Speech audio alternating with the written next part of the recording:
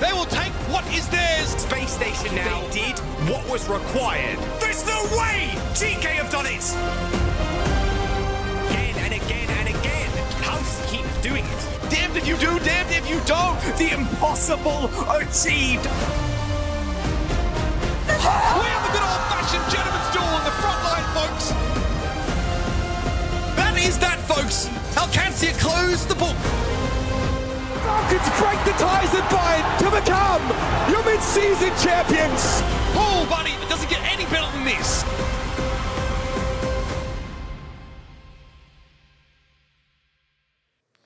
One last look at the outside world before we lock ourselves inside for 5 days to win channel points, to make predictions, and to crown the best team in Overwatch Esports. We're live from Stockholm, Sweden, the most gorgeous city in the world, if I may say so myself.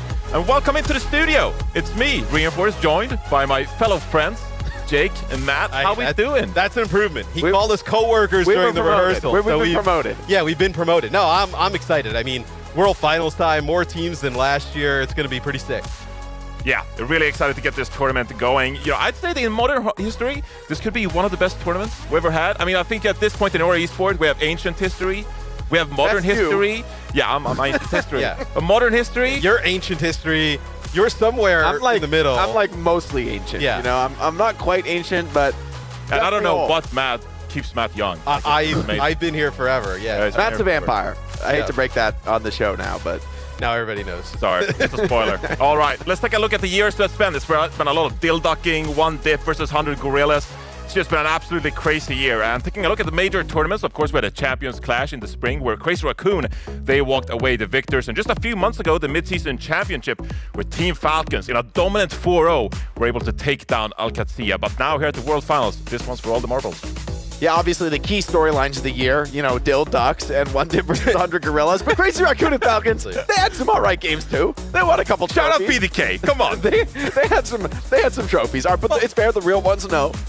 Last year, though, was obviously very similar, right? With Crazy Raccoons and Falcons just kind of running through it.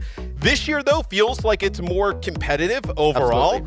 It feels like the West here, you know, really I am looking at like the EMEA teams and like maybe there's like a team in NA that can kind of give those, you know, Korean teams a run for their money. But it feels like the closest we've been in a very long time. And when I say very long, like reinforced playing time from like an EMEA team winning a world final. Yeah, envious. Winning Apex Season 1. Most of you watching, you don't have an idea what that tournament was or when it happened. So don't worry about it. We're not going to revisit that ancient history. Let's actually visit, though, the teams that are participating in this very tournament. We have 12 teams from across the world, 3 from North America, EMEA, and Korea. 2 teams from China in Team CC and Weibo Gaming, and Barrel joining us from Japan. It's awesome to have just a full roster of teams here with the best 12 teams in the world. And here at the World Finals, it's just great to see that global participation. I'm really excited to see a team like Barrel on the world stage, right? There's been so much passion out of the Japanese fan base to see a team coming to represent and honestly looking pretty impressive at moments. Yes, they're going to be underdogs this tournament, but they're just one of those teams I'm really happy to see on the world stage. It also still hasn't hit me yet that VP is not here, that Pep is here. Like, I see the graphic, and I'm like, oh, yeah, I casted that. Like, I was there for that. And then now, you know, Pep's like a very, like, a dark horse team from EMEA making it on through. But really, it all starts with Crazy Raccoon and Falcons. They're our top 2 teams coming into this one. Yeah, it's probably how we're going to end it, so why don't we just kick off the tournament with as well Crazy Raccoon and Team Falcons. First of all, Crazy Raccoon, your #1 seed from Korea after taking down Team Falcons in that Asia Finals. And they were the victors of the Champions Clash. But is it fair to say that they maybe struggled a little bit halfway through the year with an early exit in the Mid-Season Championship? Yeah, I mean, the Mid-Season Championship, they looked pretty uncomfortable. They weren't really their former selves, struggling against, as we said, some of those teams out of EMEA. So I think there's really a lot to prove despite this roster of incredible veterans that has lifted trophy after trophy here, especially in the Overwatch 2 era. I think they really want to close this year on a strong point to kind of smooth over some of those failures through the year. There's a bit more pressure on Crazy Raccoon in this tournament than I think they've experienced maybe ever before as a team.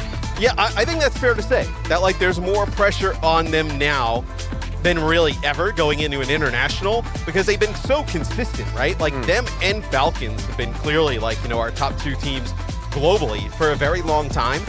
It does feel like, though, Falcons is hitting like a new high, right? Where I think when you looked at those 2 teams, like Falcons, the potential, right? Like when Falcons is playing like a peak Falcons, I don't think they can be beat, quite frankly. I think they are that good, especially since adding someone in Merit. Right. It's just maybe they're not always at that peak, but lately they have looked awesome. Yeah, I mean, this is a team that has faced so many tests and has passed almost all of them with flying colors.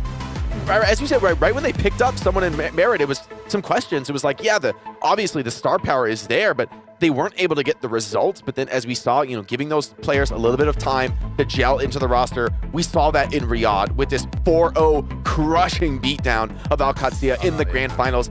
They were the obvious favorite in that tournament, and they just ran the table through to the end. And honestly, I think there's a good argument for them just running it back, doing it again. I mean, somebody has to show in this tournament that they can stand up to peak Falcons. And as you said, Matt, it might be the case that that's just not possible.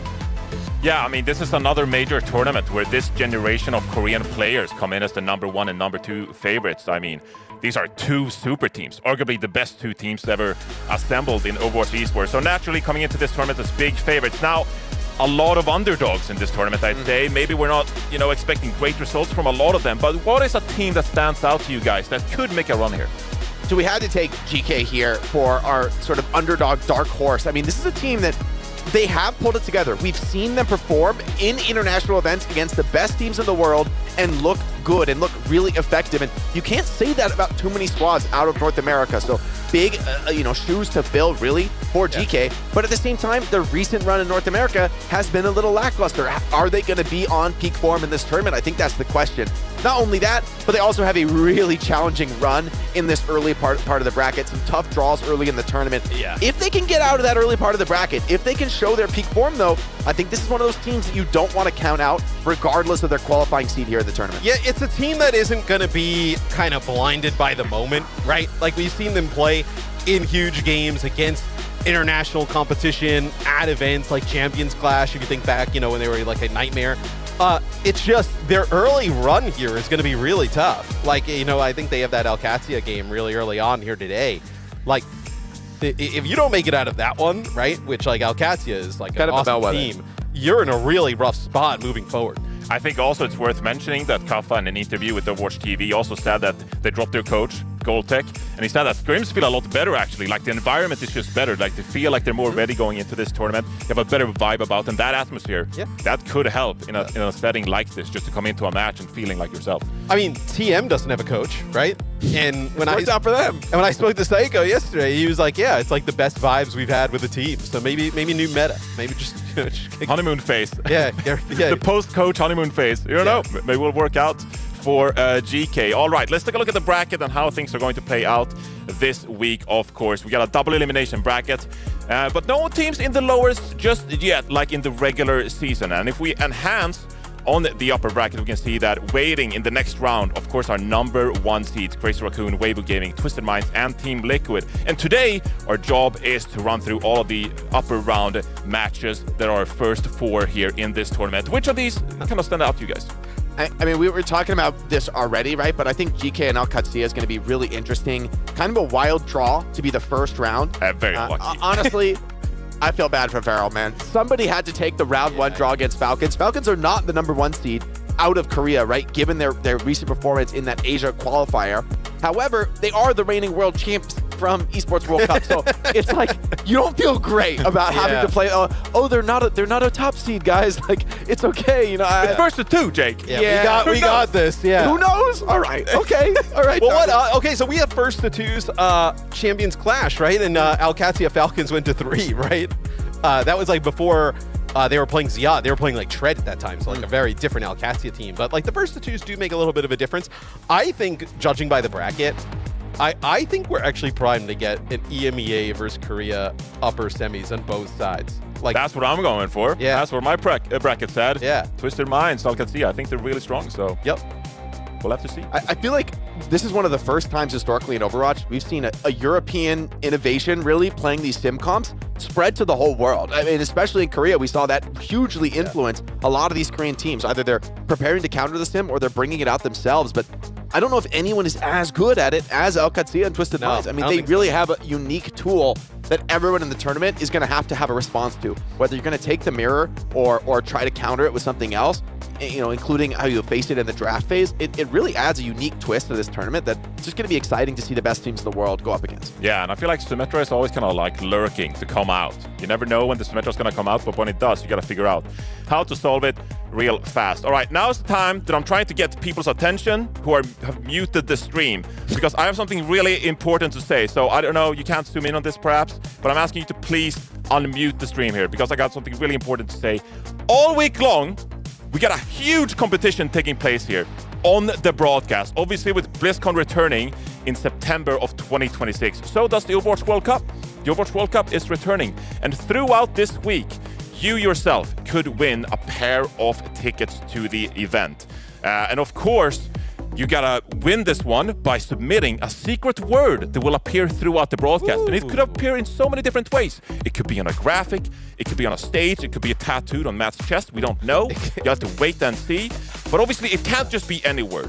Like, for example, it could be Kevster, because Kevster is not going to get you to land. But it could be a bunch of different words here. So just keep in mind, keep an eye out. You never know when it's going to appear. And when you find the secret word, go to the link bit.ly/OWC2026 and submit the secret word. And you can win yourself a chance for a couple of tickets. You know, I'll give you guys a nice little hint. The last time I checked, it is not tattooed on my chest. So, well, you will not have to. You got to go to Pierce biggest surprise later. So, you know, just like you might want to check again. Maybe I do have to check again. You're right. All right, we can simmer on that one for a little bit here, and just keep an eye out for that word, okay? Just keep an eye out for that word. All right, let's take a look at the map pool, which we'll be playing this weekend, of course. And there's a bunch of familiar favorites here. Let me tell you guys, it's going to be no surprise when a bunch of these dive teams end up picking Ilios. But there are a couple of new additions here as well. Dorado is making a return to the pool here. Nepal for the first time since Stage 1 for the EMEA and North American teams. So what are we seeing in this pool, Jake? What are the maps you're looking out for to have an impact? I think there's definitely going to be a lot of picks for Shambali, right? Let's say a team opens on Ilios. They're a dive team. That's what they want to play. Makes a ton of sense. If you win that map, the opponent's going to have map pick. And if I were wanting to stay away from dive, I would be taking us to Shambali very often. So I think we might see that quite a bit here, in especially these first 2 series. Maybe King's Row as well, as we've seen be a super popular map pick, especially for teams who maybe want to stray away from like the hyper mobile style that we always see coming out of Korea in particular. Yeah, New Junk City back as well with some adjustments, so excited to see that back in the pool. I think we'll see a decent amount of Surabasa. King's Row, we basically saw 24/7 in EMEA. It's still always here. Yeah, just don't even like have a map selection there for the EMEA. I mean, in ranked, people vote for it all the time. Like, yeah. We've settled at this point in this time of Overwatch. King's Row is always just going to be there. So maybe it should just be the official map 1 every series. The first map? No, we're sticking with Control. We figured it out. All right, we have a bunch of events, of course, taking place this week. So on Saturday, we'll be checking out the 2026 Esports format, so don't miss that. We'll, of course, have a couple of people in charge of putting together that format, be here to announce it, unveil it, and we'll find out what we'll be doing next year in the Overwatch Esports circuit. And then on Sunday, I'm pleased to announce we've got a show match, but finally, this year, me and Jake are not participating. We won't be the ones in charge of wasting time playing the new hero, Vendetta, that we'll be trialing later this week, of course, within the game itself. We're very excited for this hero, Jake. You think You think it's going to be another main of yours? I think it looks fun. I mean, I want to try it out, right? And I think soon we'll be able to get that. I think players are going to be able to get their hands on Vendetta on like a trial basis very, very soon. We're going to be able to see some of the top streamers who are here in Stockholm co-streaming with us, playing in that show match, showing off their skills on Vendetta. And I think it's going to be exciting to see, like a melee DPS. For a long time, people thought that kind of wasn't possible in Overwatch, right? Well, I think that was Genji's original design, but it's exciting. Yeah, I'm excited to see Vendetta kind of get into the game, what a melee DPS can actually do. And just, there's going to be a lot of people who are like, I can't get this to work. And then a lot of people who are like just stomping on it. So it's going to be awesome to see. I'm going to feed my brains out. I am so sorry. Like, I will be hiding my name. Stay off the queues. Johnny's name. Johnny's queuing DPS. Watch yourself. Yeah, who is this guy? I apologize in advance. But anyway, let's get to the tournament itself and take a look at today's schedule and the matches that will be taking place. So kicking things off first today is going to be Team CC against T1 Falcons. Oh my God, we were expecting a bit of a beatdown here of Valor. We'll have to see how that one goes. Now, the big one, Alcatia against GK. And then later on, the last match of the day, SSG Peps, a bit of upset alert here. I think that one's got a little potential to go wild. SSG Peps. I think, all right. That matchup in the first of two's got a little wild potential. It's spicy, but come on. This is Sugar Free and Hawk on LAN. Just like, let them cook. Let them cook. I won't hear this upset potential. Don't tilt. Yeah. I'm an NA booster, baby. Don't tilt, please. We're begging you. SSG, when they're in their peak form, they're a team to be reckoned with. But Peps at the same time, they got some good vibes right now. I'm feeling it. Like, they have nothing to lose. They're going to come into this one and just play this as Willis. I mean, they do have something to lose. We're at the World Finals now. It's not like it's like, Okay, but they have no expectations, I say. What people aren't expecting the greatest performances out of Peps. So I think that gives them some upset potential. Okay, let's take a look at the drops. And let me tell you, we got new drops for you every single day. So don't you close that broadcast because you got to secure all of these. Matt? Yeah. Which one's your favorite? I'm a big fan of those ponies. I thought, what are they? Dalahest. Dalahest. Yeah. What is that? That's the horse. That's the name of the toy. Oh, okay. Oh, it's a toy. Yeah. All right. Hest means horse. I was looking up horses that are native to Sweden, and all I found was a Gotland pony, which I think is maybe that is the Gotland pony. I don't know. It could be. I don't know. Or it could be a what is it called again? Dalahest. A Dalahest. Yeah. Or it could be one of those. Toy. So you can get that and many more drops. Yeah. Thank you, Matt. Thank you for indulging us in that. Okay, let's actually set up the first match here. And finally, we'll be showing some gameplay on your screen here in just a moment. I talked about the first matchup of the day, Team CC against T1. Let's meet our first team here, Team CC, the second seed from China. And they made it fairly close against Weibo Gaming there in the finals over in China. What do we expect out of this team this round? How good is China right now, Jake? Like, that's kind of where I'm... Like, the big hang-up for me is, like, I obviously know these players are extremely skilled and talented and, we gave a good game to Weibo, but, like, where does that region sit at right now? I mean, that's the big question, right? With Weibo Gaming historically in this year, not having the best results in international tournaments, right? It's been difficult for some of these Chinese teams to show up on the world stage. But I think it's actually a really positive sign for the region that Team CC is stepping it up and making it more competitive, because I think that was kind of the trouble in China. It was kind of just Weibo, and they weren't really being pushed to the limit. They weren't being pushed to improve. But some of these new generation Chinese players, like, let's see what they can do here on the world stage. That being said, T1, they might be the third seed out of Korea, but believe me, not a fun draw in round one. Like, as good as Team C look, as much upset potential as there is, I mean, maybe T1 has a really off day. We've seen from them kind of like high-low performances, and that's what you're hoping for if you're a Team CC fan. Well, also, I think it's a bit of an upset alert because Team CC, I would say, a bit of an unknown to a lot of these teams who are particularly familiar with their play style, but they've actually kind of popularized this off-tank style with Billy Deng as their primary tank player, right? And like, if you perhaps lose control map here, you get the second map pick rather, and you're able to go to one of those maps you're pretty comfortable with. So Team CC with their style, watch out for them. All right, let's take a look at that T1 squad. And to me, this has to be a team with so much potential. We always talk about it every single major, not quite able to compete with the top teams in Korea. Is this going to be the event where they're able to overcome teams like Falcons? I still just have a bad taste in my mouth from EWC. Yeah. They look so good in groups, and then like I think they got up against like Twisted Minds, it just kind of like fell apart in the bracket. So look, we obviously know like a lot of these players historically have been on some incredible Overwatch teams in the past. T1 themselves are a very good team. It's just I want to see them do it against like top competition from all across the globe. Like if they beat Team CC here, I would obviously just be like, oh, that's a good win. But I wouldn't be like, all right, I'm all in on T1 yet again. And you see Jasmine starting lineup here early. So we saw a lot of Donghak at Riyadh. So this one's going to be Jasmine's start. Pretty interesting, right? They want to lean in towards the off tank, and actually, I think this is the right call strategically for T1. I think the best hope for Team CC in this match was getting a mismatch, playing the off tank comps, and with recent buffs to D.Va, maybe that just kind of overpowers Donghak, and you're able to force that style. But I think in the raw mirror match, this is, as a stronger team, you just say, all right, let's see who's got the better mechanics, and that's a place where I don't love the idea of going up against T1 in like a raw mirror match, pure mechanical test. Proud has been an absolute demon on the server. Proud and Zest, man. Like, this is a super scary DPS lineup. Yeah, very scary indeed, and we're just about to jump into the game. But first, we have our predictions. And now, because we are in Sweden, because I am the host, at least for the opening segment, I've decided to bring a little bit of a twist to the predictions. So here we have some lösgodis, which, if you weren't familiar in Sweden, this is how you essentially buy candy. You just get a little bit of whatever. You take a scoop at the supermarket, just scoop up some candy, put it in a bag, and this is what you get. So, I'm announcing to you today here, if you get a prediction right, you get a candy of your choosing. If you get a prediction wrong, then someone else would get the candy for you. So, is there anything that stands out there, guys? Any favorites? We got I'm like a these sour little candy fan. Those little gummies and stuff like there. So it's going to be a bit of a challenge for you. What predictions do we have in store here? I'm going with T1 naturally. I think the big favorites in this one, but anyone willing to upset here? No. T1, I think they're really good. Yeah. I don't know if this is going to be the tournament they really turn heads and convince everybody, but I think this is a game that would be a monster upset for Team CC. I don't think this is the one where T1 are going to drop the ball. Yeah, I agree. I think T1 should be able to get through this one. I feel pretty confident about that.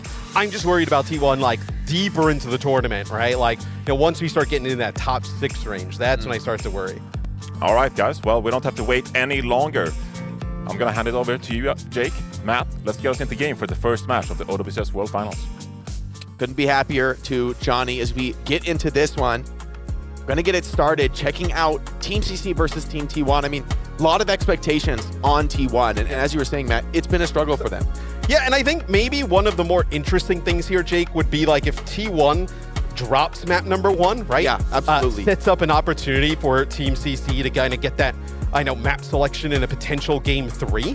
I think that could definitely turn the tides in a series like this, right? That you win that opening game on control, you then end up whatever happens in map 2, right? T1 ends up getting that map selection, and you kind of take the path of winning it in that third and final map. I think that's kind of the path here for Team CC if they're going to kind of win this series. I find it hard-pressed to believe that they would win 2 straight games here against T1.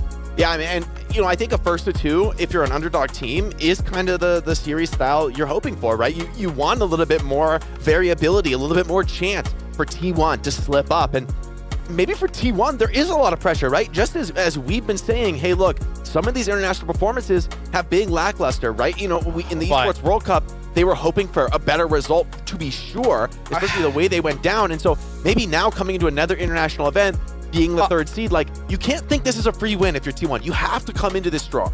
I think it's just really hard to gauge where CC and Weibo are at. China is. Yeah, where China is. Yeah.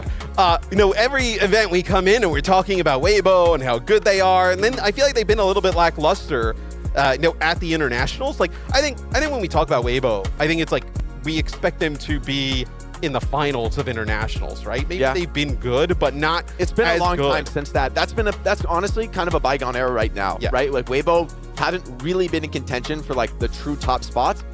They're also a bit of a team stuck in the past, right? And that's where Team CC can kind of come in as a next generation team out of China, one that is not. I mean, let's be honest. Weibo Gaming, the Winston team. That's what they do. If it's good, they could look good. If it's not, they're in trouble. And with the draft phase now, with bans involved, you can't be reliant on just one style. Team CC, I think, has a little bit more flexibility in that regard. That strategic edge, I mean, I don't know if it's enough, right? It's something. Yeah. Does it put you over a squad like T1, though? And I'm curious what we get here for the first map in this series. Yeah. Obviously, teams It'll be T1, the higher seeded team here. Actually, no, it'll be Team CC, the higher seeded team. I think right? it is. They're number 2 out of the region, yeah. So it'll be Team CC taking Nepal here. This makes sense. For game 1. Yeah, it feels like... you want to deny main tank, right? You want to deny the option for main tank, play to your comfort zone. I think Nepal is the best map for that. And clearly, it's worked in a sense because it's pushed T1 to start Jasmine to be likely mirroring an off-tank style, at least more often than not here on Nepal. It's been a while since we've seen much Nepal in competitive play. We didn't really see it at all in EMEA, right? NA, not as much, I believe. So for Nepal, it's pretty cool to see it back in the pool and also see it here early. Let's see what the bans here are as well, Jake. So it'll be a Curie ban here for Team CC, and it'll be the Echo getting removed by T1. Interesting bans here. I mean, I think there's a lot of question marks about the meta coming into this tournament because Tracer and Genji both copped a pretty severe nerf, I would say, coming into this tournament. Just a little bit less consistent with their damage. And I think we might see a lot of emphasis on flex DPS this tournament. What can they run? What can they bring? Echo has not been a top-tier hero really much so far this year. Not really. But I think this makes sense as, like, if you don't have Tracer, if you're not playing as much Genji, if those are less popular picks, Echo could step in and kind of replace that role in a sense. Yeah, we did see some Echo in like the EMEA playoffs, but it was really only on like Eichenwald and like really very situational, right? Yeah, niche scenarios. But well, with Tracer maybe being not as strong, right? Potentially, like Echo starts to get into like, okay, like that could be a pretty viable option, especially to burn down some of these heroes quite quick. I think, with Tracer will be super interesting because you got a player like Zest. It's kind of crazy to say, okay, you're not going to play Tracer. I think it's absolutely still viable. Yeah. But we're on Nepal. This isn't the most comfortable Tracer map. It's not the worst one either, though. And I think the fans are probably going to be really interested, as I am as well, to see what are the strats, what are the compositions coming out here that may start to give us a sense of what direction this tournament's going to go overall. Yeah, and maybe, obviously, we're still going to have Sim, I think, in the mix in a pretty healthy amount from a lot of different teams here, right? Teams trying to play it. Johnny, speaking of him in the back, believes that we should see a decent amount of Zarya, which, at least here early on, that looks like Team CC potentially hovering that. Yeah, and Zarya has been a very popular choice for Billy Dang, but T1 locked and loaded with the Ramatra. I mean, this is arguably the natural counter to Zarya. It's really challenging to put down damage into a Ram that just soaks absolutely all of it. So as we come into this opening mid-fight, a lot of pressure on these teams, see what they can deliver. Big damage already onto that Wu Yang. He's forced into the corner, and with the Disruptor shot, they can't even come out to choke. T1 in full control of the map right now. Yeah, it kind of just stops them right at the door, right? As Team CC now trying to take a different angle, trying to play for this high ground. I think Farway's just lurking here, trying to get like an off angle, maybe bio grenade, but they do a nice job pushing him out. Yeah, it doesn't get the space for it. Now the point's going to open. Team CC starting to get out onto the point. T1, are they going to grab first split? Proud, caught out alone. Kaneki, nice find, that opening kill. Will it convert though? T1 playing very slow now, trying to just stay alive through this. The TP back to the high ground is going to give them just a bit of stability. Team CC starting to flip this point back with that hit scan down, although Proud is going to be back in very soon. I was going to say, it's really difficult for this Zarya challenge at high ground, but after those early picks, you don't really have to do it, right? You can kind of play on that low ground. Pineapple finds Zest, and I got to say, Jake, for a team that had high ground, right, T1 there, like, Team CC played that as good as you can to be able to take the point. Yeah, picking off Proud on the rotate is really nice in that fight. Skewed getting a little bit low on this Rufio, getting harassed from multiple sides. That Tracer struggling to finish this kill, but Kaneki gets the job done and says the death of Tracer may have been greatly overstated. Point starting to tick up, and T1, without their Lucio, really taking a lot of the teeth out of this composition. Sim sticking around just a moment longer, getting a little bit of extra damage, but Team CC in a pretty nice advantage. And what this composition lacks in mobility, it kind of makes up for in raw poke damage. There's a lot of threat to be worried about from Team CC. Yeah, it's going to be a TP here across the point. Big hit.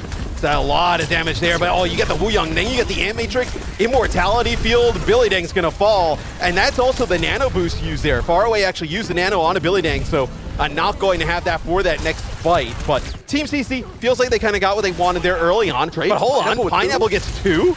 This fight's absolutely not over. Those kills are huge. The counter kill is in from Proud, though, who's still healthy up on this high ground. The flip's coming in from Tracer. Does the contest come in? There it is, but a special gift from Kaneki gets the flip right back, and big kills from Pineapple make that possible. So That's Great crazy. going. Team CC, I mean, hey, they're on the verge of winning this first control round. I mean, you can't lose that if you're T1, right? You end up going in, flipping the point. Pineapple basically gets 2 up on the high ground, and then you're able to just kind of funnel on in with the Wu Yang and the Tracer. You also have Billy Dang following up towards the end. You have a sound barrier here for T1, so a big advantage in terms of survivability. They actually TP directly across here because Faraway's been playing that angle the entire time. Now gets punished. Team CC has been great in the 4v5s, though. They've been bringing back a lot of these fights. Here's Pineapple with the OC. Jasmine forced and popping that Ramattra ultimate just to stay in a lot of trouble, though. The damage, but where are the heals? They're not here. T1 tried to flip the map. Now they they're have back to the down low barrier. point, but this is final fight. You can't give this up. Here comes the ultimates now. Symmetra rips one. Proud with the second. The OC is big. See if it's enough for a second. Rail connects on the far away, but there's no follow-up, and Proud has to fall back to the Mega, but that one kill on Kaneki may have been enough. T1 stabilizing. Sound barrier coming back here very fast. They may be forced into it. Here comes the grab onto Zest. Beat keeps him alive. Now Vigilante finds the kills, and the Beat seems to have been just enough to overwhelm. So T1 take a sticky situation, manage to navigate through it, and now, hey, they're in control. Kind of ultimates dumped out of CC. Yeah, it feels like they got a little bit fortunate there. Did T1, right? You're able to hold on to your sound barrier for that grab. I thought when they lose Jasmine, they were in a pretty rough spot. But Team CC makes some big changes here, Jake. So Billy Dang will go over and play D.Va, which is a little bit of a better matchup into this Ram. And then Pineapple getting a really nice, in terms of like long sight lines here with the Freya, gonna bring that in. And Faraway getting space on this high ground, very big deal on the Ana here. If he's able to move up closer to the point, threaten some of these biotic grenades, you could be in real trouble. Here comes the aggressive TP flip, instant window out of Vigilante. Do they have the kill? Yes, Proud cleans it up, shuts down that Ana. No nano boost gonna be coming out in this fight. Team CC have to decide, are they gonna fight this one out? Seems like they're gonna back off for the moment, try and stabilize for one last fight, but T1 are looking for these kills. Yeah, I mean, there's no mobility to really help Faraway out. So as soon as they catch him off, that's like the second or third time it's happened during this. Now we're going to get a final fight. As we come into this, Feud getting active. Billy Dang dropping low, but here comes Freya from the backline. Pineapple cuts down the Lucio. Team C are back into this with the nano boost.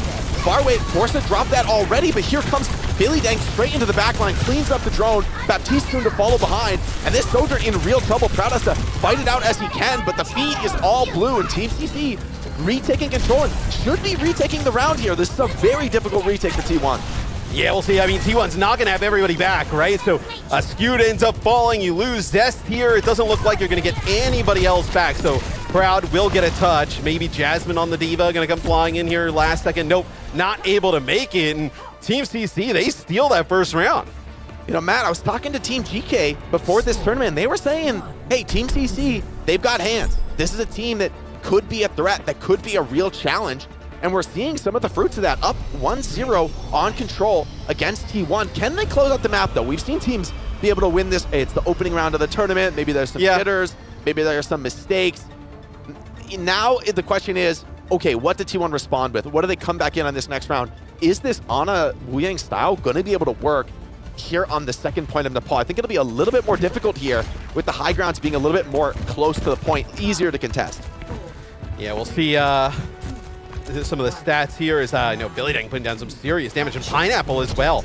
Like some massive pickoffs when playing the Sojourn, and now on the Freya.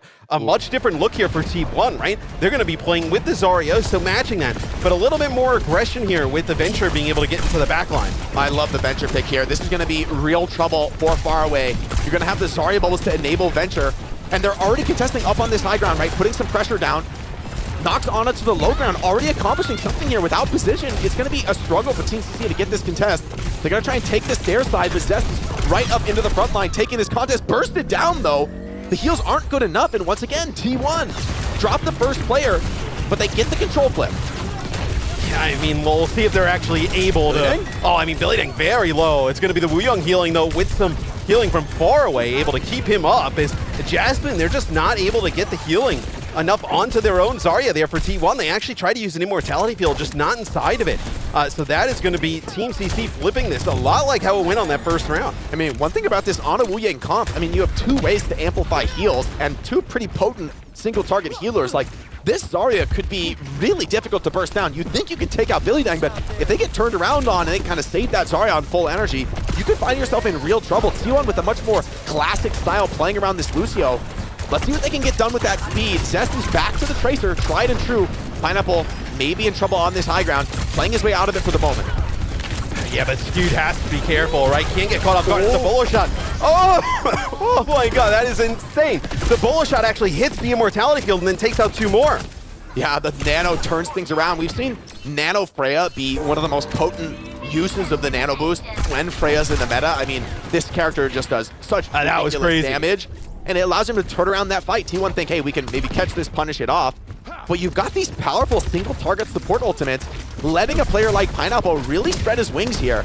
T1 now gonna take the wide swing onto this left side with the Amp Matrix. And then now you can use the Tidal Blast here onto like Billy Deck, right? So you can actually kind of use that on your Zarya and take a little bit more aggression in that frontline matchup. Here comes the window. Vigilante opens it up, tries to get a little bit of position on point. For now, Team CC backing off, staying alive. Here comes the Graviton Surge, keeping one alive for the moment. Jasmine, are the heals good enough? Not quite. The Pulse Bomb does go through, but in the meantime, I mean, T1 are just reaping Team CC, cleaning them up off the map.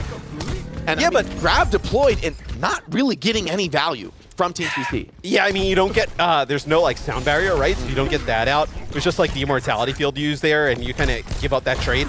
Billy Dang actually goes over to the ramp. It feels like Team CC kind of getting the advantage in terms of like these tank counter swaps here, at least early on in the series. But I mean, look, 82%, you're what, 1 fight away from then kind of being on like, you know, map point, right?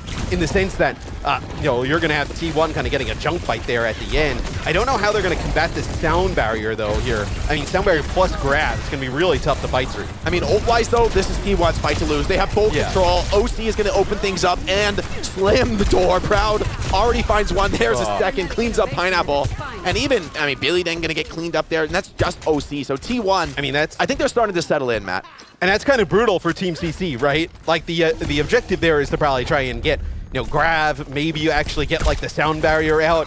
Just the fact that they use the overclock there and they end up winning it, I mean, that is like worst case scenario for CC. Now it's almost certainly that T1 will end up kind of taking another fight, taking the lead, and then now Team CC is in a really bad spot in a final fight. And Zest is such a thorn in the side right now. I mean, Pineapple's trying his best to keep the focus on the front line, but a pulse bomb here would be devastating. Farway sidesteps it. That's a huge survival. Need it to happen. But Grab is available. Here comes the beat from T1. They're swarming over the front line. Can he find the grab connection? He's looking for something. Does not want to put that on the Ramatra. Here comes on onto the back line. It is enough to take down Pineapple. Public enemy number 1. Here comes Tidal Blast here onto the Ramatra, but does he have the ability to gap close? Not quite enough. Amplification Matrix drop now from Vigilante. Is going to clean up the front line. Vigilante does drop for it, and the punish is good, so Team CC still has a fight to play, but no one's on the point. I mean, that is a brutal one here early on, because Kaneki gets 2. Yeah, you also had another kill come down, right? So you're actually probably in like a 2v2 type of scenario there, but they have to push so far to get Jasmine and some of the rest of those players on T1 that nobody is home to get the point, at least into OT. So we will go into a final round. This is such a huge round for Team CC. It's so weird because it's like it's literally their first game of the tournament. But like first to 2s. I mean, this map is like a major part of the series. A first to 2, and then the potential to kind of guarantee a map selection on a game 3, let's say, in a series like this. It could be like tournament defining for both these teams. So this is a massive round. Yeah, it's crucial. Billy Dang, look at those stats, man. I mean, he's kind of farming, that really, really enables Zarya, that puts her in the driver's seat with the amount of heals you can just pump into that front line. T1, though, playing the classic style, right? Utilizing mobility, controlling the tempo of the fights. You see, when they control the point and have the movement advantage, it's so hard for Team CC to retake. So this mid-fight is crucial. Zest gonna wrap around to the flank, put a bit of frontline pressure on it. I mean, Ana could find herself in real trouble. Yeah, they scout this. This Ana is dead to rights now, already. Dead on my screen right now. Zest is gonna get that clip. Wait, oh my god, you get a counter kill. No way, that was way too close for comfort. And I mean, this has happened like 4 or 5 times now where they're able to kind of split off Team CC and they just kind of give up far away, where it feels like the Ana obviously has no protection here. No way to kind of get that Ana, a little bit of extra mobility. Proud now starting to heat up as this is not looking good for CC early on. I mean, this is just really well played strategically from T1. They've identified the issue of the composition. They recognize that Ana has no real way to survive with the movement advantage that Lucio brings. You just 5v1 the Ana in the spawn. You give up 17%, but that's a worthy price to pay considering the retake now is really scary. Like for Faraway, walking up on these chokes is a terrifying prospect. Again, like, what do you even go to here if you are Team CC, right? Like, you can kind of, like, match, but it seems like they at least here want to play the Wuyong early on as still a very strong hero in the meta. And Venture right now, Zest putting up a lot of pressure on, does get the bubble just in time, but okay, it is enough to keep him alive. And that gives a little bit of space for Team CC, but still, the threat of aggression is very real. T1, for now, holding back, keeping that vision of the point. They don't want to give up a flip for free here. His Ant Matrix from Vigilante, though, another real problem. We see him get very aggressive with that. Zarya swings wide, has no way to get back now, has to just play on the off angle. They're going to nano Billy Dang, turn the fight around, using him, but Vigilante has found Connecty. Where are the kills from this nano? You do not want to have to grab Jasmine, who stays alive in the corner, gets the grab off his own, and with nano expiring, Billy Dang hits the deck, holding on to that Graviton Surge, but there was just no chance to deploy it there. This has looked ugly so far for Team CC. I definitely think T1 is kind of, figured out at least, like, hey, if we can split this team up, and then the supports are, fairly easy targets for Zest to pick off, especially when he's got, the help from the Zarya with, like, bubbles and stuff. The Venture can get into that backline pretty easily and take out a hero like Ana. I mean, this Venture is just creating a lot of space, and I think it's a great identification by Zest of what you can punish from Team CC. Team CC still has ultimates, but so does T1, and here comes. They dive in, they force a defensive grab out of Billy Dang. I mean, he's going to stay alive, gets the beat out and the flip, so it's something, but you need to stay alive. Farway, once again, split, though. They're chased down to the spawn. Billy Dang too. It's just a 5v2 in the attacker spawn, and Team CC, what, are you going to hold on point? I mean, it's a 3v5. Good luck with that. I mean, they got a Tidal Blast, right? But like what? Yeah, I mean, look at this. Disruptor Shot too. That's Pineapple hiding in the corner here. Not exactly going to be like a one-shot type of scenario. So let's see. I mean, you will probably Kaneki kind of get here and contest. Looks like you had to use recall, so actually going to be forced all the way out. So, I mean, what? You get like 30+% out of that there if you are Team CC. But it doesn't really result in like any like type of map progress, right? Like you're not being able to get control of the choke. Coming out of the choke is so scary into this Venture ultimate. They're in straight onto that soldier who's trying to stay alive, trying to get some damage out. Shutting down Pineapple is huge though.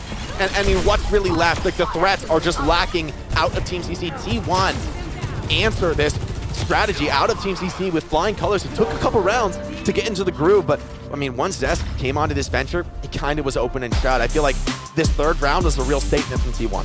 Yeah, they did a much better job there, T1, towards the end. And honestly, Team CC, they were doing a nice job adjusting like their tanks and trying to get a tank advantage. But in terms of the supports, it is just so late for them to make any type of adjustment. I mean, they make it very late at the end, bringing in the Lucio and still staying with that Ana. But it just felt like time and time again, though, Jake, like the speed advantage for T1 and then being able to split Team CC up a lot of times, like it's like just Farway. Sometimes in the later stages of the map, it was Billy Dang and Farway getting split off. Those players are not winning a 5v2, turn around, you kind of clean up the rest, and that is how T1 takes a pretty awesome map number 1. Yeah, and T1 are, I think, becoming more and more decisive throughout the map. Like getting more aggressive about attacking, about setting the tempo, setting the tone. I think they came into that map saying, all right, kind of like what's going on, like this honest thing, crazy fun. I mean, this was Team CC, in fairness, leveraging their higher seed. They go to Nepal, clearly a map where they've prepped a very specific style on that they want to bring. And it does throw T1 for a loop. It does get them around, and it honestly, round 2, pretty close, pretty competitive. Yeah. But I just think a team like T1, they're too quick to find the answers. To your point, though, Matt, with how the high stakes of these opening matches is like this, I could have easily seen this working. So I actually like what Team CC brought. I think this was smart. Now they're going to go deeper into their strat book, show us their next map pick. Yeah, I mean, 15 deaths combined from the supports here for Team CC. Billy Dang did have a good game. Let's take a look at some of the highlights here as this is where we were talking about quite early, where Billy Dang and CC were getting kind of the better of the tank adjustments. I mean, that is a really sick bola shot there. Here's the immortality field, kind of keeping Jasmine alive through that grab that comes on through. As this is where I feel like, T1 started to really assert their dominance. Yeah, I mean, Proud looked amazing as usual on the Sojourn. Really happy to see Zest on the Venture. Dude, they got a touch here, though. I mean, that's true. I mean, it's like a 4v3 in their favor. Yeah, that second round was where you had to win it. I mean, round 3, there's like a little bit of control on the board for Team CC, but they didn't ever win a fight. No, I mean, it's like T1 gave them those flips, knowing that they were securing decisive kills that would win them the round. And so round 3, like emotionally, is 100-0. yeah. It was never a round in which it seriously felt like Team CC was going to be able to take it. Like, sure, they got some percentage, but like we talked about, it was all just kind of like, getting a little bit of, turns up like a back cap, right? Where T1's just pushing into the spawn, wiping players out. So Team CC, they get another map pick here, Jake. Out of the pool, what do you think they should go with? It's so tough. I mean, that style they played was pretty wild. I'm just trying to think like where else it could work, but at the same time, I don't think you want to run that again. I mean, I think Did you do it on Shambali? It's been answered. Yeah, maybe, but honestly, I think on Shambali you're gonna have real problems with like a sim comp. You know, just like a sim TPing on you, running you down. I think there could be real trouble with that. And also, I think T1 have just shown like we know how to crush you. We're gonna go kill your Ana 10 times. And like, honestly, for me, these strats don't work at this level. Like Ana Wu Yang, it's greedy, and frankly, a really good team that plays fast and decisively is going to punish you. I don't see how the Ana's ever supposed to live in those scenarios. Honestly, I think that's a strat for Team CC that could look good against a weaker team that doesn't know what to do.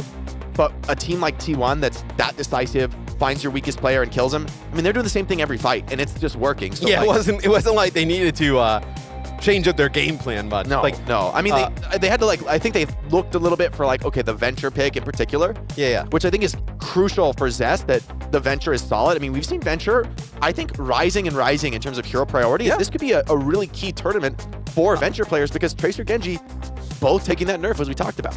And I think early on, right, Faraway was getting some value, like taking some off angles in the first round of Nepal. And then I think they realized, like, there is nobody there with him. Yeah, you were alone. Faraway, he is alone. So we are going to make it a concerted effort to try and take him out and push on in. Looks like we might actually have a sub here for T1. We'll get that one up when it is confirmed. But very competitive map there between these two teams early on. I just felt like it was such a huge map there potentially for T1 to be able to win it. So Donghak will come in for Jasmine. This tells us maybe like a dive-centric map, do you think? Yeah, I mean, it's hard to know exactly because I think Donghak has a pretty wide pool, but it does say something in the main tank realm. I mean, I'm sure Donghak has a pretty nice Ramatra. You wouldn't pick like Dorado, would they? I mean, for Team CC, you want to play Ana, you could play Dorado. You could and play like high ground. Play like an Ana dive map. Far. I mean, what I'm scared about though is like, I don't think they want that smoke on like a straight up. No. I don't Midtown. I don't see it. So Midtown. Actually, you can still play Ana on Midtown. I think this is probably like a Sigma map. Yeah. If I was Team CC and I want to play like, hey, I mean, it would be a different double flex support style. I mean, Ana Wu Yang could work in a pick-based style. Well, not anymore because Wu Yang is gone. Okay, they banned the Wu. So they get rid of the Wu Yang. Kind of a surprising ban from Team CC. Considering they played it all map. Yeah, I wonder if this is actually sort of a support protect. If they want to play double flex support, it might be, you know, something like an Ilari that they want to protect. Yeah, that's true. And then you see the Zarya ban on the other side, right? So, Ram, Sigma, possibly. Sigma always kind of creeps up on maps like Circuit and maps like Midtown. Some of these like crazy poke comps on first point defense, I think are like deceptively good. The Ilari, BAP, Sigma type of stuff. Throw a Torban in there, you know, like get crazy with it. I for my money in like a high pressure situation on Swedish land, buff for Torb here. Exactly. Yeah. You know, and you got to watch out for that. The lore buff, of course, could come into play here on Midtown. I kind of like those crazy, like, sort of wild poke styles and, like, gambling on the first point hold. That's really what you're playing for, right? You're playing for an entire first point hold. Or at least, like, run the clock OT. to 0. Yeah. Then you get, like, the bridge control by the second part of the map. You get that down to, like, a minute something. And it's like almost essentially a first point hold, right? So it's like, that's kind of what you're playing for. The issue is like if those comps, like if the other team starts to like roll you, like you are just like, yeah, the opposite can happen. But once again, Team CC, this is a match in which you go gambling, right? This is a match in which you take big risks because you are not the favorite. You might be the higher seed technically, but you're not the favorite. One of the favorite. Well, would you rather be on offense or defense here to kick things off if you're CC? I feel like I'd almost rather have the defensive side. Yeah. If you're going to run this crazy cheese, you want to crush the defense and like demoralize the opposition. Frankly, no matter what you run, attacking Midtown first is an unenviable position, man. It is a tough map to flip. That might be why Donghak comes in, right? A little bit, more variety in terms of tanks are going to be needed here on Midtown, especially like with we see Sigma, you see Diva up on the high ground, right? Like what I will say, Matt, is I think one of the best counters to the Sigma is a little Reinhardt Symmetra. It's a little Ryan Sim. Yeah, I think that is legit. That is the counter. Yeah, it is kind of funny that's kind of. I want to see Donghak on bring out the big Hammerman. The Reinhardt. Deutsche Hammerman. Oh my god. I want to see it. I want to see it. We had a Reinhardt. I'm going first deep series into here. the knowledge to Pred. Ryan. Yeah, I mean, when Johnny was talking on the pre-show about how like the kind of sim comp like EMEA kind of spread to the rest of the world, it's like, yeah, for years they were trying to push Rhine comps, and that, well, I guess Ghost kind of exactly worked. But, you know, I mean, you could do that here. The sim is like awesome on this map, right? Especially to kind of get through the choke here on Midtown is nasty. It's a brutal first point, and you need some sort of trickery, you know, whether it's like playing a highly mobile comp that kind of gets its hooks in, maybe behind the enemy defenders or up into that mega room. But you got to do something to mix it up, because walking down mid is a tough proposition. Because you can't exactly play like an Echo or anything, because like there's hit scan on the other side that are going to be able to kind of see over the subway. Let's take a look at the finals format, the Worlds format. Just to remind you guys kind of where we are at. First game of the entire week. So 12 teams, double in brackets. Going to be first to 2 here in the upper and lower round ones. First to 3 for everything else, and then a good old first to 4 for the final. It's gonna be, I mean, it's gonna be an awesome week basically of Overwatch. I mean, we're here for a while. I feel like I've already been here for like 4 days. It's only been 2, but it's gonna be fun. Yeah, jet lag makes you do crazy things now. But I got a good feeling about this tournament. I'm kind of stoked for that. Jet lag is pretty crazy. I mean, it's so crazy. I even hung out with Johnny yesterday, like outside of work. That's how wild it was. Yeah, I mean, I clearly not in the right mental state. We'll get that checked out for you. Yeah. I mean, we may get a doctor and check that one out. But like, I love when we can get more teams at events. Like when we can get 12 teams at events, or even more, right? Just seeing all the teams from all over the globe just be like represented here in person. It's one thing to like play in your region and make it to an event, right? But like to be at an international event, we see teams like for Overwatch World Cup, like we talked about earlier, BlizzCon, right? You meet players from all over the globe who like that's their only opportunity to go to like an event. And that's like really where I love having more teams. Yeah, so if you're able to get into this one, of course, Donghack is going to be subbing in for T1, which could signal maybe a change of style, a change of their thought process really on Midtown. But I think it's going to be Team CC. They're the ones who picked this map, right? They have to kind of set the stage of what's the prep, why are they going here. I think the Sigma seems like the most plausible style, but I'm kind of curious what they come, maybe like an Orisa, you could play those rush comps, still kind of going for an off-tank direction if you want to. It feels like, I mean, the Orisa feels like a more of like a offensive pick maybe, where I really do, like, I kind of agree with you, where like Sigma, Baptiste, Alari, right, like these type of heroes with like a Sojourn in the mix, and then you can kind of pick whatever you want in that other spot, and you are really difficult to break through. And as an attacker, man, like the pressure is so on you on the LAN environment against those comps, because the way those comps win, it's not like a standard matchup where, you know, you're team fighting, you're playing the ultimates, you know, you're engaging on cooldown. The pick comps they just keep getting random kills on you, and you just not really getting to fight. It's hard to get a team fight, right? Yeah. That's the issue. It's like, don't want it to happen, right? No, we see time and time again, like on offense here, where teams will send like a Tracer, like, or, you know, maybe it's like a Genji in certain metas, like to the left-hand side, like that alleyway and around, and they'll just get picked off randomly. Yeah. And then you're waiting for that player to come back. Your tank pushes up a little bit too far in the choke. They make it to the fire truck. They die. And then it's like, you know, you're a support on this map, and you're like, I haven't even seen like half of the map. I haven't seen an enemy player yet. I haven't gone through the choke. It's been weeks. Because it's so difficult to make it. That's why Sim is so strong on maps like this, though. Yeah. Like where these like crazy chokes. Now you used to be able to just kind of brute force your way with like Lucio to kind of speed you on through, but with the amount of burst damage with some of these comps now, it's like really risky to be able to do that. So Sim makes it a lot less costly. Yeah. I mean, that prep is going to be crucial, because this is a comp, not only, I think this is like deceptively hard to execute the defense, like everyone needs to know where they're playing, everyone needs to kind of like control their lanes. If you do get the map flipped on you, if the attackers get a lot of pressure on point, especially with the Sim style, I mean, the map can go pretty quick, and as Sigma, it doesn't feel that good walking up to touch point against something like a Sim and a Rhine that are just kind of cooking you, ignoring that kinetic grasp, beaming you down. Yeah, the kinetic grasp doesn't do anything when they're just swinging on you freely. It feels quite brutal. So, reminding you guys where we're at in the set, map number 2. Pretty good. Map number 1 went down to the wire. Team CC may have had some opportunities to win it, but they don't come out on top, and it'll be Midtown here with a Wuyang ban from Team CC, even though they played it throughout all of map number 1, so maybe looking for something really different. And then the Zarya ban here for T1.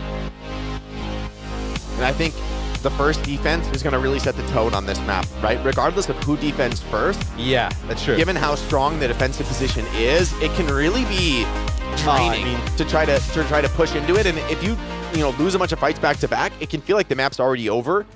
Even though in theory you have just as good of a chance on your own defense, I agree with you, man. I really like to be the defender first here. And I think those honors are going to go to T1, bringing out the Ramatra, playing, a pretty classic fast-paced style. Like, nothing new under the sun here for T1, as we got our team title cards flipped here. But, of course, it is going to be T1 on the defense. Yeah, it'll be T1 on defense here, and they'll be running with that Ram. So we'll see what Team CC decides to do on offense, right? So not going with a poke comp is T1 on the defensive side of things. They'll actually go with what they ran on control. So nothing too different here for T1. An opportunity though for Team CC to pull out a really interesting comp. Let's see what they bring. They're scouting things out right now. Probably not going to be playing Roadhog Hanzo. So a Ram Mirror, interesting enough. And they'll actually, just going to match with the Kiri and the Lucio. Yeah, I mean, Tracer versus Venture. I like the Venture pick here. Let's see, T1 very comfortable on this style as right now Team CC walking up, trying to bait a bit of aggression out of the front line. Proud opens things up onto Pineapple. And without your Sojourn, I feel like this is just a quick reset for Team CC. They just really are going to lack the damage without Sojourn. So much of this comp revolves around putting your hit scan in a position to succeed. And last map was very back and forth. Pineapple had his big moments, but here on the defense, especially with a Venture breathing down your neck, it's going to be very difficult.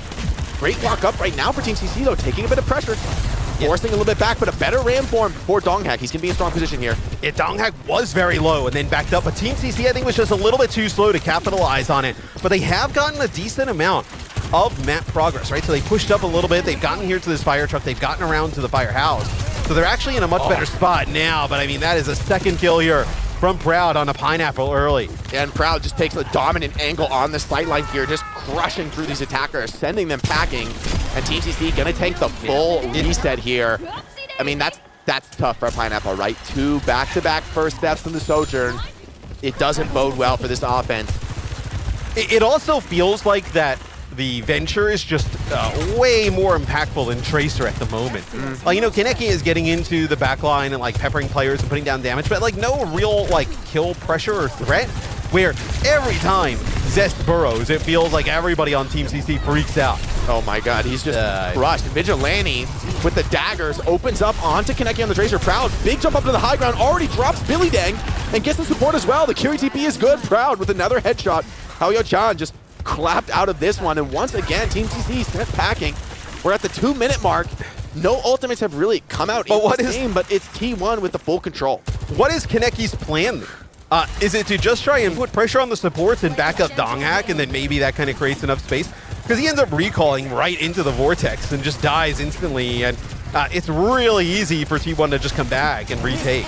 I mean, it's just desperation, right? Here comes Proud with the overclock, sending players back. Doesn't get any good rail connections just yet, so that's a win for Team CC, right? Draining one of these key defenders' ultimates out. Pineapple, 13% from his own OC. That could be crucial, but here comes the rush. T1 not letting up the pressure. They do not want to give up any of this choke control. It's a rush trade, though, and starting to look pretty good for Team CC. T1 layers on the beat, though. They're not backing down just yet. Continuing this fight. Better be from Team CC. The OC as well from Pineapple. And this defense is starting to crumble. Team CC pull the attackers all the way into their side of the map, but they're just getting absolutely wiped off the field. That being said, you're going to get another fight, though, right? Exactly. Because you fought so far into Team CC spawn, there's going to be a long time for a reset, and now with ultimates drained out, it's anybody's game on the retake. Donghak straight to the Wrecking Ball.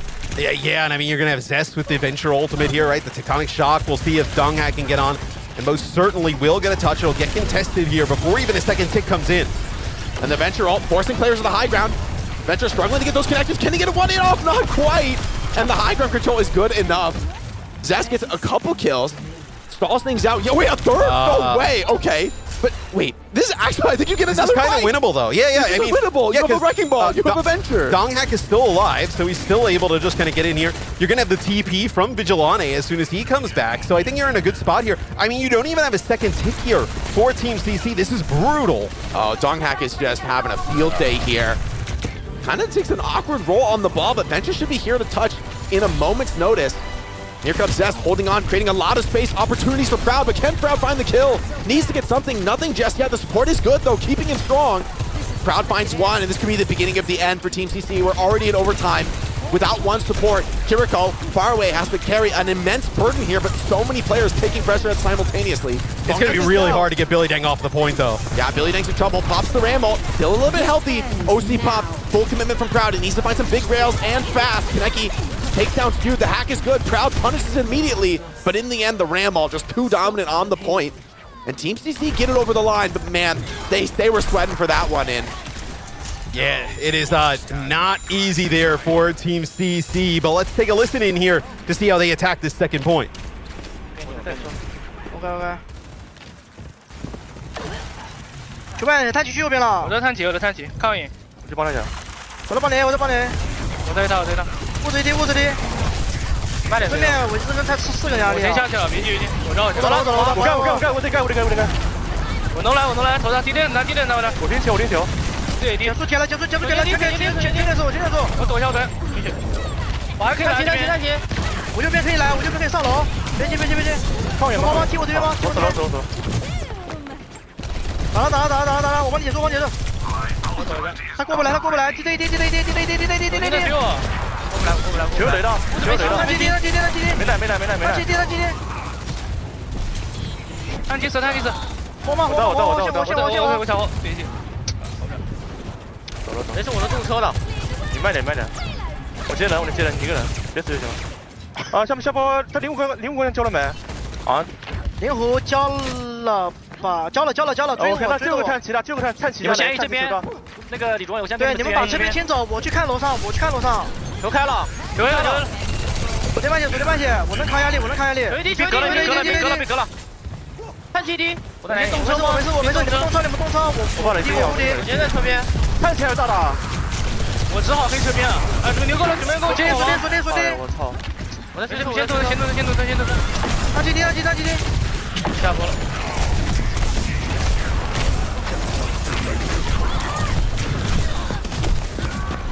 Tom's got real quiet there, Matt, in the end of that team fight. That's not a great sign. I didn't understand much, but I was expecting you to break down the comms. I didn't expect you to tell me it was quiet. I knew that. But no, it was a... I mean, that's what we talked about, right? You get this really good first point hold. It gets into OT. And now you kind of strangle them out in terms of time here by getting some of that high ground control. You lose Pineapple. I mean, that's your EMP. This is brutal here. For Team CC, they're just going to get bullied back to their spawn. Big swing all the way into the back line behind the Diva. Not getting the greatest connections out of this overclock, but it doesn't matter. Zest is doing the job of 10 men here. Big cleanup. EMP forced solo onto the Kiriko. It is enough to take down Vigilante, but players dropping like flies on this point. Kaneki with a pulse. Hold on. There could be more to play as the point gets stalled out. We're deeper into this overtime, but it's so hard. Zest and Stu together fighting on this part. Rush is deployed. Far away, is he going to be able to get this touch? Haoyotron takes down Skewed, and so hold on. There's still something to fight for here. Vigilante needs to get back and get a rush of his own. But such an awkward... They're going to get Billy Dang back. Oh, the mines. The mines and the C9 there. But in the end, honestly, you have a rush coming back and the minefield on the point. And that one's probably not going your way as TC.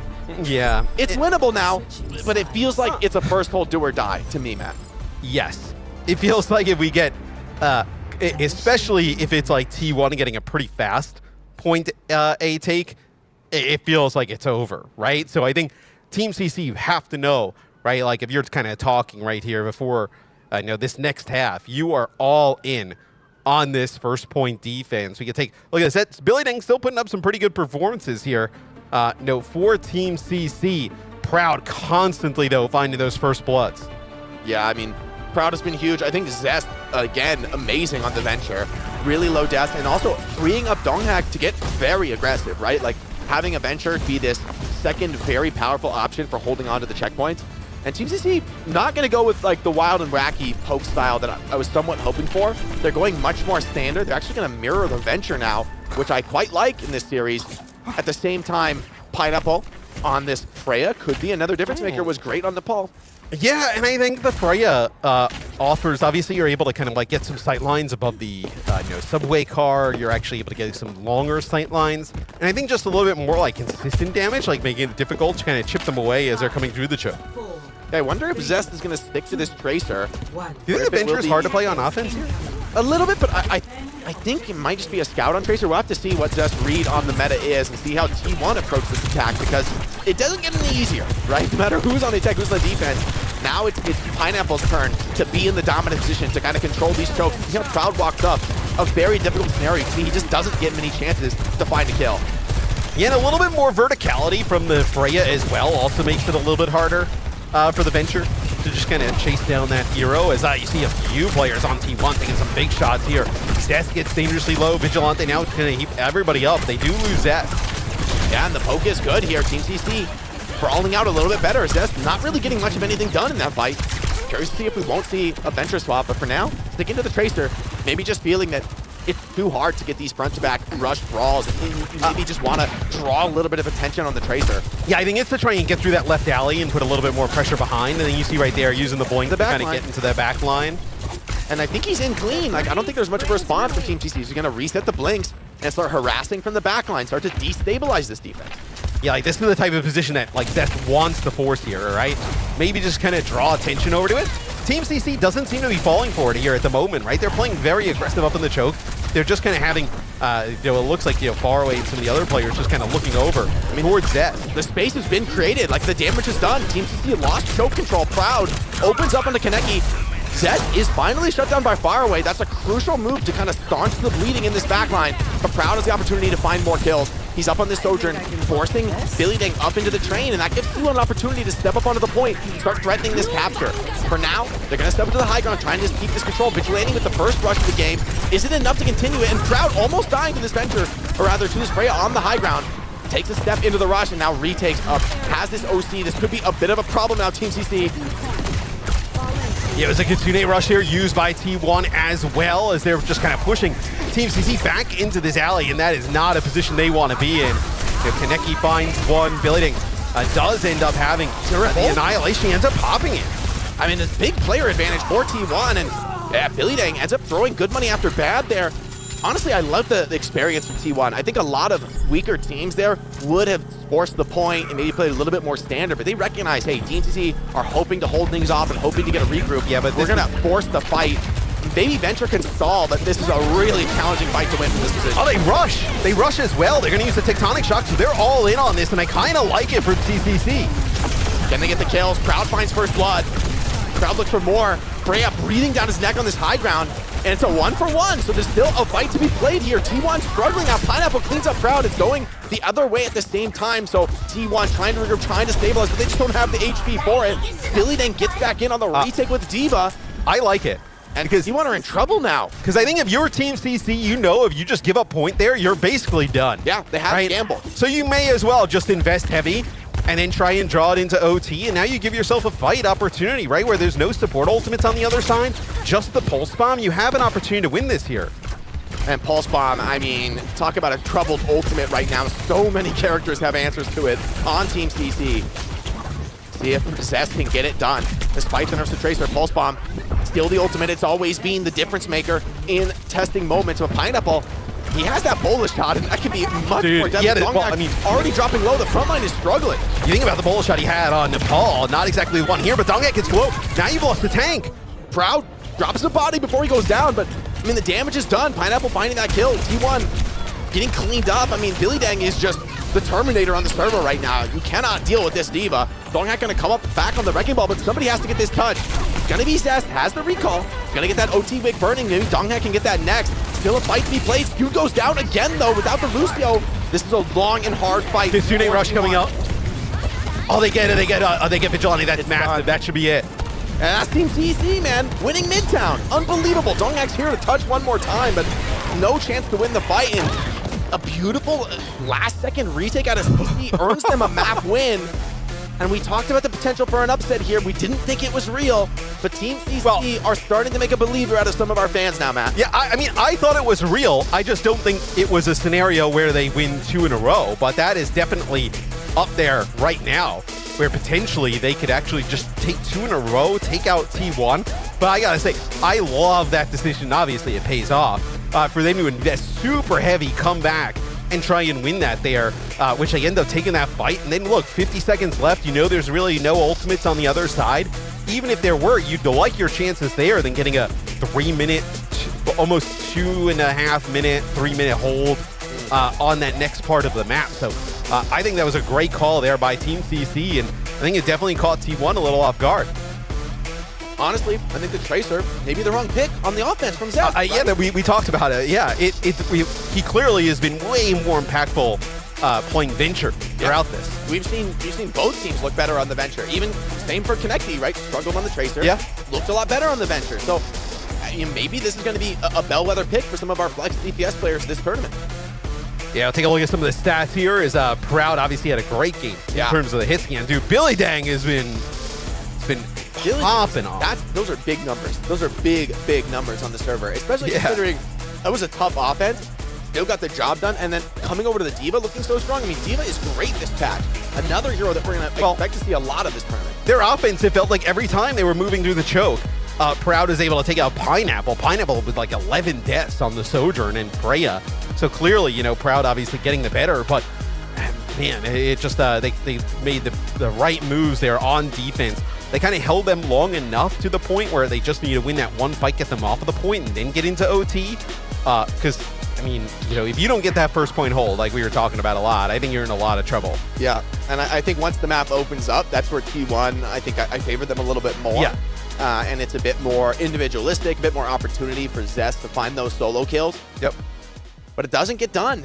And Team CC even the series 1-1. That being said, Matt, as big of a win as this is for Team CC, now you're staring down the barrel of a T1 map pick. For the first time this series, they're going to be able to take us where they want to go, show us what they're the best at. And where do you go if you are T1? Is it like, okay, so you have Escort in the pool, you have Push, and then you also have Flashpoint, right? Like these Korean teams, they love Flashpoint. They like, love you see like a Suravasa, like potentially? I mean, I'm curious about New Jung City. I think they're like, especially after the rework. Yeah. What are teams going to be bringing there? What's the style? Is it going to be sort of the same as it was? Is there opportunity for new looks? But from what T1 have played so far, I think I would be surprised to see anything but a Flashpoint. I would agree. I think though T1, it's also an interesting scenario. What do you do with the bans? Like if I'm Team CC, would you consider banning Venture? It's interesting. I mean, both teams have looked good with it. Right, but it feels like though you don't exactly want to play it. Yeah, it's like where does the series even go without Venture right now? Right. That would be a wild card ban, and Team CC is a wild card team. Oh man, I mean, Reinforce, like he totally copped out on this, so we're not giving him any credit whatsoever. But he was like, I think Team CC is a bit of a dark horse, and then he directly picked T1. I told him yesterday. I said you should predict CC. It would be hype, and he didn't do it. He didn't take our advice, Matt. He didn't do it. So if Team CC wins and we go back to the desk and he starts promoting himself, you guys know. We're picking Johnny's candy if CC wins. The rules are the rules. Yeah. If Team CC wins, we get to pick Johnny's candy. I guess we all pick each other's candy. But I mean, look, they've surprised me. I'm gonna be real. I thought it could be a close game, right?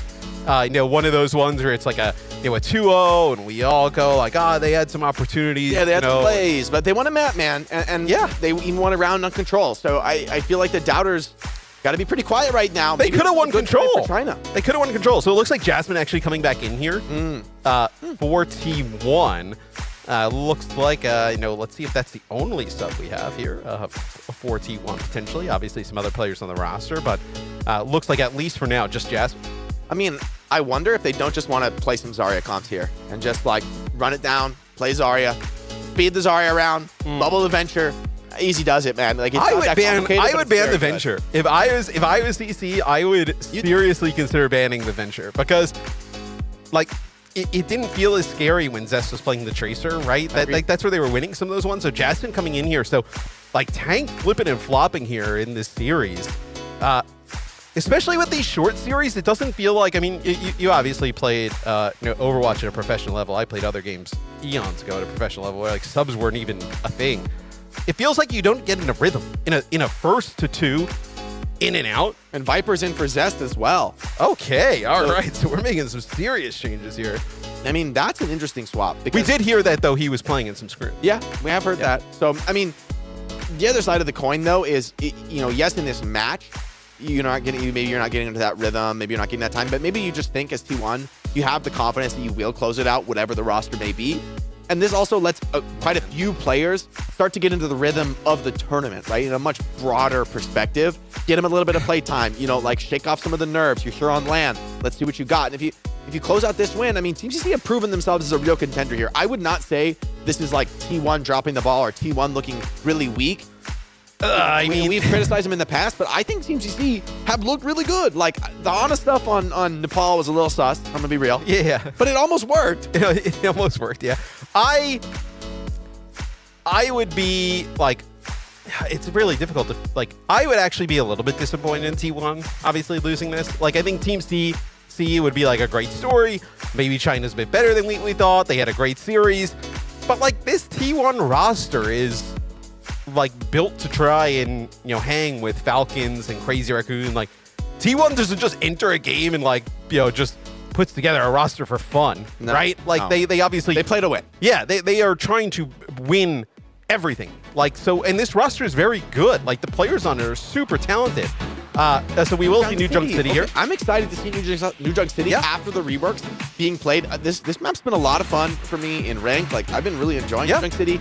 And I also think this is a pretty great Venture map. Probably not as great as it was before with some of the tighter chokes. Right. But still, I think a lot of opportunity to play some of these fast-paced rush comps. I think this is really just T1 throwing down the gauntlet and playing Lucio. And as you said, the Venture ban. I mean, they got to close the curtain. Team CC heard me probably, but I was like, they took their coaching advice from me, man. Yeah. Based on their comms, man, I suspect that they may not speak English. Based on that, well, who says I don't? You were coaching them in Mandarin between the games. Yeah. That's pretty impressive. I hit my contact button in our producer. All right. You said, pipe me, get me into Team CC's comms. Funnel me into Team CC's comms right now. You've been practicing your Mandarin. I need to tell them. I'm ready to turn this series around. In Mandarin that they must ban Venture. But no, I think it's a great call. It's, you know, Lau, you mentioned, like, Venture, fairly good here on New Junk City. Like, historically, obviously some changes that happened to the map recently, so let's see how that plays out. And it felt like the Zarya bubbling the Venture was really giving them some trouble. And, like, let's say they wanted to go back to, I'm not saying they will, they wanted to go back to some of that Ana stuff. It feels like Faraway can handle his own a little bit better against, like, a Tracer look than potentially a Venture. So on New Junk City, I think that kind of a strat is just going to be rough. Like, this is a map you need mobility. They will probably lose if they do that. Not playing Lucio or like some mobility tool. Like Lucio Ana, you would probably lose here. You would be in a scary spot. You know, there's no room for error. And if it's a Zarya mirror as well, kind of mitigate some of the value from Ana. You just bubble off those nades. Yeah. You know, kind of. Well, in the first map as well, I think we had a Kiri ban, right? Yeah. So that which also made the Ana further better. Where like Lucio Kiri, you don't love playing these immobile backliners against that kind of pace that can be brought. And with Jasmine in, like you said though, the really interesting question is what's going to happen on this flex DPS role. I wonder, what if you go to something like you go completely away from mobility, you go to like a Mei or a Reaper, and you just kind of like brawl it out in the front line. We have not seen New Junk City, to my knowledge, played at the professional level since the rework. I don't think so. It's kind of open season now. Yeah, and obviously these teams have been here for, you know, a day or two, so they've had ability to like scrim, boot camp against each other. Some teams came out even earlier than that. Boot camping in Europe and getting used to the time zone and everything. And that's smart, honestly, from those teams. And I mean, look, EMEA has a certain brand of Overwatch that seems to be pretty successful, right? So maybe they did pick up some stuff, right? Maybe there is a little, sneaky Mei, like Reaper, little Rush style of play here that T1 could pull out. I would like to see Zest in the Reaper, man. So but with the Ram ban, we talked so much about the Venture ban. With the Ram ban, right? I think this is more or less forcing Zarya. Zarya, yeah. Because Ram is a strong counter to Zarya, and it makes the matchup much more but Billy Dang static. has been kind of frying on the Zarya, though. True. But honestly, though, Jasmine looked pretty good in that first round. Yeah. Right? I think. We didn't really get to see the Zarya's clash because it was like, I'm gonna go kill your Ana over and over again. All right. Well, that's the thing. I was just gonna say, is the first? It's like, what do you believe really? Like, was the first map just like an inherent like skill gap, right? Or was it just the fact that like Team CC was trying to force this Ana, and it was very easy for T1 to find a path to victory of play Ana, play Venture, go after the Ana. They try to have Billy Dang sometimes on the Zarya, go protect the Ana, so now you split two players off, right? We just killed them both. And then you just go take the point. Like, it wasn't rocket science there. So maybe it's like, you kind of take some of those things off the table, and like, just a head-to-head, it feels like they're a little closer. I mean, the thing is, it seems to me that both teams now are going to kind of like double down on this off-tank style. Yeah. With Jasmine coming in, and I think, as you said, I don't think we got the fair shake for Billy Dang on map 1. I think it was one of like I think Team CC laid a trap. They played, I would say, a cheese style, one that if you make too many mistakes, it, like, can run away with the game. But now we're going to Flashpoint. I think this is going to be a raw Lucio battle and really a true test of who's the best Zarya. Yeah, totally. And I know we showed you guys some of the drops a little bit earlier. We also got a pretty sweet bundle available, the Scarlet bundle in the shop. Make sure you guys pick that up. Supports the OWCS World Finals prize pool.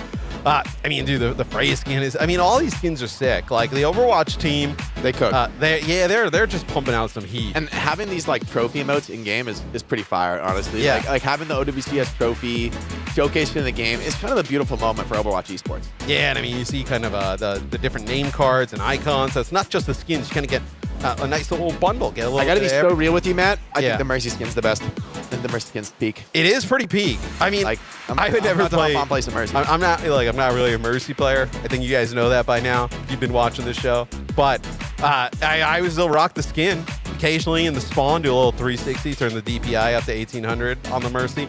Let's take a look at the bracket. Show you guys where we are at. So we're gonna have all of those games on that left-hand side, that upper end ones today. Some pretty fire matchups, especially considering like this one's gotten off to a great start. Yeah, it's proven to be maybe more interesting than we were expecting, Matt. And it all comes down to this, the final third map on Flashpoint. No draws here. Next time we do one of these big events, though, like let's hook our boys Varel up with a little bit of a. Come on. I'm not saying let's give Varel a little bit of a layup here early on, but there's no layups here. There's no layups in the tournament. But Falcons, let's keep him around a little bit. Yeah, like, come on. We invite a team from Australia or New Zealand. They can play against them in the round 1 or something like that. Like get something a little. Yeah, I want to see Varel. Dude, the fans are so excited for Varel. And like I remember in Riyadh, we like loved watching them play and see them. Obviously, it's a really tough draw with Falcons early on. I mean, there's not that many easy draws in this round 1, but Falcons, I think it's fair to say, is just about the worst. Somebody had to take that hit. Somebody had to take that L. And we have every other team saying better you than me, Varel. We have put Varel on a platter, and they'll be served to Falcons. But who knows? Hey. First of two, weird stuff happened. Alcapsia, right, when they were playing Tread back in Champions Clash, they were able to take Falcons for a third map, right? Which is a very interesting, close affair, so you never know. There's always room now, especially with the ban phase in Overwatch, right? True. It, I think, opens up some variables, allows a little bit more opportunity for individuals to have a big moment on match day to kind of navigate their way through a series. And, one missed ban that's kind of maybe not quite placed where it should be, you can find yourself in a tough scenario as we enter New Junk City, which will be our final map of this series. We'll be taking our first winner of our first match here in OWCS Stockholm. We got many more games to play, a lot more Overwatch on the cards today. I mean, this would be a game that definitely, sets the stage moving forward, maybe a little bit differently than we have thought, right? Where if Team CC is able to get a win here, what does that mean for how we think Weibo is, right? Is Weibo kind of, waiting in that next round in the uppers? It's a huge match here, and obviously T1, probably a little bit of pressure on them here as well, Jake. So T1 here, it will be a Zarya comp, I think, as like Mei versus Genji. But a Genji here into the Mei of Kaneki. I kind of like the Mei. Yeah, I do too. It's a tough comp to be using the Blizzard into, I will say that. Monstrous responses to Blizzard. And already the tempo taken away. They have to bubble the Mei off. Good wall there onto Jasmine, really forcing him off the angle. But right now, T1 in control, getting a little bit better of the Zarya energy trade here. So crucial in this comp. Viper, I mean, so far so good on this Genji in control. Pineapple goes down first. Viper strikes. Gets some nice damage on Lucio, but Lucio does punish that counter kill. Yeah, and nobody taking the point just yet, right? As okay, you get two. I mean, that's both DPS. They're down now for T1. I was going to say, for me, it's going to be T1 who takes the point first. Like, you're going to have to see Pineapple step up in a massive way for Team CC to be able to win this one. It feels like Proud's gotten a better out of them throughout the series, but I mean, both DPS down right away, but I don't know if Team CC can capitalize. Oh, wall was not perfect, but it's still enough to take down Jasmine. They were able to burst down that Zarya before he can get into cover. Viper back in on the Genji, takes one down, but immediately traded back, and Team CC gonna be able to flip this point back very quick. Here's Billy Dag with 3. A little casual triple. 100 energy as well coming into that next team fight, and these Zarya comps can snowball very hard off those energy spikes, man. Well, and because Faraway lives the entire time, right? A huge advantage here in terms of Kitsune Rush. Maybe you can kind of catch them off guard a little bit with that. And look at Kaneki already basically out of Blizzard. Hyo-chan, man, big dog on the server getting those 2 DPS kills. That's going to be a member. We got to check that one out on the replay, that's for sure. Check his PC. No, I mean, he frying there. I mean, that is huge, right? Because you don't get those 2 kills. I mean, Proud ends up getting that first pick off there on the Pineapple, and now you end up losing Skewed, and Skewed had sound barrier, so now you don't even have to invest some of these key ultimates, Jake. And Team CC coming in hot on our decisive map here. And I mean, T1 has kind of struggled. They got into that first fight pretty competitively. Oh, this is trouble. Jasmine getting attacked, and I mean, this feels like Nepal all over again, but the roles reversed. Team CC on the Lucio themselves, being aggressive, punishing anyone on those off angles, and T1 are on a desperation retake here. You may be forced to send players into their death. Yeah, I mean, it looks like Viper trying to get around that outside trouble. Very close. Yeah, he's dead to rights here. I mean, they're just going to swarm him down with the Lucio. Pineapple cleans up the kill. No touch. And Team CC, 5 ultis coming. I know, that's what I'm saying. So you're going to have T1. They're going to build up to just about everything as well. But that is a very good first point there for Team CC. And let's see if they can kind of catch anybody off guard. Oh, they're going to go with the grab. I like that. Very nice grab. The cleanse is good. It stabilizes things for a moment. T1 are going to hold on to the beat, though. And actually, I kind of like this call because you have a lot of time before that point opens. So, yeah, you get a team life here for Team CC, but how much does it really work? You get control of the choke, right? You end up kind of investing the grab for it. On the opposite side, though, you end up like, it's not like Team CC had to invest any support ultimates into that, right? You're going to end up with your rush and beat to deal with some of this firepower that T1's going to be coming out of you, but you don't even really kind of take advantage of having this choke. The overclock could be big right now. Aggressive beat going in with Skewed here. Maybe forced into that, but Viper already takes down the Sojourn. The trade is good onto Soj. Here comes the Blizzard, and Viper dashed into it. Just gets the bubble in time. Though a lot of good responses to the Blizzard. OC from Proud is going to be able to slam the door on this fight from Team CC. So T1 giving up a little bit of percentage on the cap, but in the end, they have control, and I would say the ultimate advantage here, given that it's relatively even and controlling the choke is going to make it pretty awkward for Team CC to open with this rush. I mean, controlling the choke with your rush and your blade, it feels like a huge advantage, especially with sound barrier burn from both sides. So I expect T1 to kind of rattle off another fight or two here. Wide swing coming out from the Sojourn here. Pineapple trying to get out into the open, but can't quite get it. Jasmine punishes Kaneki in that choke point. Here comes the bubbles. They give him one, but Pineapple still bursted down. Jasmine clean on this Zarya. And Team CC trying to just make it back to the spawn, trying to get a clean reset, but they're not able to. And with the Genji, I mean, the punish is immediate out of T1, right? You give them an inch, they're going to take miles from you, getting those final blow resets on the Swift Strike. And Viper holds on to the blade. Yeah, it just feels like they need Pineapple a little bit more here to be able to kind of match some of the firepower that Proud is putting out, right? The overclock there, not able to find anything. Whenever Proud is able to use that OC, he feels like finds one or two. So you still end up holding on to this blade here for T1. I mean, I don't even know if Team CC is going to be in a great spot to even try and make a play for this. They have the Mei. Okay, someone's getting the touch. There's still a fight to be had here, but this Mei is going to be chopped to pieces. I don't know if Viper even needs to pop the blade.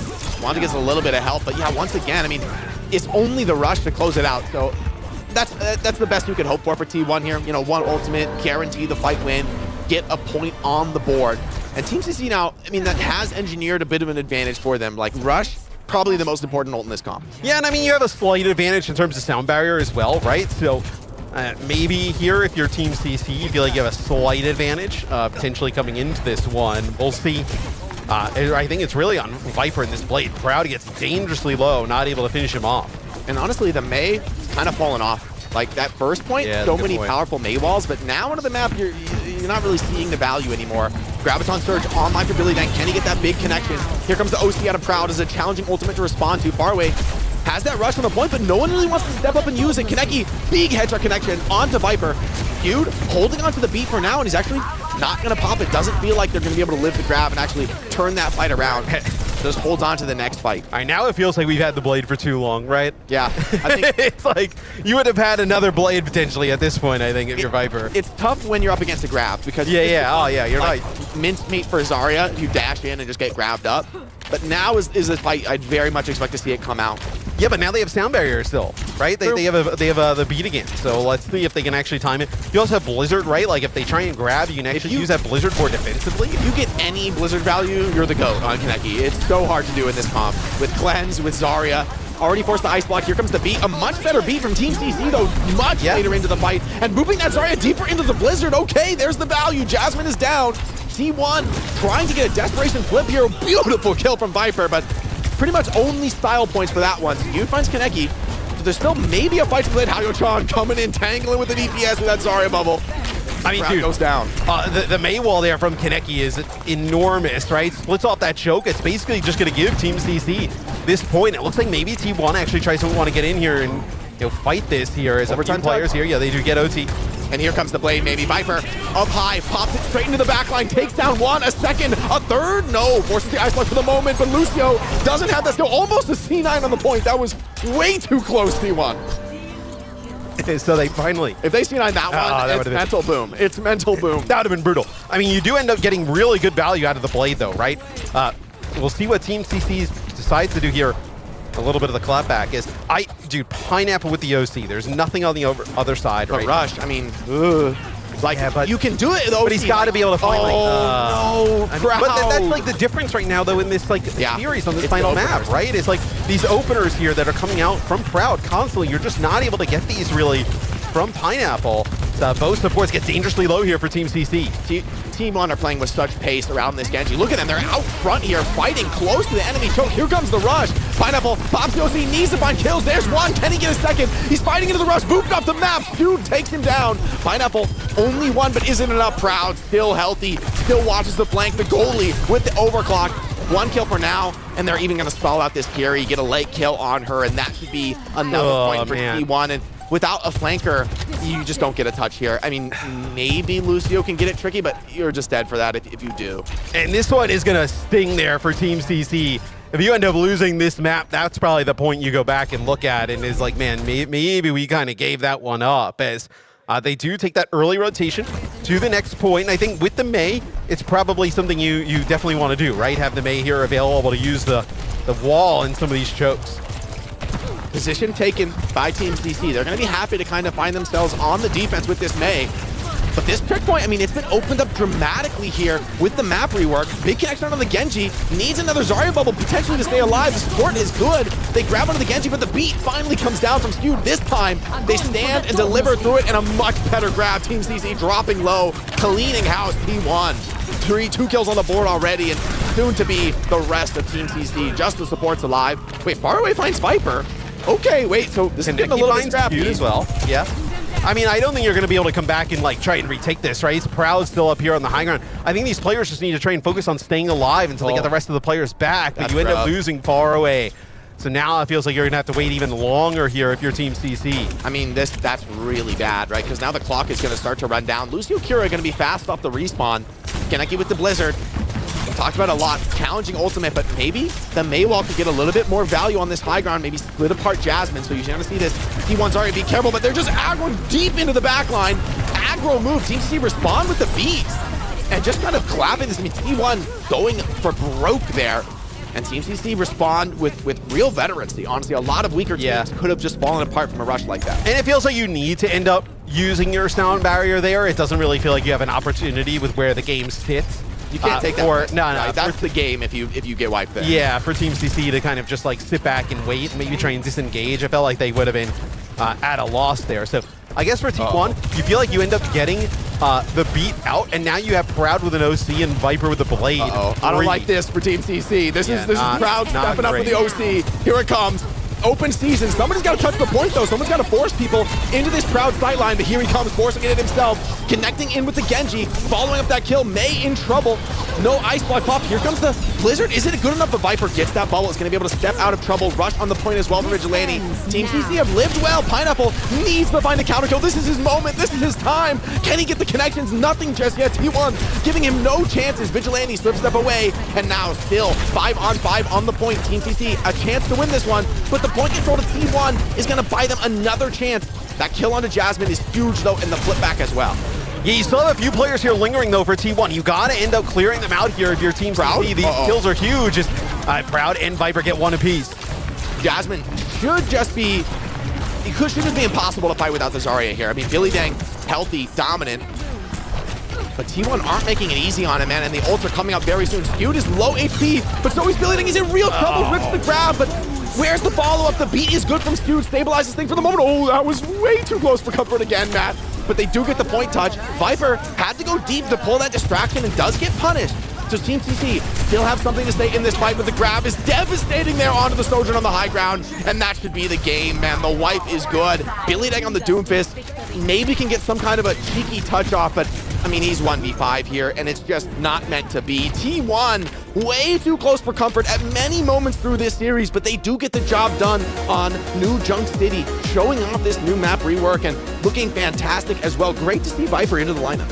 Yeah, it was a really competitive series between these two teams. I definitely think it caught us, I know, maybe a little bit off guard with how down to the wire it went, but for me, the difference was Proud there towards the end, right? Yeah. I know we talked a little bit about Pineapple needing to find some of these openers here on the Sojourn. It's such a huge game changer, right? When you can get some of those early first picks on that hero, and it felt like time and time again, you weren't getting that from Team CC. You weren't really finding these big plays with the overclock or anything along those lines, and even just regular railgun shots. Proud end up turning some of these fights. So a real difference maker there for T1. I also want to give a lot of respect to Skewed. A couple times in that map, chooses with sound barrier to let the team wipe rather than try for the risky turnaround into a grab.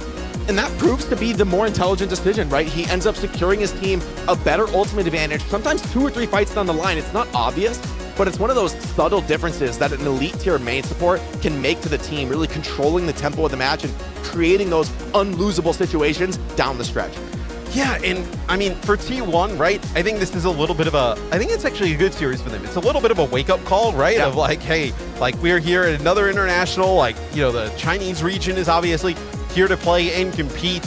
We know what EMEA can do. Like, we need to step our game up. Like, just kind of playing this way against a team like a Twisted Minds or a GK, it might not be enough to get the job done.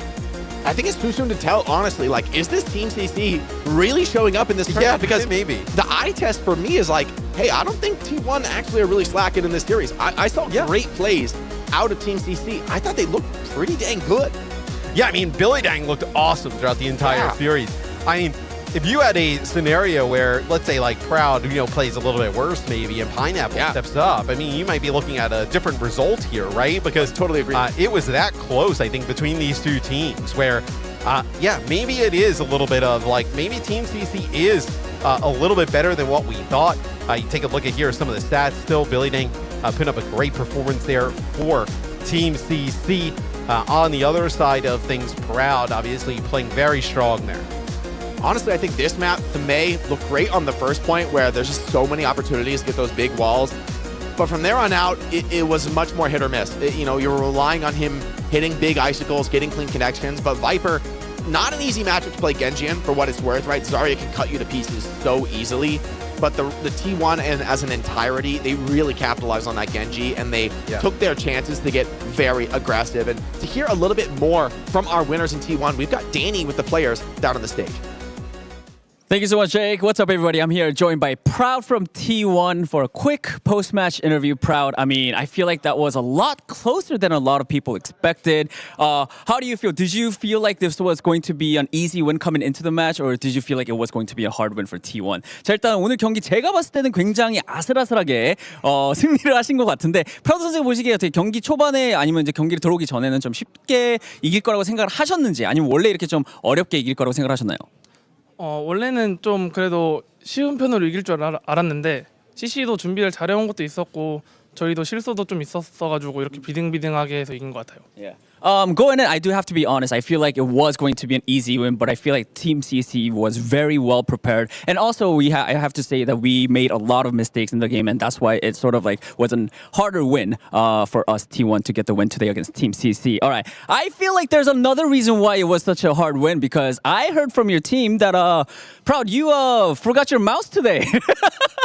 I forgot. I heard that. And then your team, your GM, and your team managers had to run to the hotel and get the mouse. Did you actually get the mouse, or did you have to play with a different mouse? 자, 제가 들었을 때는 오늘 또 경기가 어려웠던 게 제가 들어보니까 오늘 마우스를 또 프라우드 선수가 안 가지고 오셨다고 해가지고 그 마우스를 어떻게 가지고 오게 되셨나요? 아니면은 못 받으셨나요?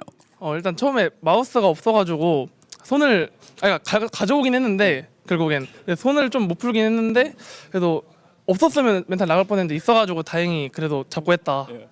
I did barely manage to get it thanks to our team managers. But yeah, like during our warm-ups, I didn't have a mouse, so I was a bit worried. But then in game, I still had the mouse. So I know if I didn't have it, I think I would have been very mentally boomed. Proud, please from now on keep track of your mouse. 마우스 항상 꼭 가지고 다니시길 바라면서 I'm gonna end the interview here for now. Thank you so much and good luck moving forward. Back to you guys. That is Proud from T1 taking their first victory here at the OWCS World Finals. And Danny, you're looking good, buddy. I like the new hair color. It really feels like the one thing that a player should keep track of is their mouse. Yeah, a player like pretty Proud. important. If Proud can do that with like the backup mouse, Yeah. like I'm never even gonna queue ranked again, bro. It's hopeless I know, for the mortals among us. You'd hope they have a few lying around though that like are up to par. Yeah. So good signs from T1 though, being able to claim this victory. It was a little bit up and down there. T1, claiming a map for themselves. It honestly looked close on Nepal as well with Team CC. Almost like taking that second round as well onto Shrine. Do you feel like Team CC, they're kind of like feeling like they missed out on this victory here? Maybe they will. I think with some different prep on Nepal, like I liked the map. I like their style rather on Village. They play able to split and play the high grounds and kind of clutch out a lot of those fights. I thought it was good. I thought Billy Deng had great swaps. But I think by round 3, T1 had found the response, and I would have loved to see, especially based on how like the second map goes. Team CC don't look bad on the Lucio. How you Chan, man? No, it was nice on the Lucio. Team CC will probably be kicking themselves a little bit. I mean, that one felt winnable for Team CC, and like obviously you don't end up taking it here, and now you have to go kind of battle through the lower bracket. The lower bracket first round is that first of 2 as well. Like you're gonna get a good team down there. Feels like this is one that you needed to put away. Yeah, that one kind of got away from Team CC. Now we haven't really discussed the meta as well, so I do kind of like want to bring that into the mix here because obviously Tracer got a bit of a nerf in the latest patch, and I think going into this tournament we're looking at a lot of different viable heroes in the flex DPS role. So we saw on Midtown, for example, Cest struggled a little bit on that Tracer. Is that something you're worried about with T1 for the rest of the tournament? I mean, I'm not too worried about it because I think it's more about going to different heroes. I agree. I don't think Tracer looks that good right now. I mean, and that's kind of a wild statement for a character that it's been the icon of competitive Overwatch, Yeah. right? I mean, it's really defined meta after meta. And for what I saw this tournament, I was like, hey, give me the Genji, give me the Venture. Heroes that rely a little bit more on the skill set, on what they can bring to the team overall. If Tracer isn't like hard carrying solo kills, the distraction against Lucio Kiriko doesn't seem to be enough. Yeah, the Venture looked awesome when we saw it. I think Midtown's just a really bad map to play the Venture there on like that first point, where I think that's why they ended up going with the Tracer there. But I'm excited to see potentially some more Venture play throughout the tournament. Yeah, looking forward to see what other heroes we can cook up in that flex DPS role. Now, if you missed out on the pre-show and you're kind of curious why there's a bunch of candy on the desk here, well, I made it a point because I'm Swedish and I'm the host for this segment at least. And I said that we'll be enjoying ourselves some Lös goodies if we are successful with our prediction. It just so happened that Team CC, they saved us when we needed it most. Or actually, they didn't. Actually, they failed. They failed successfully for us, so we get to eat whatever candy we'd like. So, without further ado, I urge you, Matt, Jake, please pick a candy of your choice. I mean, see, we got lots of different mix here. It's so far away, Jake. You want to just pick one for me? What do you want, we got Matt? here? What do we I'm got getting here, like Jake? a little. It's like a little. It's a little X? pink thing. It's like is it like a ghost or like? Yeah, I'll do the same. What are we looking at? I'll grab here? the same. It's thing. not Halloween no more. What's heads up here? I don't know. I don't know. What do you go with, We Matt? both grabbed. We're going All right, you both went with sour pink candy. There you good, go. man. Maybe a little sour, and yeah, you can go ahead and eat that while we take a look at the bracket and see how it's evolved from this very first matchup in the OWCS World Final. So now T1 actually They move on in the upper bracket, and they're going to play Twisted Minds. Bit of a banger of a matchup there. What do you think about that one? Congrats, you won. Here's your prize. Play TM, which I think T1 are like TM are one of the scariest teams to go up against because they're almost totally unique in playing like these crazy sim styles. For my money, Quartz is in the conversation for the best hit scan in the world. I mean, when it comes to like a hardcore hit scan meta, Proud is amazing, but he is going to have a much tougher test up against Quartz, especially with the TPs, making it so hard to keep track of that guy. Yeah, we also saw this matchup back at EWC where Twisted Minds actually got the better of T1. So a nice little rematch here later in the year with everything on the line. Yeah, and of course, Team CC, they're not out quite yet. They'll be demoted to the lower bracket. Will they face the loser of Weibo Gaming going up against either Alcatia or GK, depending on the winner of that matchup. So, you know, we could even about China. It would be crazy to see like the two Chinese teams, one of them eliminating the other in the first round of lowers. That would be brutal, but also kind of exciting because I feel like Team CC have been on a positive trend. I think this match is as much as they did lose, right? But honestly, they impressed me. The eye test was good for them, and I kind of want to see if they can tangle with Weibo here on the international stage and maybe upset the standings in China. Yeah, of course. I can't wait to see more Team CC, especially what they brought from us in this very first series here. Well, we have 3 more matches to go here on day 1 from the OWCS World Finals. Team Falcons and Varel coming up after this break.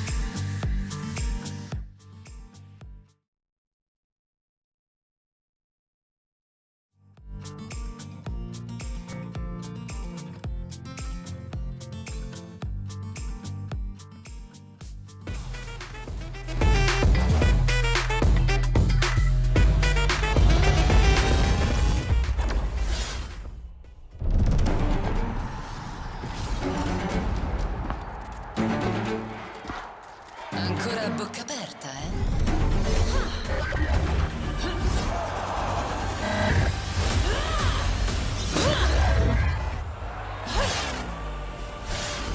Pathetic. Leave no survivors. You're finished. Disgraceful. Not good enough.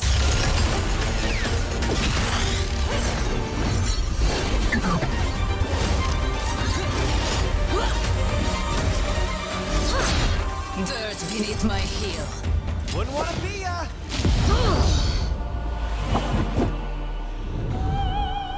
Enough games.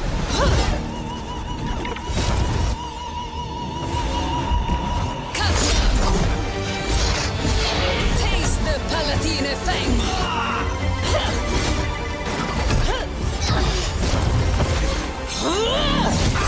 Know your place. Bow down. Che codardia. Oh, impressive.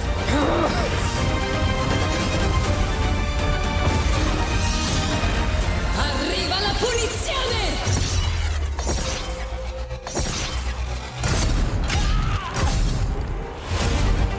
And so, my reign begins.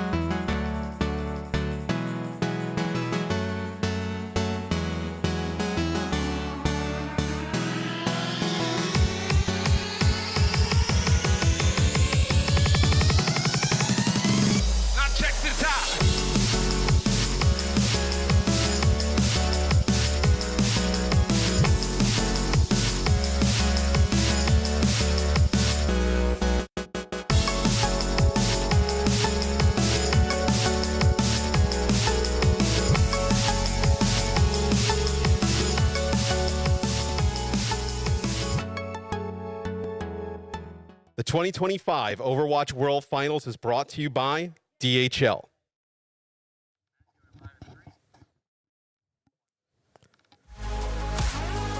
Hello and welcome back to the 2025 OWCS World Finals here live from Stockholm, Sweden. One match down, a lot more to go in the books. I am Matt, Mr. X here, coming in, joining you guys as the host. Johnny's like, wait, what? We just swapped spots. And I am joined by Rose and Reinforce. Rose, first time this week. How's it going? I'm so excited to be here with all of you. It's going to be so nice to jump into the action. I was popping off backstage, seeing just how close Team CC really made that last match. So hopefully we'll get another good one coming up soon. Yeah, I mean, that match was a banger to kick things off. We have a lot of other great matches here today and really throughout the rest of the week. Let's take a look at the schedule here remaining for today. This next one coming up, it's going to be an interesting one, Johnny. It is Falcons versus Varel. Then we'll have Alcatia, Geeky, and then to close out the night, SSG versus Peps. Yeah, interesting indeed. Falcons against Varel. I'd say arguably, you know, one of the top dogs here in Team Falcons, of course. Going up against Varel, are one team from Japan. And, you know, they've been an up-and-coming region. You know, they gained a lot of popularity over there and a lot of traction. But Varel, definitely an underdog in this one. Yeah, Rose, I mean, I would love to see them play well, right? Because the Japanese region has been popping off so Absolutely. well for Overwatch in general, and then Overwatch Esports. It's just a really tough game here. I'm so excited to see Varel. I think, of course, like in my heart of hearts, I really want to see them do well. Yep. But it's hard not to bet. It's hard to bet against Falcons, I guess. Yeah, I mean, Falcons has just been so good for so long. It's a really difficult team to pick against, right? And then some of those other matches later in the day are going to be pretty spicy, right? I mean, SSG versus Peps to kind of close it out. Alcatia versus Geeky, obviously a lot on the line there. But let's talk about the Falcons. I mean, there's a lot we can talk about with them, but just a really dominant roster from start top to bottom, right? And for me, you know, the additions of someone in Merit here throughout the year, Rose, has been huge.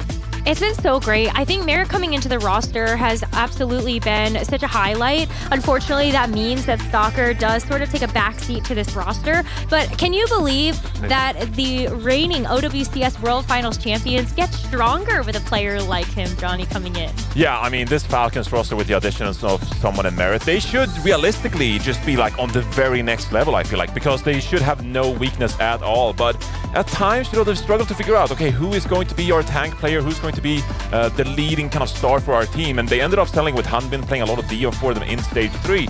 But someone needs to be like a pillar for this team as well. It's going to be Hanbin in the starting lineup here. So interesting to see where they take us. You can't go wrong with Hanbin or someone, right? Yeah, but you gotta, you know, fulfill the potential, and I feel like they've been struggling a little bit at times.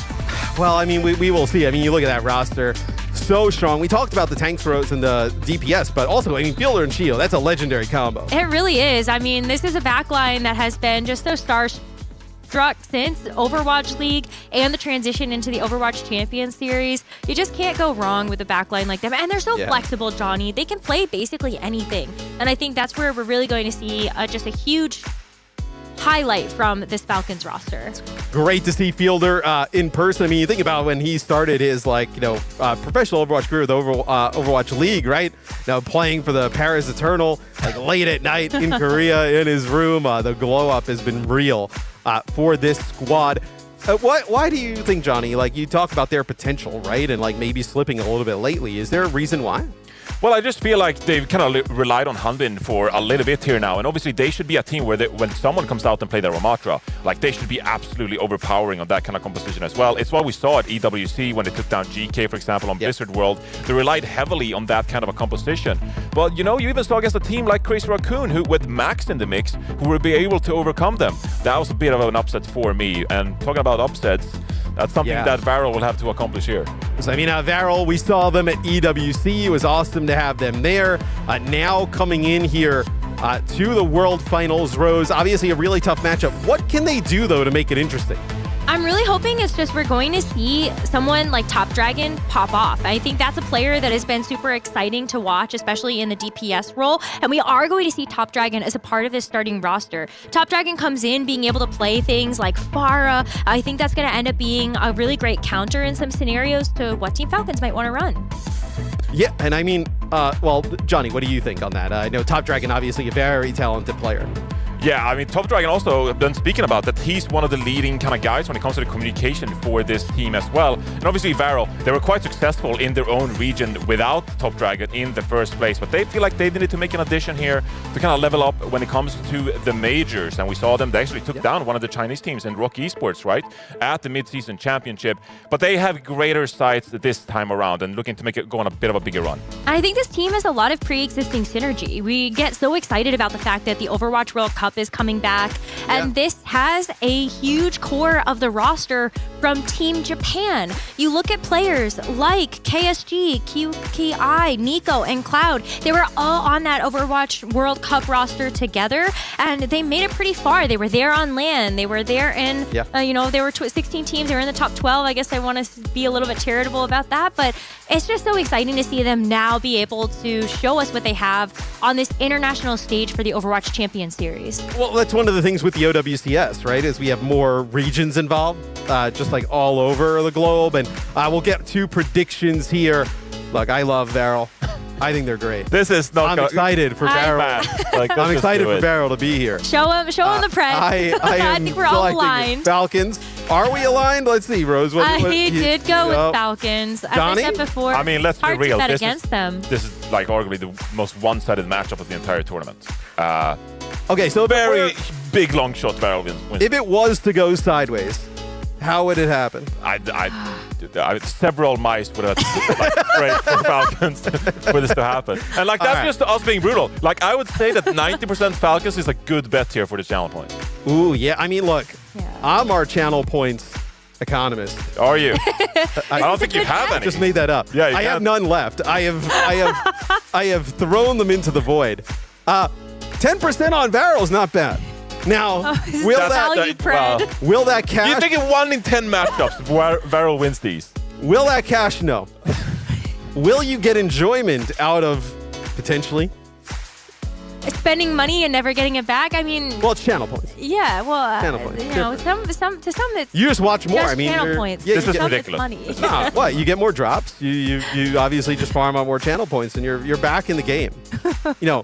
At one point, I went down to 200 channel points here on the Overwatch Esports channel. That's what's going to happen to you if you bet on Varel on this one. Yeah, no, I literally don't even know what it would look like if Varel won this because So first to two, your argument would have to be something first to two. Okay, so like 4 C9s. Yeah, Falcons, like, you're here.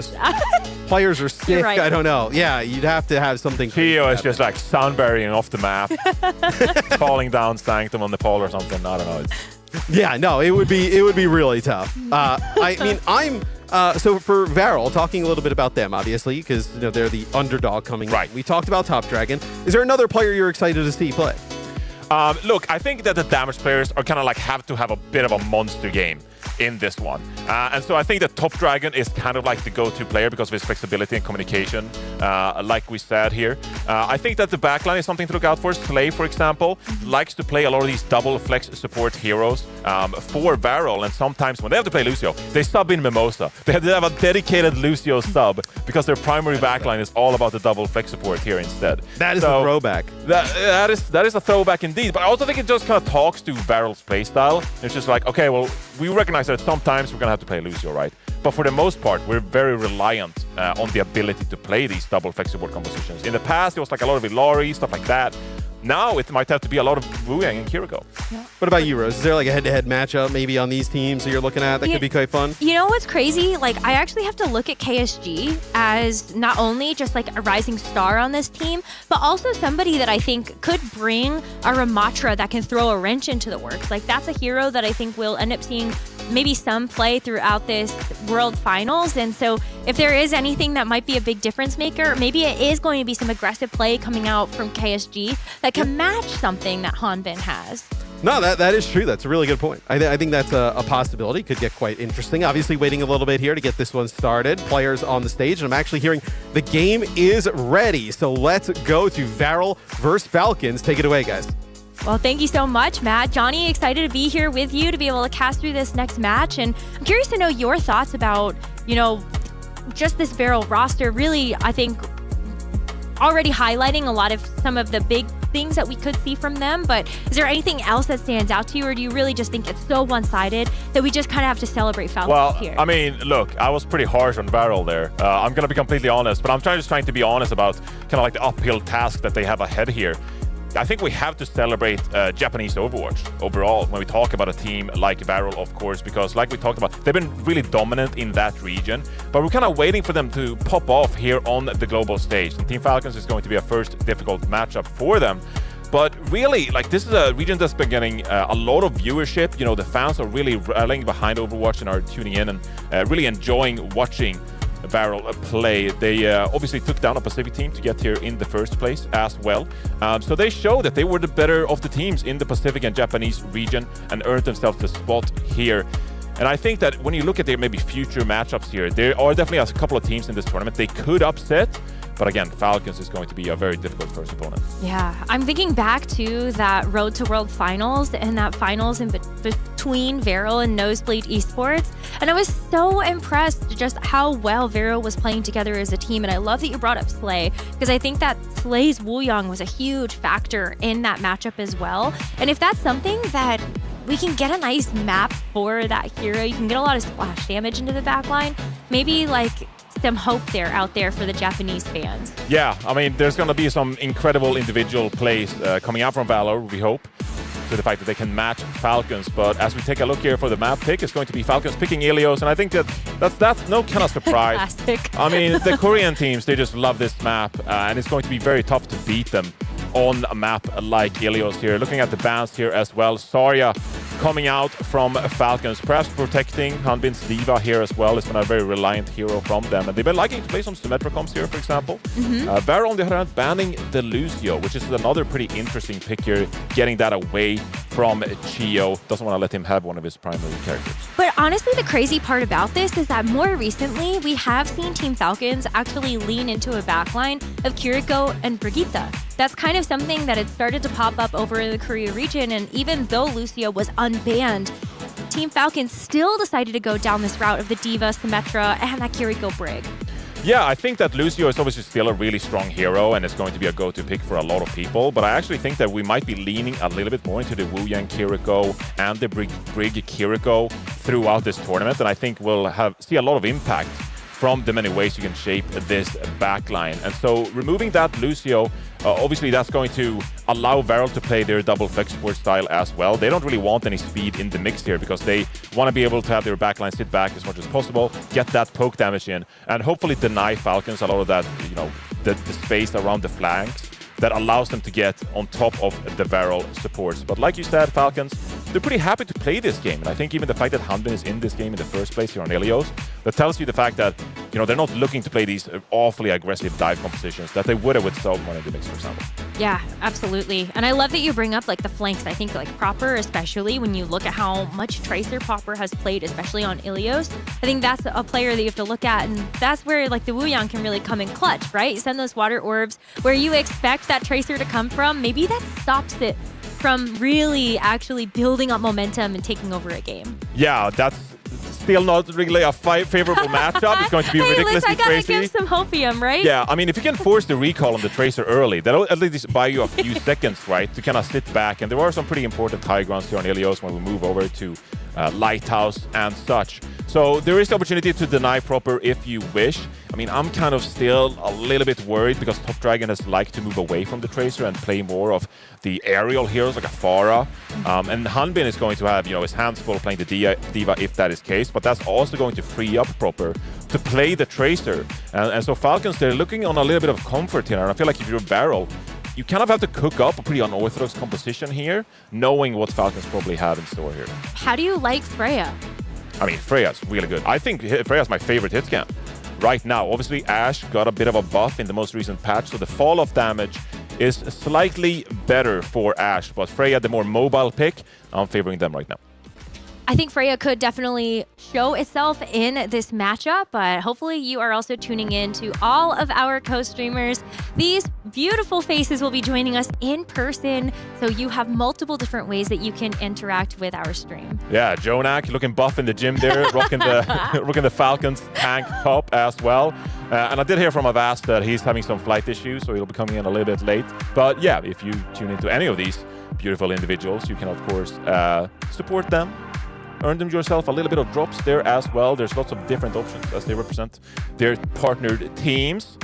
But yeah, this matchup, bros. Again, I gotta say that if you're Varel, it's a bit of an uphill battle here. But I'm looking forward to see kind of like what Falcons are going to do throughout this tournament. I think you can make the argument that maybe you're hiding strats in a matchup like this. Obviously, there's been a lot of different compositions in this meta. So going up against Varel, maybe you feel like, okay, we don't have to play our primary Ilios composition here. Maybe we can, use a bit of a secondary composition. And, if someone ever picks this map against us, or most likely we pick them against them, then we can actually play our primary Ilios composition. But you never know in these tournaments like this. But that's such a great point, because all of our players are here in person. There are coaches that could be scouring the VODs.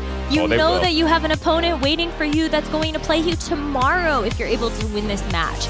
And so that's something where I think you're spot on. There might be just hold a couple of cards close to your chest until that's going to guarantee you a spot in the top 4. Yeah, and I mean, even if Falcons, moving ahead here a little bit here, if Falcons win this one, they would play Team Liquid, right? The winner of this series does. And Liquid is one of those teams that they prepare really well, and maybe they cook up something for Ilios, and maybe it'd be the case here that Falcons are going to hide a few of their strategies, but we'll have to see as we head into the first map here, Rose. All right, well, let's get it started. First to 2 here between Team Falcons and Varel. Both of them are going to be starting out here on Ilios Ruins, and this is where we're going to really see, I think, a good test. Now, there is some verticality that I think we could see Freya actually see some play on, but Johnny, I'm getting so excited seeing both of these teams hover over Ashe. Yeah, hovering over Ashe here, and obviously can be a really strong point. You can get that Bob out, and I think the perfect kind of distance when it comes to that fall-off damage. Again, I'd favor the Freya, but on this specific round, there's a lot of open space. It's kind of hard because you make yourself very visible in these open sky areas, and so you get pretty easily poked out. Ashe, in this case, will be able to hide around some of these structures, and you already see Merit trying to get some of these poke shots in, and the damage is just out of control with Ashe right now. Yeah, it's going to be great to have that Bob, too, that you can actually try to pressure the point with, or try to warp the area of the map that you actually want to play from. But as we see the fight start to take place, KSG is going to get locked in the small room with Ramatra and already take quite a bit of damage. As Hanbin has been demeched, this is going to be difficult to find that point presence, but that's why you're so happy to have a DPS player like Merit on your side. Proper also helping to get more of these picks so that Hanbin can do enough damage to get back into the mech and give Team Falcons that first point capture. Yeah, it's actually quite curious that Hanbin seemed to go really aggressive there and actually lost the mech, and that is immediately something that Varel need to capitalize and get rid of that Baby Diva. But in that case, Top Dragon probably trying to push one of those flanks, wasn't really ready to punish Hanbin, and then it's just going to be Falcon securing that first point victory here. And now you're looking at KSG pushing forward here, trying to secure some space for Varel. You really need to control this flank to kind of try to move upwards here, try to get some space. Well, look at how low Hanbin got already. It's almost like that same play was playing out again before our eyes. This time around, though, Hanbin wasn't going to play too risky, was able to heal back up all of that damage onto the mech. And now it's Fielder's turn to strike. With Nico out of the picture, you're not going to be able to build up to a Bob right now. And you have also done enough to pressure everybody on Varel into a small room where you definitely don't want to be facing off against a Brigitte. So with another person down, KSG doesn't get a chance to use that Annihilation either, and everybody just seems stuck between a rock and a hard place. You see the Suzu come out, and so does this Pulse Bomb, that it's unfortunately going to be a whiff on both counts. Someone's backcapping the point though, Johnny, so Team Falcons are going to have to turn around. Yeah, Top Dragon is just trying to draw Falcons back a little bit to gain some space for Varel, and KSG, he has this Annihilation ready, which provides a lot of sustainability, but Hanbin gets another frag onto Nico here. Varel trying to go for a bit of a crazy play here and secure some picks, down one already. With the Annihilation though, it just barely gets anything, and you even saw that Katrina rush feel like it didn't get any value. As Team Falcons continue to play around these ultimates, they were able to respond to that Kitsune Rush with their own, as well as that Bob. They are working up to percentage, and Johnny, this is going to be last fight. Yeah, it's going to be last fight here, and already scouting for Top Dragon. The Tracer's job here, touch the point and trigger the overtime so the rest of the team can fall in, but Falcons already pushing, making things difficult. Top Dragon is on the point, but Falcons no need to care. They just want to secure the frags and then turn around. Oh, and they don't get there again! Yeah, the second touch. It's too difficult for Varel. The pressure on Top Dragon was too much. Oh, it's so bad because Top Dragon being able to trigger the overtime, we still actually saw some ultimates in the bank there for Varel, but the fact that you didn't have any time to use them, I mean, it is tough. I love this pressure that Team Falcons is putting onto Varel at the moment. It's just really difficult for them to actually get any of those setups. Yeah, it's really scary because obviously you're not playing with this Lucio. That is not the preferred style for Varel. So already you're going to take space really slowly. But then if Top Dragon is also not having a lot of success in the Tracer duel, that means that you're not really controlling any space whatsoever. And a quick surround from Falcons, which makes it way easier to deal with Varel on that rotation. So a top first round there for Varel. Let's see what they got in store here on our second round on Well. As we enter into Well, we are actually going to see a swap as KSG decides to match the D.Va this time around. And maybe that's going to give them a little bit more point presence as well as just being able to make these rotations just a little bit snappier. As KSG can follow up with some of these rotations that Top Dragon is making and try to go for a couple more picks. But KSG looks a little lost right now. Feels like the rest of the team kind of didn't go with him. Well, he lost a lot of that armor. Like, the Echo is just so brutal in this matchup, and you can only see the amount of pressure that Proper is putting onto KSG. That means that Varel is losing all that space and makes it way easier to get on top of the Ashe in this kind of scenario. So now you don't really want to play in that open area. You'd rather flank around the right side, and Nico is going to swap over to this Cassidy instead, which is going to be a little bit better when it comes to maybe flanking around this right side area inside the cage. You're really scared of like the aerial control that Proper has on this Echo. It is tough because I think no matter how you slice it, Proper is going to be able to find some type of angle. Even just there, playing ground Echo is still going to give you some good distance and damage in between yourself and KSG. As Varel starts to take a rotation, they are going to notice that Merit is on the high ground. Gets forced off of it, but not before you still see this beautiful setup between Team Falcons on both of these back corners.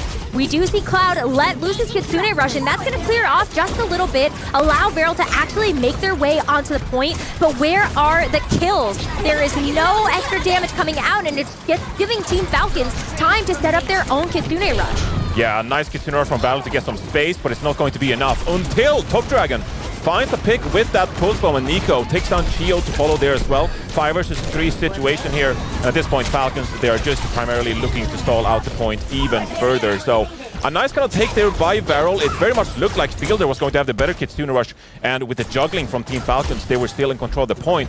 But some nice plays there by the damage players from Varel. They end up picking up their first fight win here of the tournament. Yeah, that was beautiful stuff. And Varel now, they have a couple of different tools that they can work with this. Especially when you're looking at something like the Deadeye from Nico. I wonder if that's even just a way that you can respond with a duplicate from Proper.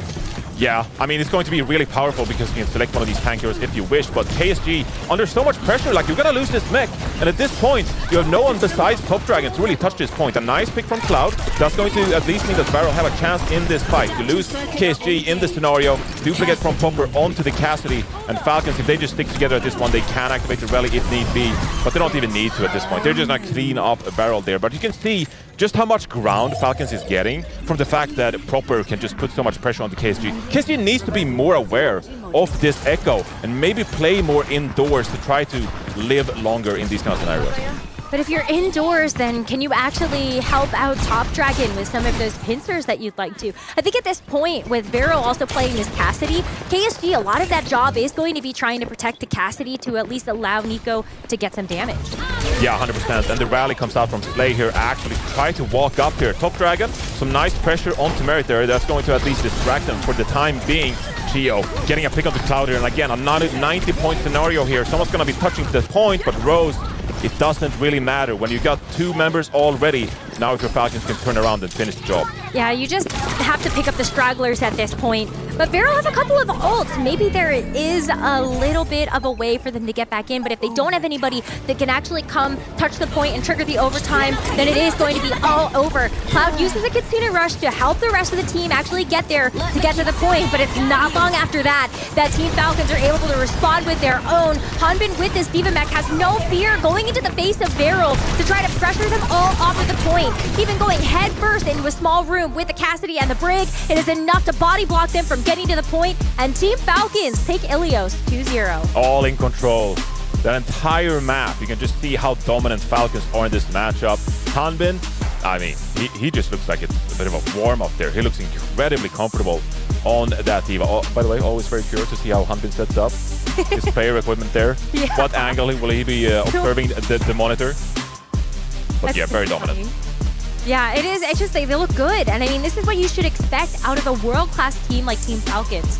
They have made very little changes to their roster from the 2024 season that they won, heading into the 2025 season where they have continued to be dominant.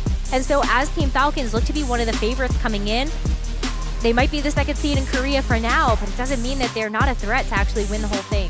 Yeah, Team Falcons, one of the big dogs, always pop off in major tournaments here as well. They always perform when the lights are brightest. And I think that Ilios is also a good example of what we've seen so far when it comes to the hit scan in this patch. Obviously, we're playing on the light patch, the mid-season patch here. And hit scans, I think we'll see some flexibility. In this case, Nico, they decided to go on a bit more of a Cassidy composition here to try to rotate and try to secure some picks here onto the damaged players of Falcons. But Merit, he was just able to sit back on the Ashe and just pump out the damage with proper controlling so much of that space. And that is where, you could make the case that maybe you should have been on a Freya, for example. Try to get a couple of those shots onto proper in the sky. You're not as big of a target when you're hit scan and you're playing that Freya because you're much harder to punish, for example. So, Varel, a lot of interesting decisions coming out from them here on Ilios. Let's see what they got in store for map 2. Well, maybe you can at least cater to your own playstyle. You don't have to deal with whatever Falcons is throwing your way. Well, that's why I might like to see us go to a map where we can really see this KSG Ramatra shine. Because I think that was something that was pretty apparent on Well. It didn't feel like KSG was able to utilize his talents to the best of their ability. Just really there to help make sure that Nico could actually do damage. And I love the point that you brought up where maybe Nico should have been Freya. At least on that second point, you have a lot of verticality to play with. Freya can actually get some great sight lines on some of those corners as well, which we didn't really get a chance to see happen on Ruins. Yeah, it's actually one of the compositions we saw in Stage 3.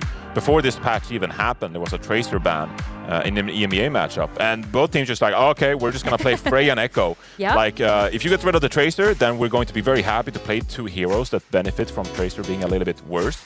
And so I definitely think we'll see more Freya and Echo as this tournament goes along. Echo, a hero we haven't really seen at all, to be honest, for the past couple of years, feel like, besides World Finals last year, of course, when we saw that Mauga composition, we've seen very little Echo. So I'm excited to see more of that in this tournament. Especially as a D.Va counter. I think there are a couple of teams that have really liked to trend towards D.Va or just D.Va compositions. And so I think that would be really great to see that as we move forward through the World Finals. But as we get Team Veral's pick, we're going to Shambali Monastery. Talking about things that we haven't seen super often, Johnny, this is one of those maps. Yeah, this is one of those maps that I think we'll see a lot of in this tournament as well. Me and Jake, we kind of talked about it on the desk in the pre-show as well, that I think this is how a lot of these series will play out throughout the tournament. It's just how the map will make sense, that those teams who have first map pick, who prefer the dive maps, Ilios is the best choice by far over Nepal and Busan.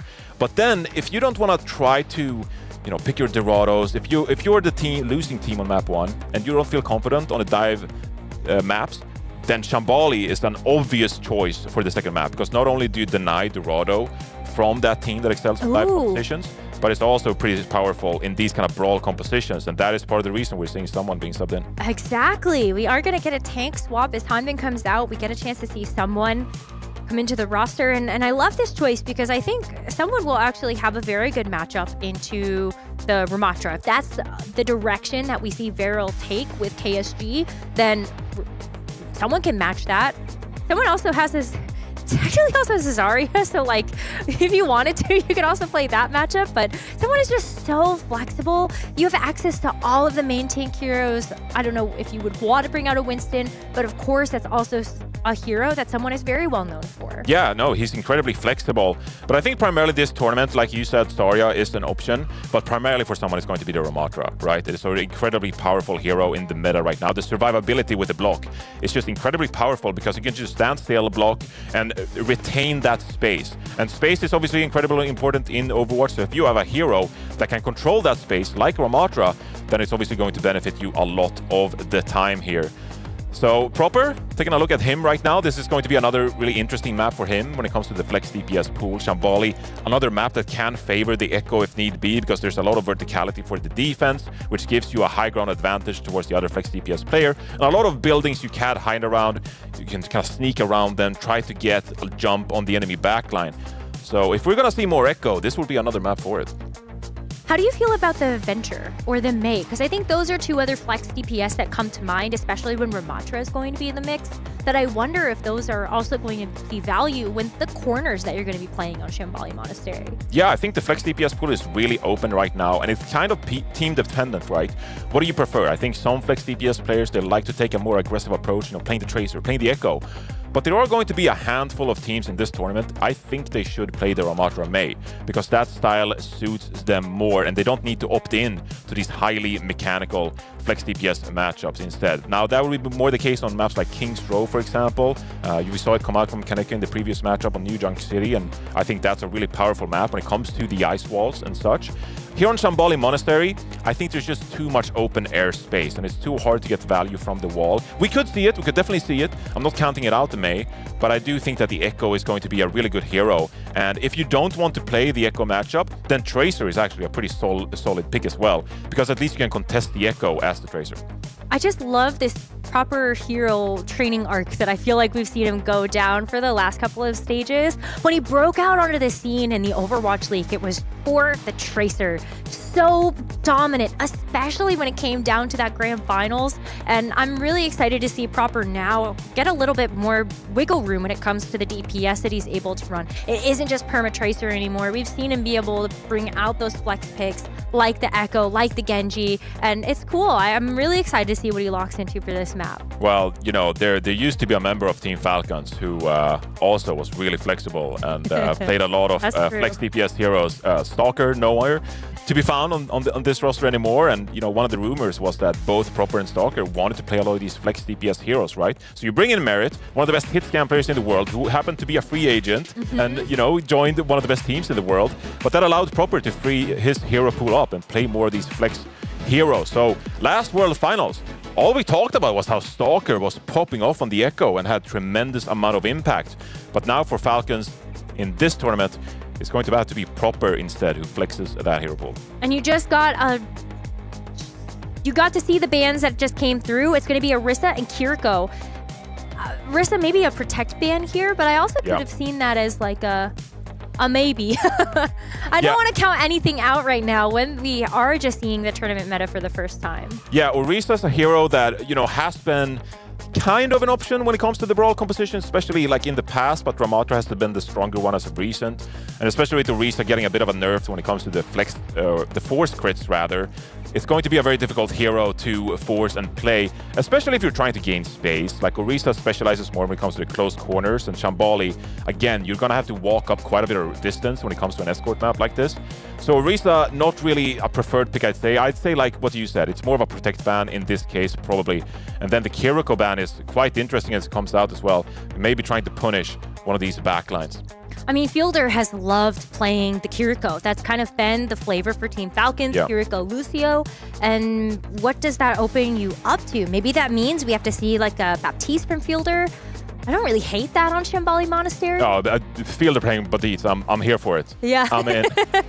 So I'm here to see it all. As we head into map number 2 between Team Falcons and Veryl, Falcons are leading this series 1-0. A win here on Shambali Monastery will send Veryl down to the lower bracket, where Team Falcons will move on to face Team Liquid. And as we load in, we'll get a chance to see what these two teams want to play. First of all, I'm down for any snow map. I know there's a lot of people out there who vote for New Queen Street when it comes up in the ranked pool. Thank you. I just say thank you. I love all the snow maps, Shambali Monastery included. So Shout out to all the snow map voters out there. But yes, very much looking forward to this matchup. And again, I can't wait to see how much we're going to see from the meta. Because it's been very much up in the air. You know, there's a lot of talk about, you know, what is the meta right now? I don't really think there's a set meta. I think some of these teams, they have to play to their strengths. And the game is pretty balanced right now that allows you to do that. I'm in awe of the snow. Now that you've said that, I'm like, wow, this map is very pretty.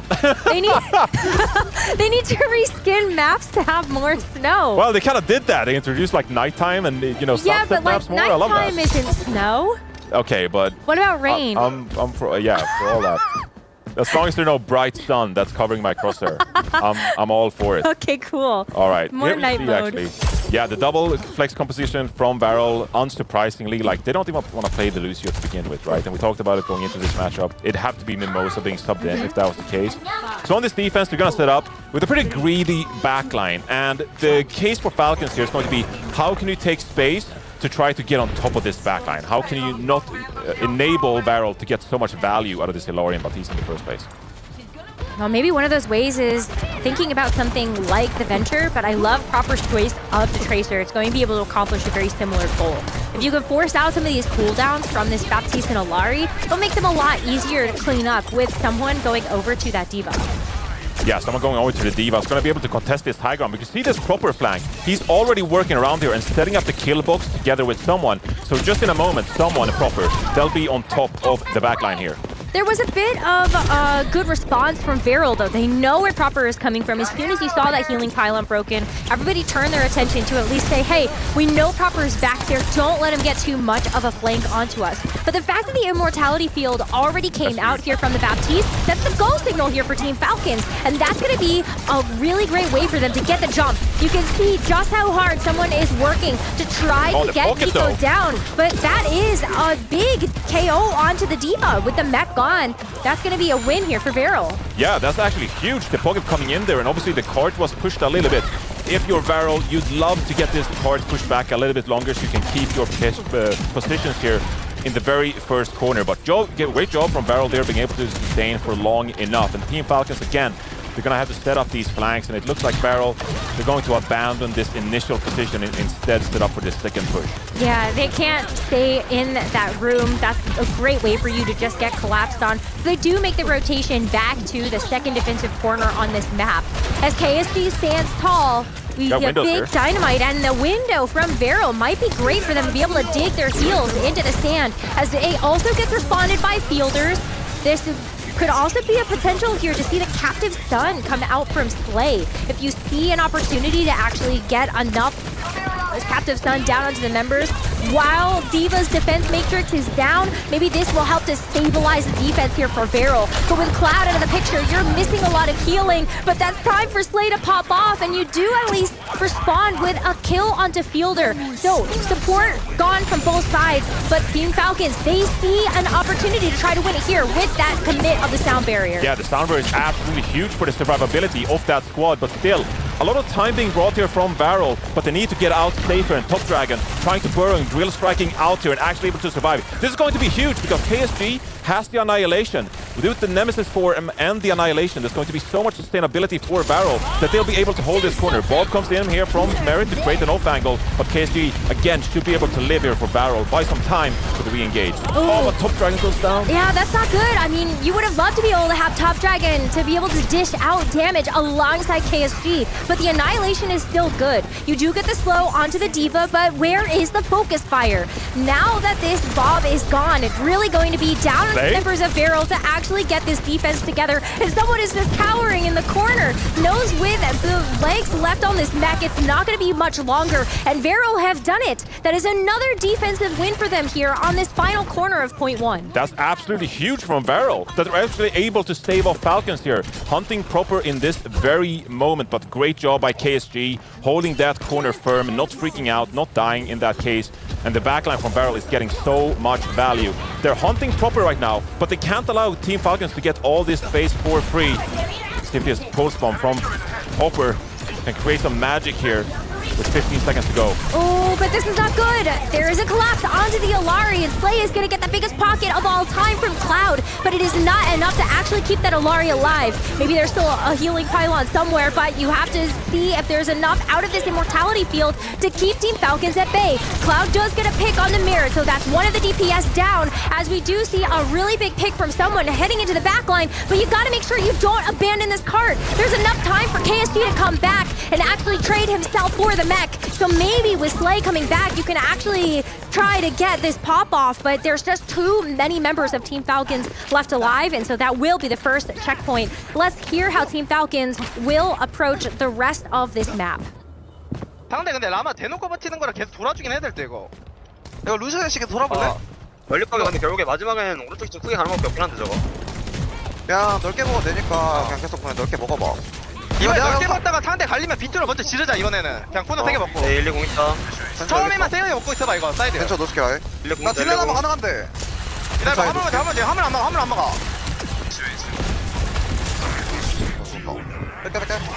뺄게. 지하로 빼도 그런데? 나 오플. 갈렸어. 나 괜찮아. 양가 봐줄게. 와? 나한테? 아니 여기 하나. 정면 나. 벤처. 근데 윈도우 되게 이거 나 먼저 나갈게. 전문 갈수 있나? 나 가능할 것 같은데? 난 가능. 되게 들어가나? 나갈게. 웨이신 실드. 라나 앞에 이거 힘싸움 좀 걸자 이거. 시다 걸게. 나 살아. 1, 나한테야. 1번한테 나한테 계속. 나 괜찮아. 벤처 넣을게. 가져야 돼? 오른쪽? 이거 오른쪽 정말 못해. 오른쪽 봐. 잘. 와볼래? 와볼래? 근데 나만 아래 떨어졌는데? 나 봐줘야 돼. 이거 벤처 노스킬이긴 한데. 이거 노스킬 아니야 이거? 벤처 필. 살아올래. 라운드. 애쉬 나한테 거든. 할게. 애쉬 떨어졌다. 애쉬 컷이야. 다 뺐어, 얘네. 라마 봐. 1, 2배까지 뺐어. For the first part of point 2, how is disappointing. Team Falcons not able to make it past the second half of this point, and major credit to Viral for making that happen. Yeah, it's an incredible play from Slay with that captive stun, not allowing Team Falcons to set up with their amplification matrix in the first place. And Team Falcons, like, they want to set up an angle here. Obviously, they don't want to fight uphill like they've been doing here in this very slope. But now, 10 seconds remaining. Proper will have to be on it and contest this space. Someone is going to get up to this Annihilation. That is going to provide a lot of survivability, but Cloud, with this amplification matrix, if he lives here, that's going to be so much damage coming out from Varro. But Lamp already out here. Proper with so much pressure. Yeah, but Proper actually can't finish off this pick. It's going to be on Chio to help try to finish that off. And as we enter into the final part of this second map, I mean, there's actually still some comeback potential here for Viral. As the second point continues, we now enter into this open territory where someone does have the Annihilation, but can we actually see Viral come back with this big turbo out of spawn there from Slay onto the Lucio to the Juno and maybe set up for this amplification matrix? Yeah, there's a lot of playmaking to be made here, and someone pushing aggressively want to take this space away from them, but Top Dragon finds 2 kills here on the Venture and going to be able to contest here. It's going to be Viral holding on the second point against Team Falcons, and I gotta say, I'm mightily impressed with what Viral are bringing here against Falcons. Absolutely. I mean, Nico absolutely just popped off on the Ashe. It was pick after pick, and that's really where I felt like the second point, they really struggled. Not only was Nico able to find the sightlines and also get those initial picks, but you also just saw how much difficulty there was for Proper to find an angle. On that second point, it's really challenging for that Tracer to actually get into the backline. It takes a lot of time. Yeah, and essentially, I mean, he's playing the flanking game by himself in this kind of scenario. There's going to be little follow-up from the Ramatra. You know, Merrick will be able to poke from afar, but they're dealing with their own stuff in the Falcons backline with Top Dragon popping off on the Venture there as well, right? And so I think Viral, they're doing a really good job here of just like trading the aggression and keeping their backline alive, which is going to secure a lot of value. When you have a greedy composition, like the Baptiste, like the Illari, like they should not be able to get away with what they're doing, but they're giving themselves enough room to get value from those heroes. KSG is holding strong in the front line on the Ramatra, and over long enough of a time span, Viral are naturally just going to win these fights. I love that we see Team Falcons now switch it up a little bit. As they enter out of the spawns on the defense, we are going to see a change up in the back line. A little bit greedy from them as well when you take a look at the Ana and the Wuyong. It's this Team Falcons feeling like they're really going all in and also making sure that they have enough healing to keep someone topped up long enough that the Zarya can actually win the fight as they extend. Yeah, but this is actually a very interesting composition here from Falcons because Merit is going to play the pretty default hit scan role here, right? But Proper, you know, you will be able to, you will need to control some space on the flank. Top Dragon is going to be quite happy here to try to look for the surround, and Slay going back to spawn here, going to swap something up. Ooh, back to the Alari. Yeah. I mean, recognizing here that there is little pressure from Falcons coming out, given that they're playing essentially a double hit scan kind of composition. So I'm going to be pretty happy playing the Alari. I know there's not going to be a Tracer coming my way. Now it's just a question of setting up those angles. You know, do you take the right-hand side of that room? You contest the top for a little bit here. Top Dragon burrowing in right now. See if we can get to a safe space. I mean, they're just kind of going down mid at the moment, and that's going to put someone into a position where you're going to play from this window. Top Dragon wanted to be able to go towards that backline, but Proper sits that out, able to stop this attack push in its tracks. As we start to look at how Team Falcons getting set back up on this defense, it's a little awkward. They've got some of this high ground, but they also know they have to play cards. Yeah, I mean, Varel, they're not doing too good now because Top Dragon is actually like getting killed off fairly early here. Nico getting punished this time. There hasn't even really been a team fight so far on this offense from Varel. I think Top Dragon need to chill a little bit. Falcons obviously recognizing the threat from Top Dragon and finds some pick on Merit here, give him credit.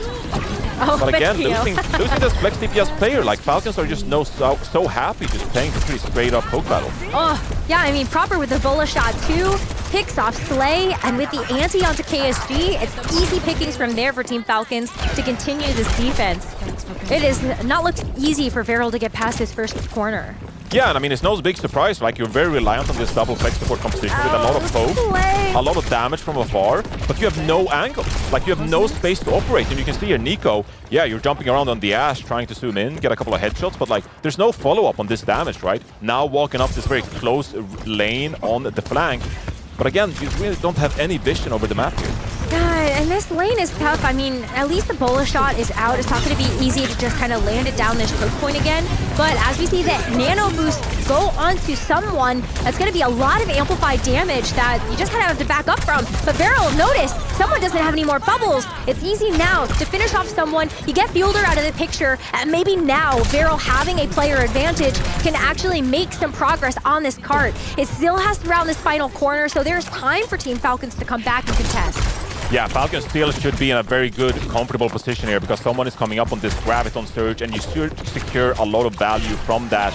Captive Stun, really difficult ultimate to get value from in this kind of a scenario here. Kind of need to hit it on the back line, but even that is quite tricky. Falcons setting up some nice flanks here as well. Proper, with the help from Chio, is going to secure an early kill onto Top Dragon here, and with a minute to go, you gotta be pretty clinical here if you're Varel. Well, I mean, they're just going to use the Captive Stun now, but you can see the problems that they run into. The bubbles from someone able to provide enough sustain that Captive Stun finds no value.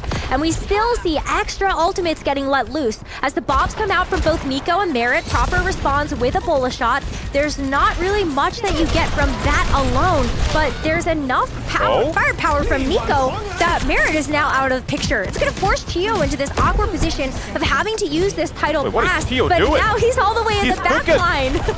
Let him cook. I mean, there was a reason that Chio was in that back line, but it didn't work out. Someone still has to grab. They're going to forfeit this the very first point. I'm gonna be honest, that was a bit of a butchered defense from Falcons. They weren't really able to set up with this Graviton Surge in the first place after Merit was taken down. And now some free push for Varel, which is going to serve them quite well here as they get to set up with their double flex support composition. Let's listen into Varel as they're setting up. 溜まったら前でやってもいいよこれ。了解。これここで配定するよ。トップサーのタイミングで行こうかな僕。アッシュ左行くかもトップの方。あ、行った。俺大丈夫。アッシュ半分。俺も行く。せーの。前でやって前でやって。まだまだ。前だっけ？まだないまだ。それは無理ない。まだ見。何も足りないね。あ、それはマジ1ピアできないか。ペラカボペラカボ。相手なの何見た？何のチャージ？何のチャージ？何のチャージ？それ手前。俺ペロ振って。下がるわ。ウーヤンプレイヤー来る。Falcons able to gain some ground here and find a steadfast defense. Minute 40 to go for Varel. Again, they're struggling to gain some positioning here with Proper holding this kind of flank angle here. Looking for the wraparound or Varel contesting a little bit of space. And again, they just want to set up these sight lines as Top Dragon goes to the flank. KSP just uses this body to actually try to pressure Proper back. But this Top Dragon now finds an angle with the Adventure. It's going to at least force Proper away again. So maybe some ground that Varel are able to garner. But as Slay goes for the Captive Sun, this is timing for a target that has been waiting for so long. Here's the time to strike. And that's the perfect time to do it. Huge. It's a huge Captive Sun, and Varel, they've done it. They've seen that orange box of victory, and they're going to claim it with a map win over Falcons. We're tying the series. Hold up. Varel just took a map of Team Falcons. I mean, even the players are kind of in disbelief. They can't believe they just did that. That was amazing. That was massive. I thought he was going to whip it. And out of nowhere. It took so much time. It did. There was just so much suspense and ramp up that I almost thought we had missed that window of opportunity for Slay to actually get something accomplished with it. And then all of a sudden it's like, wow, everybody's tagged. Go ahead and go in and finish the kills. Oh my god. Holy look at them, they're laughing. They're laughing. It. Wow. We can't believe it. I can't believe it. I mean, Falcons, it's time to shape up, guys. That was not the greatest map I've seen on the Team Falcons. Credit to Varel, they selected the composition, they made it work. This is a huge map, even for Japanese Overwatch. You know, taking a team of one of the best teams in the world, taking a map of them, that's a huge achievement. Really well played here, and Top Dragon was able to make the Venture work on offense after struggling for the first couple of initial minutes. But Team Falcons, they had an opportunity to full hold. And the team fight just went away from it. They just fed. Yeah, the fumble at that first point defense for Team Falcons, I felt like it just set them back so much actually going into that second point. Where, yeah, it came down to the wire and Varel were able to get the job done at the end of it, but it just felt like it was so much harder than it needed to be. Yeah, that is an incredible map win from Varel. Impressive all around. You know, the defense being able to hold Falcons on the second point and then finding the route to clinch up on first point and then getting the second point as well. Like, really well played from Varel. Just like, I love the aggression that came out for them when they recognized they needed to be proactive. You know, there were a couple of times there where the Falcons, they probably, if they got the setup, if they got the staging in some of those team fights, they should have been able to win them. But Varel said, no, we're going to be proactive. We're going to Captive Stun aggressively. We're going to contest your backline and make things difficult. And it worked out, and Proper was denied on the Tracer. It was so impressive. I mean, like, I love that, like, especially when you look at a player like Nico or any of these hit scan players, one window of opportunity is all you need. And even though Nico was getting shut down quite a bit during that second map, you made it to the end, and that's really all that matters. If you get that payload over the finish line and you've done your job as a hit scan player. And he was a huge part of the defensive hold that Varel ended up having on the second point as well. Yeah, Falcons really struggled to get into the backline, and I think that's got to be a big thinker for this team now. Like, how did we not punish a backline of Batista and Ilari? They should be able to clean up a lot of that time, but they trusted in their Ramatra composition. They said, Proper, flex over to the Tracer and, you know, get the Immortality field out, and then we can go ahead and punish them. But they just weren't able to get it done, and Top Dragon, he's all smiles. He's so happy, he's all smiles. Yeah, Top Dragon had a tough time as well with the Venture on that second point attack, but it's kind of a similar problem with the Tracer. Like, you know, how do you actually get to that backline fast enough? But I think that Venture does have something on the Tracer that a couple of other heroes don't, and that's just verticality access. You could just use your drill dash to actually, like, pop up over the side. Yeah, I mean, the staging was really good from Top Dragon in that he got to the position required in the end to do a good cycle with his abilities and put pressure on the Falcons' backline. And I think you saw a few times there when Varel won teamfights on the offense, it was because they timed the aggression between the front line and Top Dragon putting pressure on the Falcons' backline. And that is what you get out of Venture. It's like really reliable to at least get into the backline once, put pressure on an Ana when Fielder is playing the Ana, and then that means that the tank from Falcons, someone is just going to be left with his own devices and didn't get the healing required to stay up, and so Varel was able to secure a couple of picks in that front line. So Top Dragon, even though he didn't just rack up 2Ks, 3Ks the entire time, he distracted the Falcons' backline, which enabled Varel to get value from the double click support line. Sometimes that's enough. You have Sometimes your that's little enough. secret agent that goes into the back and plays decoy as the rest of your team is able to follow up on the true objective. Hell yeah. Wow. I mean, Varel, they really are all smiles right now, though. Tied 1-1 in a 1-2. This third map is going to decide who moves forward. Team Liquid is waiting on the other side of this match for the winner, and that's still going to be a very tough opponent, but imagine if Varel secures this. I have look, hope they're tied now. up. We've seen them win a map. So who am I to say that Varel can't win another map? They've done it once already. What's stopping them from winning two? It is going to be a little bit harder because Falcons now get their own map pick and they get the first ban. And Hanbin subs into the mix here. Let's see what plan they have to deploy. And Hanbin was just a monster on that first map. That map did not look close. When we look at how much difficulty Varel had actually maneuvering around this aggressive diva from Hanbin, I think that's something he can absolutely bring to the table and make this final map securely Team Falcons win. Yeah, I can't wait to see what map we're going to actually, because I think they have quite a few options. Obviously, I think the #1 goal here for Falcons should be just to make it difficult for Varel's backline to function, playing something like a Baptiste Lawyer, for example. So you could go to a new Junk City if you wanted to. I was gonna say, I think you consider Flashpoint. When you know how much the fast pace really messed with Varel's plans on Ilios, the first map of our series, then I don't think that it's out of the question that you might want to do that this time around. And if it's not Flashpoint, I think that Push also fits the bill. Absolutely, and Runasapi has been a bit of a go-to map for Falcons. It's one of the push maps that they feel really confident on. And now I can't wait to see what Hanbin's got in store, because he's got a few different hero choices if he'd like. Obviously, we speak a lot about someone's flexibility, but I feel like Hanbin has really picked it up in Overwatch 2 as well in this 5v5 scenario where, obviously was a really stout off-tank player in 6v6 format, but now being able to pick up some other heroes. It's going to be the Ramatra ban from Falcons to deny them KSG's comfort pick. And then the Tracer ban from Varel. That's going to take the Tracer out of Proper's wheelhouse again. And this is a map that I think the Tracer is even more impactful. So now where will Proper want to go? I think this could be a map where you could see the Echo. I think Genji could also make really some type of statement as well. Yeah, Genji is really strong here, and I wouldn't be surprised if we see Proper come out on the Genji. And then the question is, okay, how do you pair the tank synergy with a Genji in that case? Top Dragon, I think can quite confidently just stick to the Venture if that is the hero of choice. No need to make it too complicated here. And honestly, you don't really need to opt in to the head-to-head against Proper. Like, you can just play the Venture and put pressure on the Falcons' backline and go from there, right? I think the biggest issue for Varel here is going to be the Ramatra ban, which is so obvious from Falcons given that they have the first ban. And now KSG, like, what do you flex over to really make things difficult? I think Hanbin can play a pretty uncontested in this case and feel comfortable whatever the tank matchup. Yeah, I mean, the Diva just didn't look great when it was also like the Zarya versus the Diva.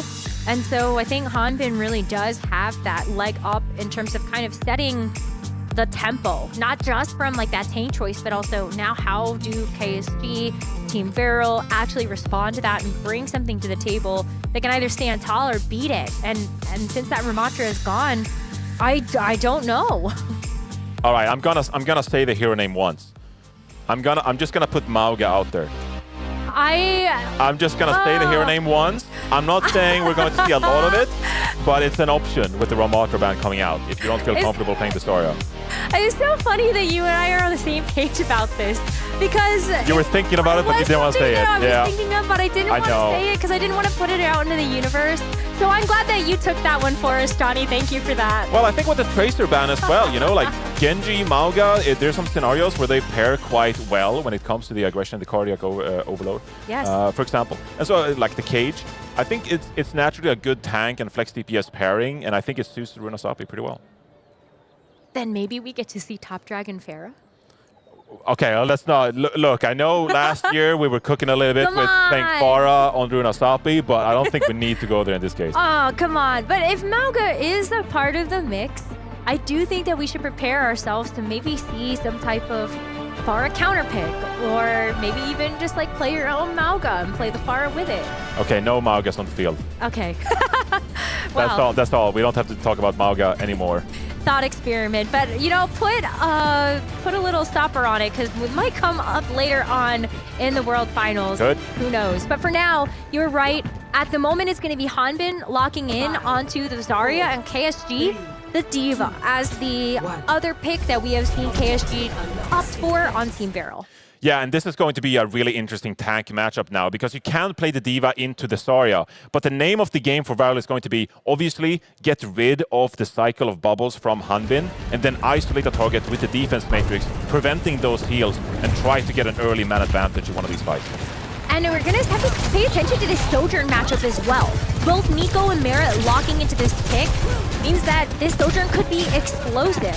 You've got some longer sight lines that you can play around with, and that's where we're going to really see these teams try to take to some of these corners, as we also look at both Proper and Top Dragon trying to find access to that backline.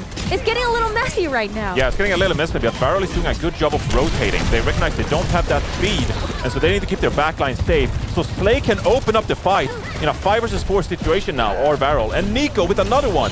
Wow, that's going to get Varel off to the right foot. As Slay picks up another pick onto Fielder, it's just going to be cleaning up the pieces so that Varel can actually make some progress.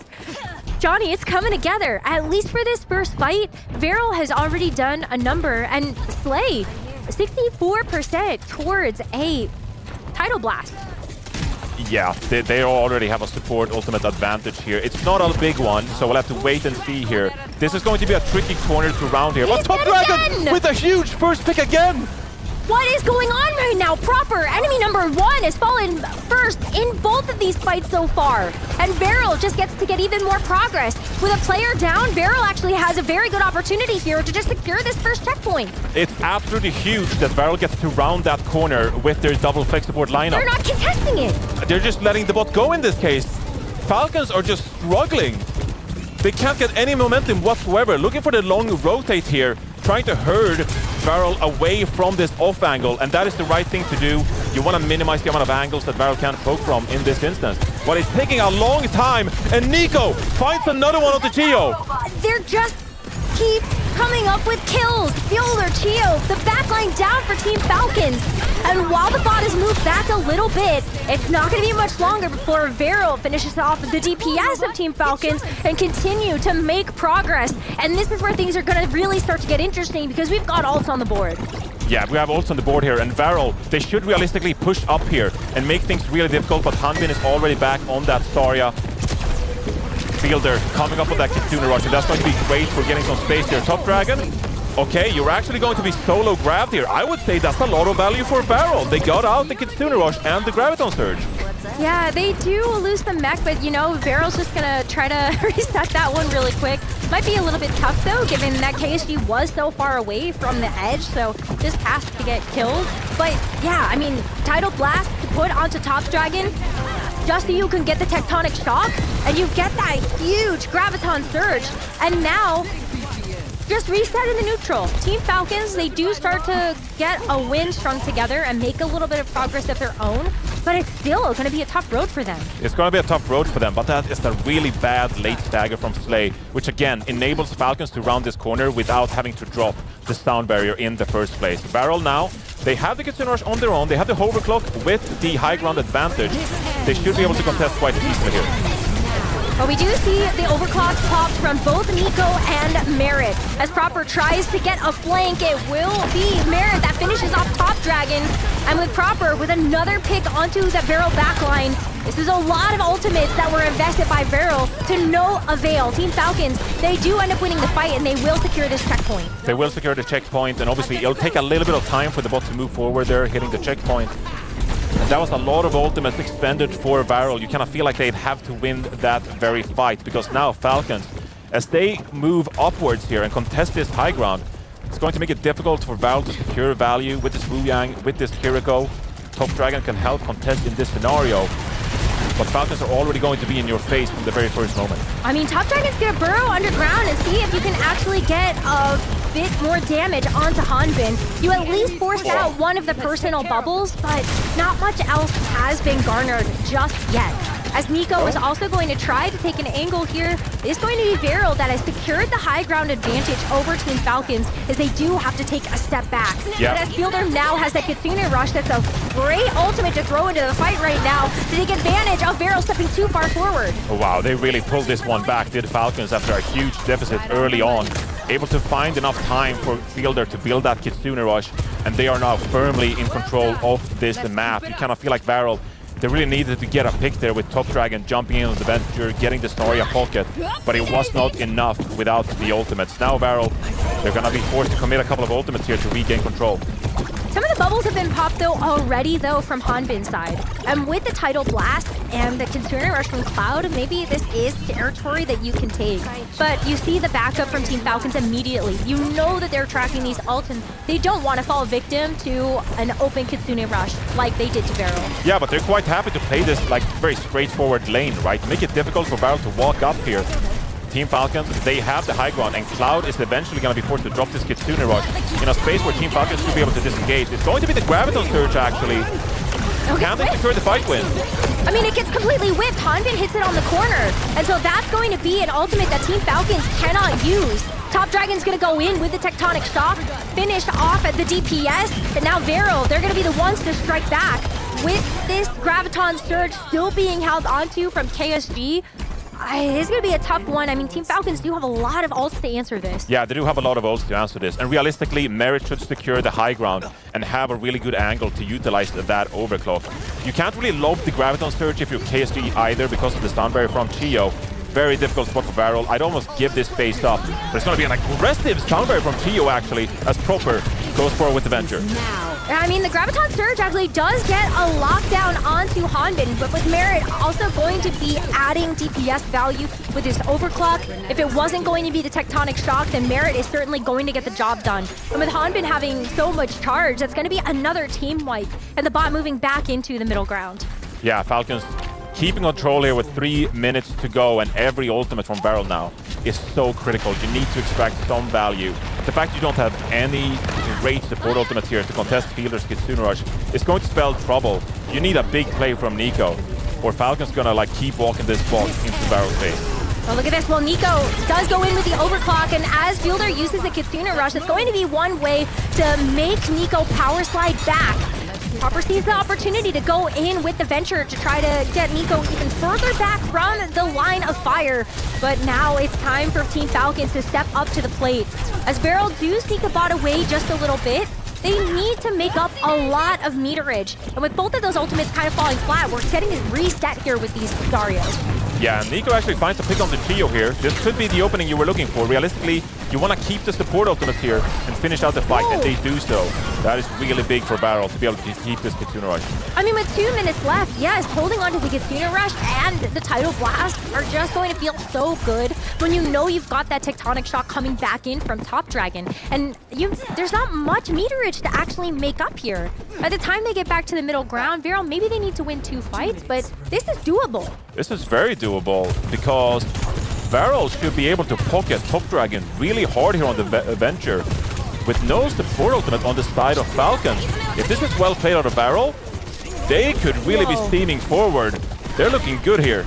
I mean, with the Kitsune Rush already, I mean, Nico is just going to get 2 railgun charges into Team Falcons and go from there. Merit is at least able to take out his counterpart, but for not much longer. This is going to be Viral.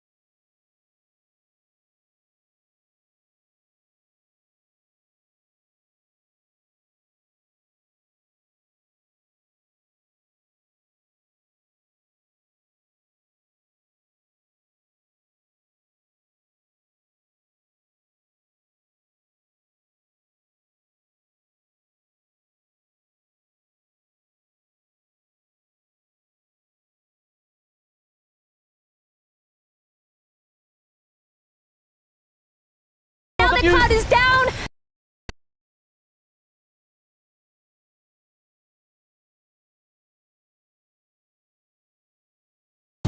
As Top Dragon continues to move that bot forward, the rest of Team Falcons do have to come back to actually get that recontest. Barrett? Fighting time from Barrel here to actually come back, but I think Team Falcons have done it. They have stopped Team Barrel from actually getting that sweep onto them. Oh my God. And Team Falcons, they win this series 2-1. Are you serious?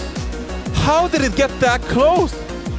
Unbelievable performance from Varel to make it that close in the first place, but Falcons, the reigning world champions, they close things out in the very final moment, but not without being severely questioned there on their performance in the first place. Wow. Not without some blood, sweat, and tears, Johnny. That was insane. A very close match, it felt like. I mean, Matt, did you think that we would see Varel take a map here?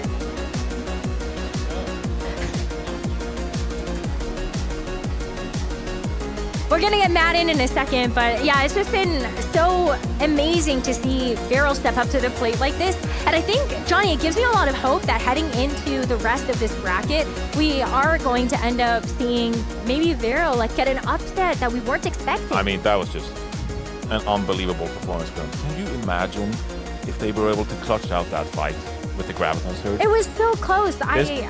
This would have been the biggest upset in Overwatch Esports history, and we were like a couple kills away. I can't believe we just witnessed that.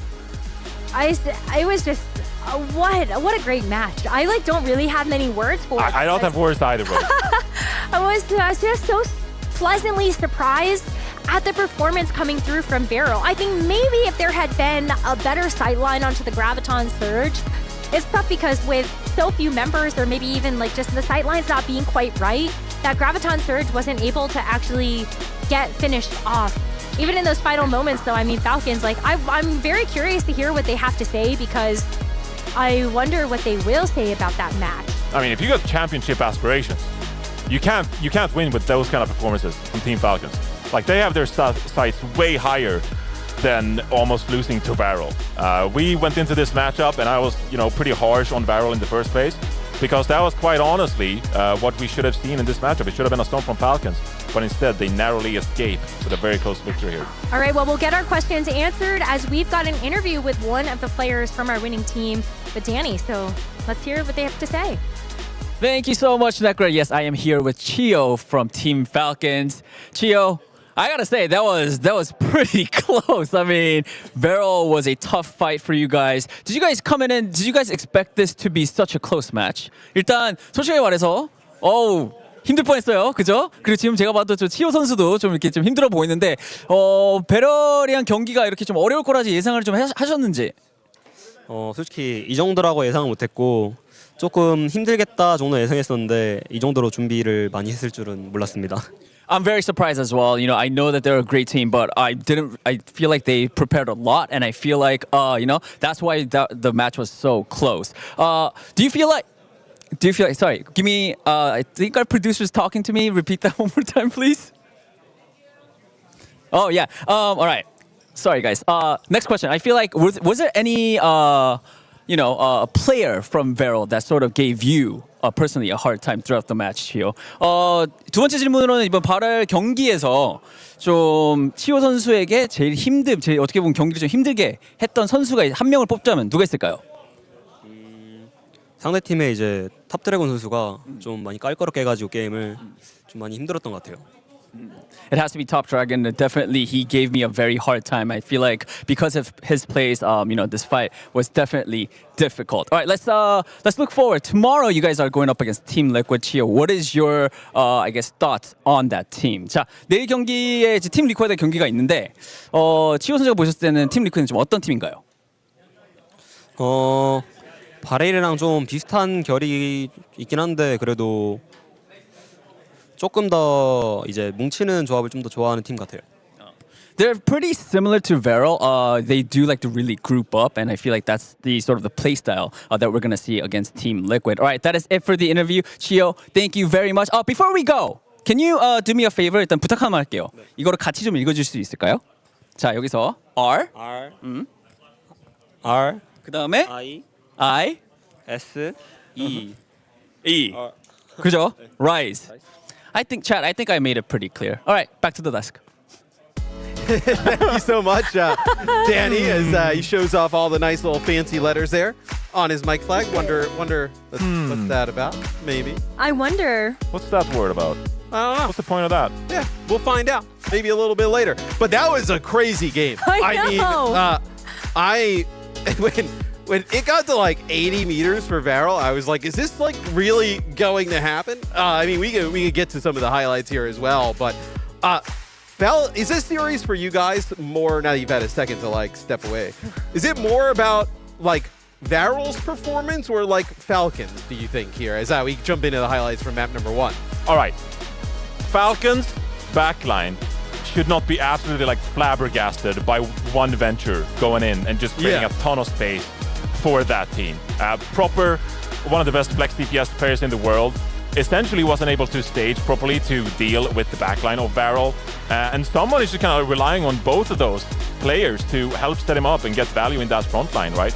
I think it was fairly shocking that Varel was able to get this close to winning it in the first place. And here, this final flight, like, Falcons were just dropping ultimates like it was nothing, just like, please let us win this fight. They kind of lost all coordination to the end. It almost felt like they were choking in the moment, just able to come across the finish line. Well, Rose, I mean, as we take a look at the bracket here, so we can zoom in maybe on that upper bracket here in just a second and like really kind of focus, Falcons will go up against Team Liquid, but you also have to feel pretty decent about Varel now in the lowers. I agree with you. I mean, this match is going to be really hard. I think you already heard from Chio that they know sort of what to expect from Team Liquid. But as we've entered into the World Finals, a lot of these teams have taken their boot camps prior to the event and have really leveled up. And I think that's why you turn attention to a team like Varel, to a team like Team CC, who also made their match versus T1 so close, and you just can't count out any of these teams. Yeah, and we have half of our upper semifinals already set now, right? So you have Twisted Minds versus T1, and then TL versus Falcons. Johnny, just looking at those two first initial matches, what speaks to you? I am just, these matches were way closer than I anticipated going into them. So I am probably blown away now. And if you're Team Liquid, you're like, all right, Team Falcons, they're bleeding. We got a shot in this one. The #1 seed from North America. I think they're feeling a little bit better now going up against in that matchup. Well, what's also wild is the two matches we have remaining today are the two that we kind of thought would be probably the closest of the day, right? I think a lot of us kind of thought that maybe these first two would be pretty quick. But Rose, I mean, the next two games, the next one, Alcatia, Geeke, that's going to be wild. I might change my press. I just don't know anymore. Maybe I'll just take a coin and flip it, because at this point, I do feel like all of these teams, they're giving us just such great shows. And I'm just really excited to see that, because maybe this Alcatia Geeke game, maybe it is just that close. And same with like Team Peps later today taking on Space Station. It's tough to say. I think the first to twos in combination with the bans and the map selection, it's all coming together. It definitely kind of causes some type of scenario with potential to upsets. But you guys saw? Remember the link? Remember? We're making so many hints in this segment that, like, if you don't get it, like, come on, you have to get on it. Look, if you don't get it, what are you doing? I mean, come on now. Like, we're giving hints. Danny and she read a word, right? I love the Overwatch World Cup.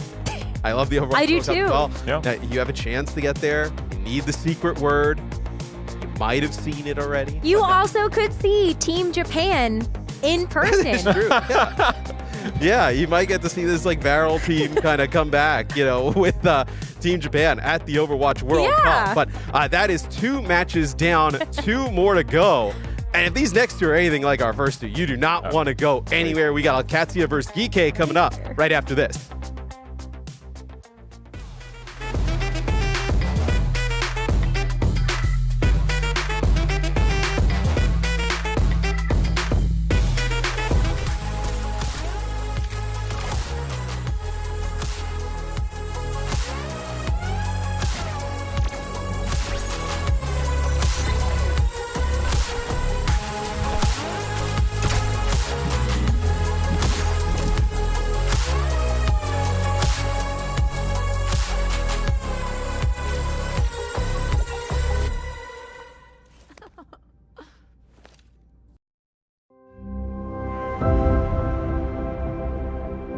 You can hear it in the wind.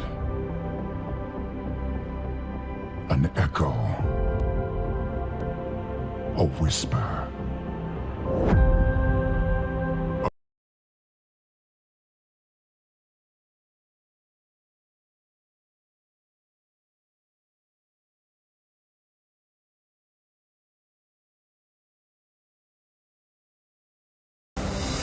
In search of a memory of what once was, where purpose ignites.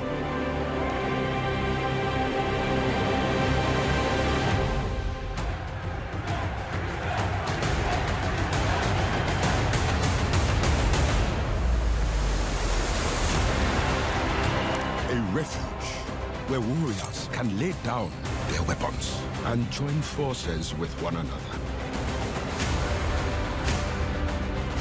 You can feel the power as countless worlds collide. A new future with endless possibilities. A place to unite.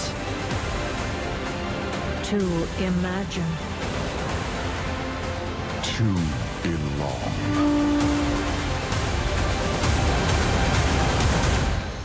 Are you ready, BlizzCon? It's about time.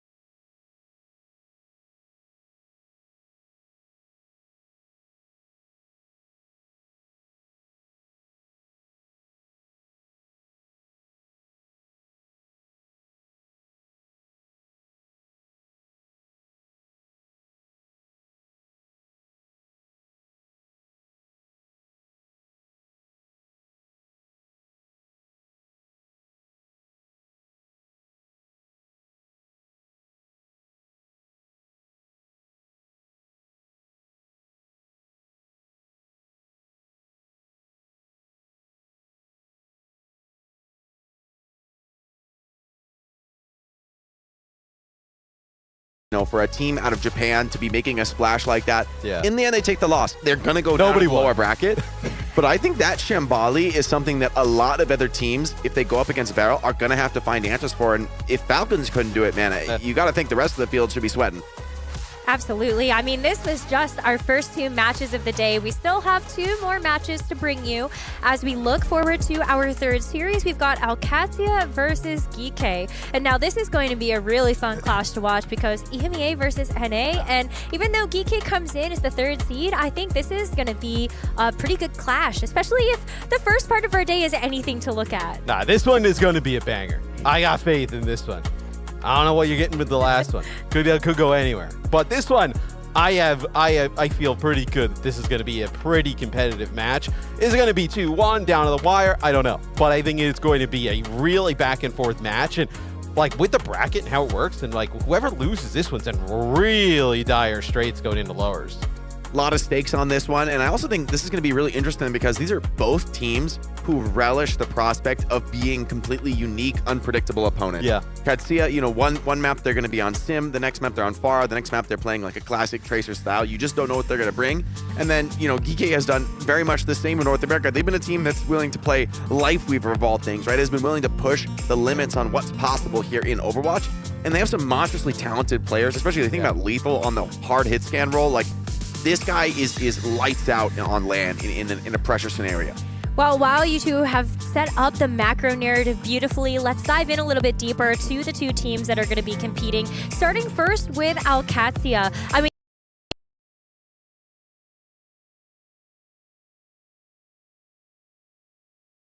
I take a look at this roster, and I do think that there are certain heroes that stand out as kind of the go-tos for this team. They're still going to bring a lot to the table today.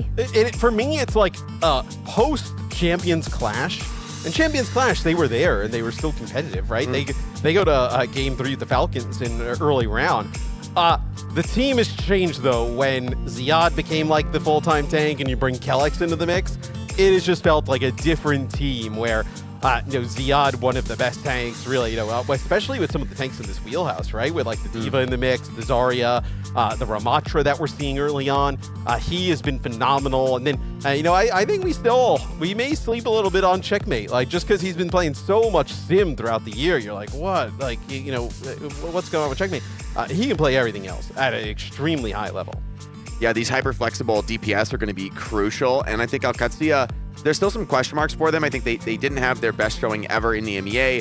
That second place is going to bite for them, I think, in the Esports World Cup, where they looked so strong all tournament long and then really fell off in the grand finals. And a performance like that can stay with you. So I think OWCS, they want to start this tournament off strong and really put their foot down, make this a dominant win. Honestly, I think GK is kind of a tough draw for them round one because it's a team that, you know, like I said, OWCS want to be the team setting the tone, you know, playing all sorts of different counter comps, knowing what their opponent's going to bring and having a perfect strategy to respond to it.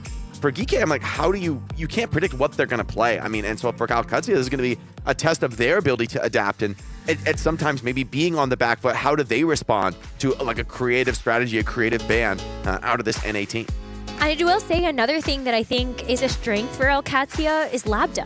When you take a look at Lambda's performance, especially in the hit scan role as of this last stage, if you can have a consistent hit scan performance, I think that's something that is going to give you a bit of a leg up in the competition. And as we take a look at this GK roster, I do think that there is going to be a very tough opponent on the other side. And when you take a look at this roster, you talk about flexibility, I do think that this is one of those teams that also kind of has it all. And as a reminder to everybody watching, this is a team that ended up having a great performance on the international stage. Taking a look back at the Champions Clash, this is the roster that played under the Nightmare banner that ended up being able to get third. I keep and like, that guy right there. The Riz, right?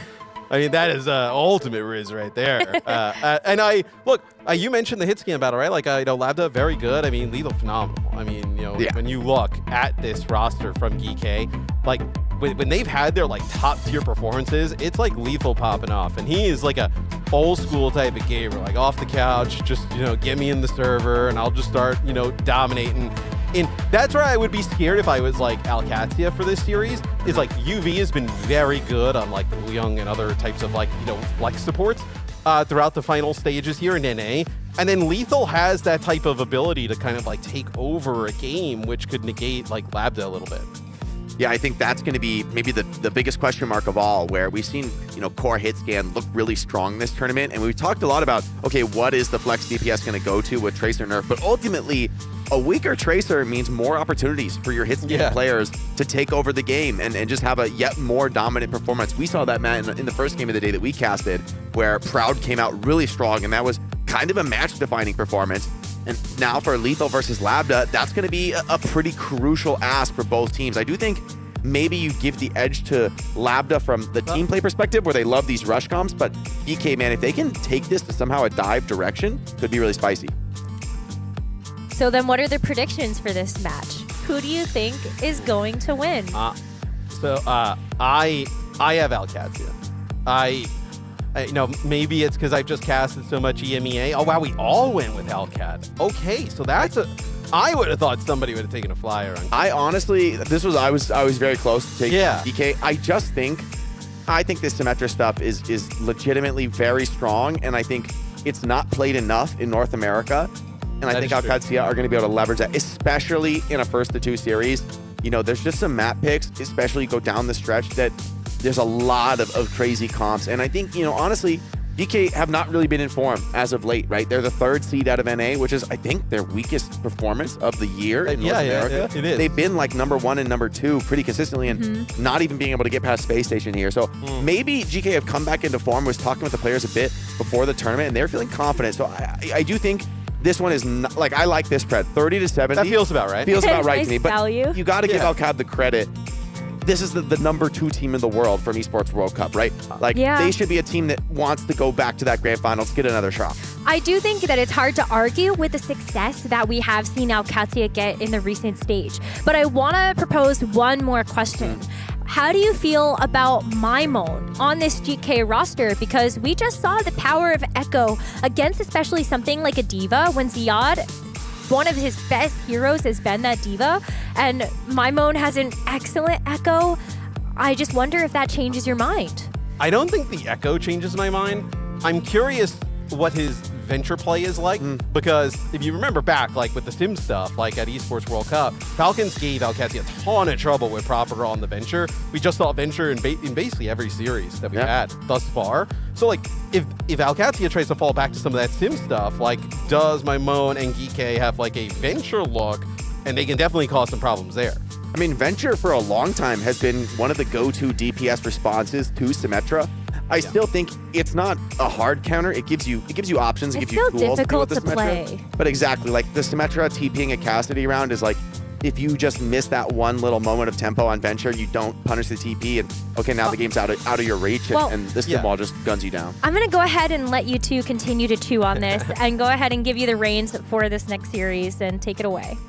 Thank you, Rose. As we get into this one, I think the chat pretty much on point, 70-30. I'd call Alcat the favorite, but I mean, they know these players on GK. This is one that Junkbuck, as the coach for Alcat, he's gonna be sweating this one, because not an easy team to prep for. And I would also say the one thing that you didn't mention about the venture kind of comps now is the inclusion of the Zarya in the mix, right? So the venture can play a little bit more aggressive with those bubbles and may feel a little bit more free. It's not as punishing of let's say you're trying to play the venture with a Diva, for instance, and you're relying on defense matrix and kind of that coordination. You can use those bubbles and play pretty aggressive with that venture and not feel as punished, I would say. That is something that's a little bit different.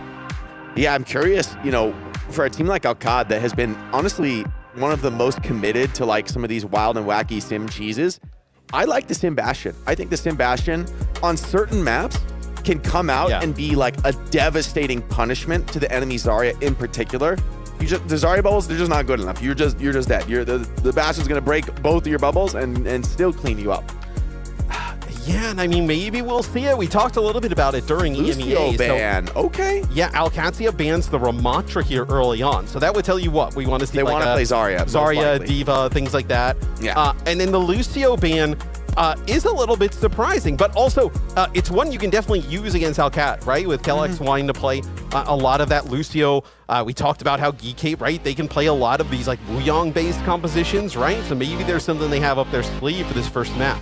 Yeah, and I think taking away the Lucio on Nepal is going to be especially interesting, because we saw in that Team CC's match where the double flex looked pretty good. The Lucio was the answer that beat it, to the responded to it. But without speed, can you get on top of a backliner like that? We've seen Kiri Wuyang be a very strong backline. Not easy to catch those heroes, even with the Lucio. So when you take that tool away, mitigate some of the rotation potential. And I think Alcad is a team that loves to be stacked up in a death ball, running from kill to kill and just controlling the tempo. I feel like taking away the Lucio puts this map a little bit more in GK's comfort zone. Yeah, a little DHL shout out there on the Paul, getting some love on the side, but we will get your packages to the top of the mountain, man. Yeah, here in Nepal. This looks like a mountain. Obviously, it is a mountain. Yes, that's a very good point. DHL this can looks get you, like a mountain. DHL can get you all the way up there. 2025. Yep, this looks like a mountain. Yep, that's oh, a little Brig Juno. All right. Oh. Right. All right. So for that is going to be Alcancia there on the left-hand side. Yeah. So that'll be Alcancia hovering over a Brig Juno setup, which is quite interesting. Like, Juno's really fallen off from, like, midpoint of the year, right? She was very strong and then kind of went nowhere a little bit, but it'll be Alcancia actually using this early on. And then for Geeky, it'll be Kuffa and Co. Running this Hazard. The Hazard could be spicy here, right? Could kind of mitigate Symmetra, Hooper off some of her teleporters, maybe split up some of the big rushes that Brig Juno want to run as a team. For now, both teams biding their time, but with the point opening, time to get into the action. GK up on this high ground, Kuffa looking for a connection, maybe wants to dive into that backline. For now, Zia's just holding down the point solo, trades with Maimon, but the orb comes in from Checkmate and pops the Tracer. So out of nowhere, Maimon down, and now Alcatia up one. They're going to TP into the backline, looks to get a little bit active. Checkmate takes a bit of pressure, but is dealing out easily as good as he's getting. GK stabilizing though. And I imagine this is something that Alcatia has worked on, because I think if you watch the EMEA, like they were a team that would see Lucio banned against them constantly, and it seemed like at times they would like struggle to figure out how to go against it. Now with a Juno Brig lineup though, Kellex can play the Brig as Ziad cleans everybody up. Kellex is a fantastic Brig, so now you can get another comfort kind of support line to fall back on when Lucio's not in. Yeah, I think Brig Juno is one that they've liked in the past, and it gives tremendous stability, right? Especially for a sim comp. It's up against Hazard, who, you know, Hazard wants to get active, wants to aggro in, and there's few backlines more difficult to attack into than the Juno Brig. Also this point, right? Specifically where you want to fight in close quarters over the objective, like Sim Brig, Juno there as well with the D.Va, very difficult to fight into. Yeah, it's a lot of health to be able to give it over to Ziad. Kuffa tries to go past that front line, get into the back line. Big bowler shot into the back line, though, takes down Landon. Landon rips the orbital ray before he goes down. So providing some support from beyond the grave, it seems like enough for the moment for Alcad to hold on to this point. DK up against the clock now. Lethal takes out Checkmate, and Kuffa finds Kellex. That could be crucial, but Kuffa has to give his life to get it done, so there's still more Overwatch to be played here. Ziad has Bomb holding on to the point. And Ziad is so healthy, and he's so good when playing with the Bomb. I imagine they're going to get down here. Yep, Ziad's going to get a touch. He's going to be able to basically play like he has the second life, and now you have everybody back. I mean, he makes plays on D.Va that are just unreal. Like, it's like, I don't know how, it feels like he has twice as much health as some of the other D.Vas. Yeah, beautiful control of the tempo. Here's the symbol coming out from Checkmate. DK seems to have evaded it for the moment, but Maimon, not so lucky. Takes a rail to the face. Here comes the overclock from Lab, though. Wants to close this one out here and now. The tidal blast over the top, though, is way too much. Kuffa gets that kill. Maimon's going to be back into this one quick. And now, the fight being taken to point. DK forced the puff to rush. Wanted to lock this one and secure it. Rally but is it not enough? And now Kuffa manages to stay alive through that damage. Forced to drop the downpour. For the most part, defensive into this one. Alcad maybe still fighting this one out, but Ziad, no, he's going to hold on to the self-destruct, save it for another day. And GK not able to give up the point from here on out. It's 99-0, a long road back, but could be an awkward retake for Alcad. I mean, the D.Va Bomb isn't so easy to use in this spot. Didn't love the rally there. Kellex was very low, tries to pop that rally, maybe thinks he can kind of get himself healed up, but he gets burst down there by Kuffa and Co. Pulse Bomb goes in there from Maimon, does not connect with anything, takes a little bit of health off a Checkmate, but that's healed up straight away. So get nothing with that Pulse Bomb. Nice whip shot there from Kellex, as they're going to move straight to the point.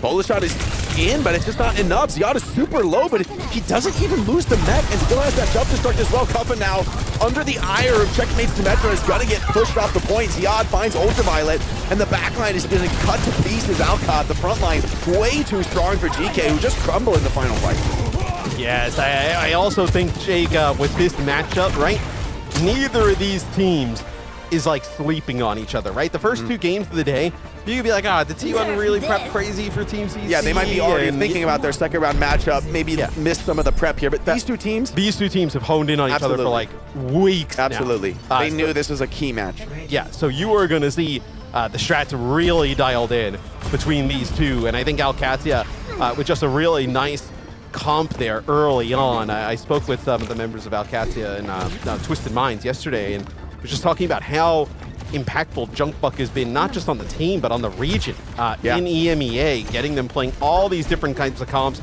searching here, and you can see Landon and Kellex really paid off here of this comp. The Juno Brig, I think it's a very potent style for Alcatia. They're piloting it very well, and Kappa just has a very tough test. Maimondo is going to step over to the Venture, and I do like this, right? A little bit more of that ability to punish grouped up enemies than Tracer can really offer in the current patch. And a lot of poke for GK. This map is a little bit more easy to play that ring around Rosie, but Checkmate's been sharp with these TPs. We'll see if any of that changes. Yeah, I'm just curious of how dialed in Maimo's Venture is, right? And it's also a little bit of a harder shell to play it into, Jake, because you're not going to be playing that Zarya, right? We were talking about how the Zarya works really well with the Venture, being able to use some of those bubbles to keep the Venture alive. They're actually going all in, all out here with the Hazard in the mix. Yeah, and UV's down, using that TP to great effect, restabilizing in the backline, and now onto the checkpoint. You're onto only the Kiriko for heals. Ziad still healthy enough for the moment to keep this point contest going. Still fight to be had. GK keeping this one alive. Lethal finds one, but the death ball is just too potent, and still Alcatia just overwhelmed. But you would think for GK, like obviously Kappa's tremendous on the Hazard, right? That's like, think back to like Champions Clash early on in the season. That's what he was really kind of dominating on. But like the Zarya would be much better with this type of comp going into what Alcatia is playing, no? It's hard because honestly, I think you just get run over on Zarya here. Like you just, the Sibs will just kill you. Yeah. And the Juno Break, you can't stand toe-to-toe no matter what your tank pick is. Given the rest of your comp, you have to have some mobility to be able to play your way out of that. I mean, we saw that in our first match of the day. You just get run over by these heavy rushes. But Kappa, meanwhile, still struggling, gets something down. Admiral finds the first kill, but once again, it's just the ultimate's on point. Alcatia forcing the fights in the objective and just picking off whoever steps out of position on GK, who are forced to take a quick reset here to try and come back in. But I mean, this map has been pretty one-sided so far. Yeah, now, I mean, GK gonna have to try and break in here, and you have the rally here from Kellex. You see, maybe just trying to bait somebody in. Like, you pop that rally, get a stun, and then just burn a target right away, right? An aggro rally could be back-breaking here. GK, this is a huge threat. He's got the double bash. Here's the TP for it. He wants to find this rally, wants to get that connection. Here it comes. Moved away for a moment, gets the bash. That is sick. But Ziad already has found Admiral. Damage is done. Checkmate goes down, though, so hold on. Decent trades, but still, Kappa has to take that ire of the second stun, and there's just not enough support to keep him alive through this.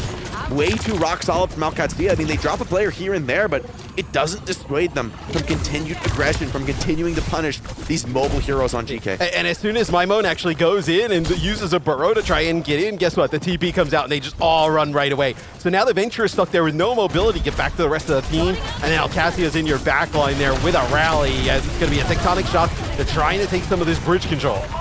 Yeah, and they have to get a little bit of space here. Tech Shock not really able to get value. Stimwall creates a lot of space, but coupled with the downpour, that's big. That shuts down Labda, takes the overclock out of contention, and GK now in a 5-on-3 should be able to clean this one up. But a little bit of deja vu, Matt. They take the point, 99-0 damage already done. The prospect of winning this many fights back-to-back, I mean, we haven't seen it yet out of GK. It would be a pretty huge performance here. They have the rush to start things off. That's a pretty powerful tool. Yeah, but like what? You use the rush, they'll end up having like an orbital ray built back up, and then you're in a really bad spot in the next fight. I think also you have to be careful here for GK. If you go aggressive with a rush and don't like end up with a kill or two right away, you're gonna get you're gonna be playing now into the orbital. Look at that, you're gonna be standing right on top of it. I mean, they're getting such an unconventional angle here. Alcad all the way into the flank, and they bait the rush. They're out of there. Oh, that's such a, I mean, that's great use of the TP, right? That was the tool for GK, and you can't blame him for it. If you delay that rush a little bit too long, Alcad could just run you over. But this time, the read's not there. Once again, Checkmate right back into the flank. They're just getting flanked, and the orbital ray's going to come from the front. Yeah, now it's getting a little bit awkward, though. I mean, like, where's the connection for Alcad? They need to get in and finish off some backliners. Lethal just barely manages to grab that pack, has some support helping him in the backline. Maimon finds Kellex, and so the split is actually favoring GK. They're the comp that wants to play mobile, that wants to play in these different ranges. Yad loses mech, has to pop self-destruct. Lab to find something, and could be just doing enough to win this one out as Kappa drops low on the hazard and is cleaned up, but this is Maimon's second in the fight, and onto a crucial target no less. Yeah, UV dangerously low, gets healed up, but you are going to lose Lethal as Ziad still in the mix, right? Gets a self-destruct, gets that mech back, then can keep going on the rampage that we're used to seeing from Ziad as pushes GK all the way back. It'll be a title blast here. Use on Admiral just to try and keep him alive, but Jake just feels like the inevitable here for Alcatia to take this map. They're so sharp on these sim comps, man. I mean, just a tactical domination there on the retake. And it just feels like, I mean, you have so much mobility on GK. They're planning to play their way out of all these situations. But Alcad, I mean, they're so sharp. They always find the right place to teleport. They always find the right way to attack. I feel like Ziad has been managing the pressure incredibly well. And I mean, this is what we see from this guy all year long as pretty much a rookie tank player looking like one of the best in the world. He is so sick when he's got self-destruct and he can just play like on an island by himself, like basically be like hyper aggressive. He always figures out a way to like get the mech back, stay alive. Like it's like basically he's got like, you know, 1,000+ HP at that point, right? That you have to kind of take him out twice. He's got such a great read of the line too, because he has that self-destruct, but more often than not, he doesn't need to use it because he's just on that limit. He knows, you know, to push just far enough without beating, without wasting self-destruct, and getting immense value out of it. Yeah, we take a look at the stats as Labd actually had a really good game as well. Like we're highlighting that hit scan matchup early on. You know, Lethal leading, you know, for DK in terms of damage. But yeah, like there were so many times throughout the season in EMEA where you would see Ziad like start off a fight and like somehow be able to kind of like, you know, maneuver around on the D.Va and always come out with like, you know, 30 HP, 50 HP, like just so good at pushing D.Va to the max. Yeah, the Brig Juno also looked great in the backline for Alcad. Huge win for them. And it's a comp where like, yeah, Lethal does the most damage on the server, but with Brig Juno, you don't really care, right? You can soak tons of damage onto your D.Va, and you're just pumping her full of heals, keeping her enabled. Checkmate takes a lot of deaths that game, but he's not there to carry the game. He's there to set the team up for success, and he does exactly that on the Symmetra on Nepal. And I think a lot of other teams would be worried if that composition actually kind of starts to pan out for Alcad, because I feel like the one thing that everybody would say going into a series with Alcatia is like, okay, we're going to ban Lucio on one map. It's going to force Kellex off of it, right? Maybe they have to play something weird. If they have that comp to kind of fall back on, of course, like, you know, in numerous maps, let's say, that is tough, because now you start to get into this, like, hey, we're going to play Sim with, you know, whatever. We're going to play it with Ram. We're going to play it with Zarya. We're going to play it however we want. And there's really no stopping it. Yeah, I mean, with this many options, right? If you can do it without the Lucio, with Brig Juno being a viable backup, you know, and then Ziad in the tank role, right? Like he could be playing the Ramatra, he could be playing the Orisa, but the D.Va, for me, the D.Va is my preferred variant of the Sim, because you put that D.Va in a position where she's already gap closed on you and she has every CD. And with the flight form, exactly. She's right on top of you, and she hasn't used any Matrix. She hasn't used her booster yet. She hasn't used missiles, and she's right into your backline. Where can GK go that they can get an advantage? Is there a map in the pool that is like not? I mean, you have the power to throw a Sim ban here. Yeah. The thing about Alcatia, they're not dependent on the Symmetra, but I think for GK, in a first or two here, I feel like you'd be remiss to do anything but ban Sim. Right. You know, given that... you have to do it once in the series. Exactly. Right? If it goes to a map 3, then, well, you could just use a DPS ban to protect it for Alcad. So I feel like you got to go somewhere, take the Sim out of the Matrix. We'll see, you know, if that's enough. Maybe you take it to like a push map and you just play a front-to-back style. Although, is Kuffa in on this lineup? I mean, maybe you go to like a Dorado and play some Winston and bring a style that GK have looked like one of the best in the world on. Route 66 is not an awesome sim map. Like, you know, you can use it like first point, like second point. It doesn't have as much value. I'm just trying to think, like, you could like ban the D.Va on 66. And think you're just gonna beat the sim. Yeah, I wouldn't hate it. What else is in the pool? Like Blizzard World actually is pretty decent for sim, like at moments. You know, then you're going down to like, you know, New Queen Street or like the Runasapi. I don't think you'd want to kind of probably go to either of those. Yeah, it might be one of those like hybrid type of maps, whether it's like or an escort, right, where it's either like, you know, the Route 66. What about Shambali? I mean, Alcad, or rather GK are a tough team to predict, and they're gonna go Shambali. I feel like they've got to ban Sim here. This is a monster. This would be map, like a, But if you take Sim out of the equation, things get very spicy very quickly. And it's also a place where Lethal could really shine. I mean, I think he already had a solid game on Nepal. Labdo was giving just as good as he was getting, though, and it really was back and forth. But this is a map you take it to when you really want to gamble on your hit scan.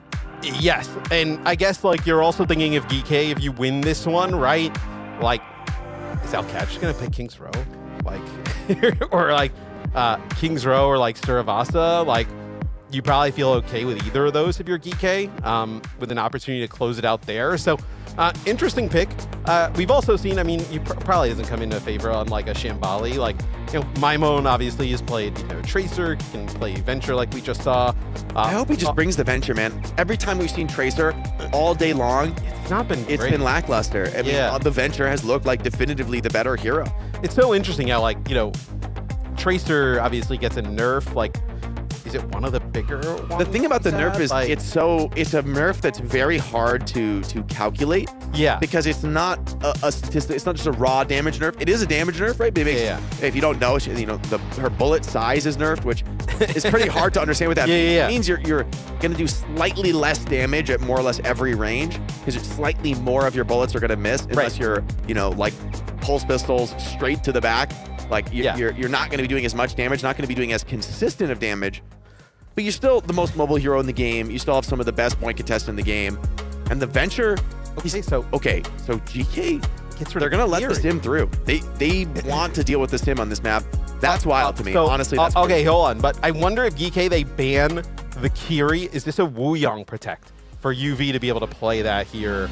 Because he has been awesome at it at NA. I mean, this honestly, this makes like absolutely no sense to me because they just play Brick Juno. It's not great. Yeah, I mean, play Brick Juno. Like they don't. I don't know why.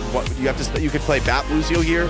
I don't think you even would play Kiri. Like if you're the Sim team, I think you would play Bat Lucio or Brick Juno. The AoE heals are really powerful in the Sims comps. I mean, are you looking like, could you play Ana potentially if you're UV and GK? Like, maybe that's it. Maybe this is like an Ana Winston look. Yeah. You know, bring out the Ashe or something like that, or hey, maybe even like an Illari, right? You take away the Kiri. Historically, that's opened the door for like, hey, we just saw Veril win this map with double backline flex support. I mean, I still can't believe that just happened. Like we just kind of moved on past that. But no, it looks like for GK, at least here on offense, we'll get a chance to see what they decide to do. They've been playing a ton of the Wuyong, so maybe that's kind of where they were going with it. Alcad, I mean, this is right up their alley. Like, if you ask them, like, you know, some of the comps they like, this would be one of the answers, right? With the Ramatra, the Bath, the Lucio, and obviously the Sim. I mean, it's interesting about this is now with no Kiri, any Ana nade that is found is going to be like a very big nade, very impactful. And at the same time, you really don't want to go Diva on Ziad if Kuffa stays on this Zarya. And especially with Echo backing it up as well, there's a lot of beam damage on the field. For now, though, Kuffa maybe just wants to take the Ram Mirror, be able to provide some AoE to maybe punish some of these Sim TPs, but breaking this choke point is an unenviable task for any attackers. Let's see if they're able to do it. Alcad, this is going to be a well-practiced scenario for them. I mean, Ziad is very far forward holding the card, just being greedy right here. This is also a backline that I don't really recall seeing all too often. A Wuyong Juno here? That is, typically you would see like, you know, whether it's like the Wuyong with like a Lucio, sometimes we see it. Yeah. In EMEA, we see a lot of Wuyong Kiri, right? But obviously Kiri gone here. The Wuyong Juno here is an interesting look. It's kind of wild. I mean, it does give a pretty significant amount of damage. Good heal throughput. Maybe they're just trying to play that mobility game and stay away from the Symmetra. Rail connection is good onto UV, and the follow-up damage is there, but the trades are even better in Alcad. A couple good fights, but now this one should be the crumbling with the attacker spawn so close. GK, they want to close this one out quick, but Alcad are just running the clock down on them. I mean, they know they have no chance in this fight, but Ziad's going to block it up here on the Ram and stall as long as he can. Hey, that's a minute off the clock. Yeah, the cart didn't roll a meter, so Alcad are going to get 3 fights on first point. Yeah, I see this a lot from the elite Sim teams. Yeah, it's pretty decent there for Alcad. And because they're playing the Sim, right, they may be able to get there a little bit faster, get another fight before it kind of rounds that Diva corner. Is yes, and they will make the Diva swap here. Is now they're really comfortable with what they're playing, and then Landon obviously doing a ton of healing and damage off to the side. Already he's got this Amp Matrix here. I like this Diva look a lot now. But look how early they get this next fight. I mean, they open the window, but yeah, there's going to be an easy 3 fights here. Now they just want to double down. TPing, trying to connect deeper onto the back line. Lethal didn't see that one coming. Alcad stepped way forward off of the cart, and now Cuff is dropping low. The sustain just isn't there. Admiral goes over to the Brig, which is nice. Ultraviolet finds a pickup onto Landon, which takes a lot of the sustain out of this comp.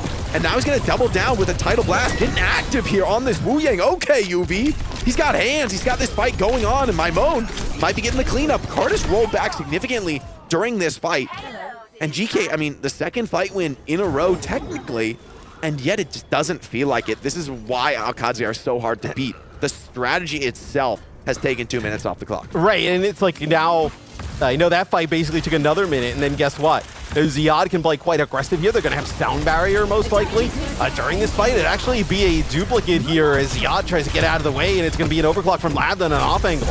Oh, fancy footwork from Lethal there. Dodges a headshot on the OC. Yeah, Labda drops down, and my Moan with the copied ram. Double ram is just way too strong, trying to hold on to that point. And all right, GK, I mean, the clock was ran down, but Alcad just didn't have the staying power to really take that final fight. Well, yeah, I mean, Alcacia there is going to play for a sound barrier, right? So you have kind of like Labda off the side. Hopefully that Ziad kind of holds that corner. And then maybe you can kind of force some of these ultimates out, and GK plays a little bit passive, and then you end up with a beat. But I love how GK decided to actually go quite aggressive there. They had like the Ash, they ended up using the dupe, and they push on forward. Let's listen into GK, see if they can take this fight. Look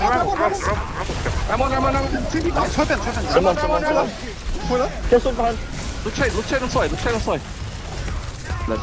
He's beats him. Tim half. Someone and you will. I'm out. Yeah, only sway window. Are you throwing that? Are you throwing pipe before? Yeah. Only window. Okay. I'm in. Yeah, get the right side flank this time. I'm gonna TP window somewhere. TP pop. I'm no shield already. No slow. I shield top. I'm walking quiet. I'm gonna go right as well. Yeah. I'm picking up. You're not throwing me wall. Wait. I'm ready to pick up. TP now, left side. Fight. Look at me. I saw them. It's hard. Oh, Where TP? I'm behind him. I'm gonna come He lit. Yeah. Manika. I can't up here. Get next. They window, right? Yeah. I got a Ramo. Oh, he did it? So they're pushing. I'm getting in Yeah, spawn. let's just stay on the side. They're gonna push the other side with this here. Yeah. Okay. That's fine. You go Holding spawn now. Okay. I'm for this, guys. Yeah, you can win help with this fight. I'm walking on slow soon. Full rail. I look slow. Two. You can win help with this fight, okay? One. I'm slow now. Ram no form on me. We can push in, ready? Yeah, I'm walking. 3, 2, 1, hit. Slow. Go back, play. Back. Run lock. Get me. Oh, get me.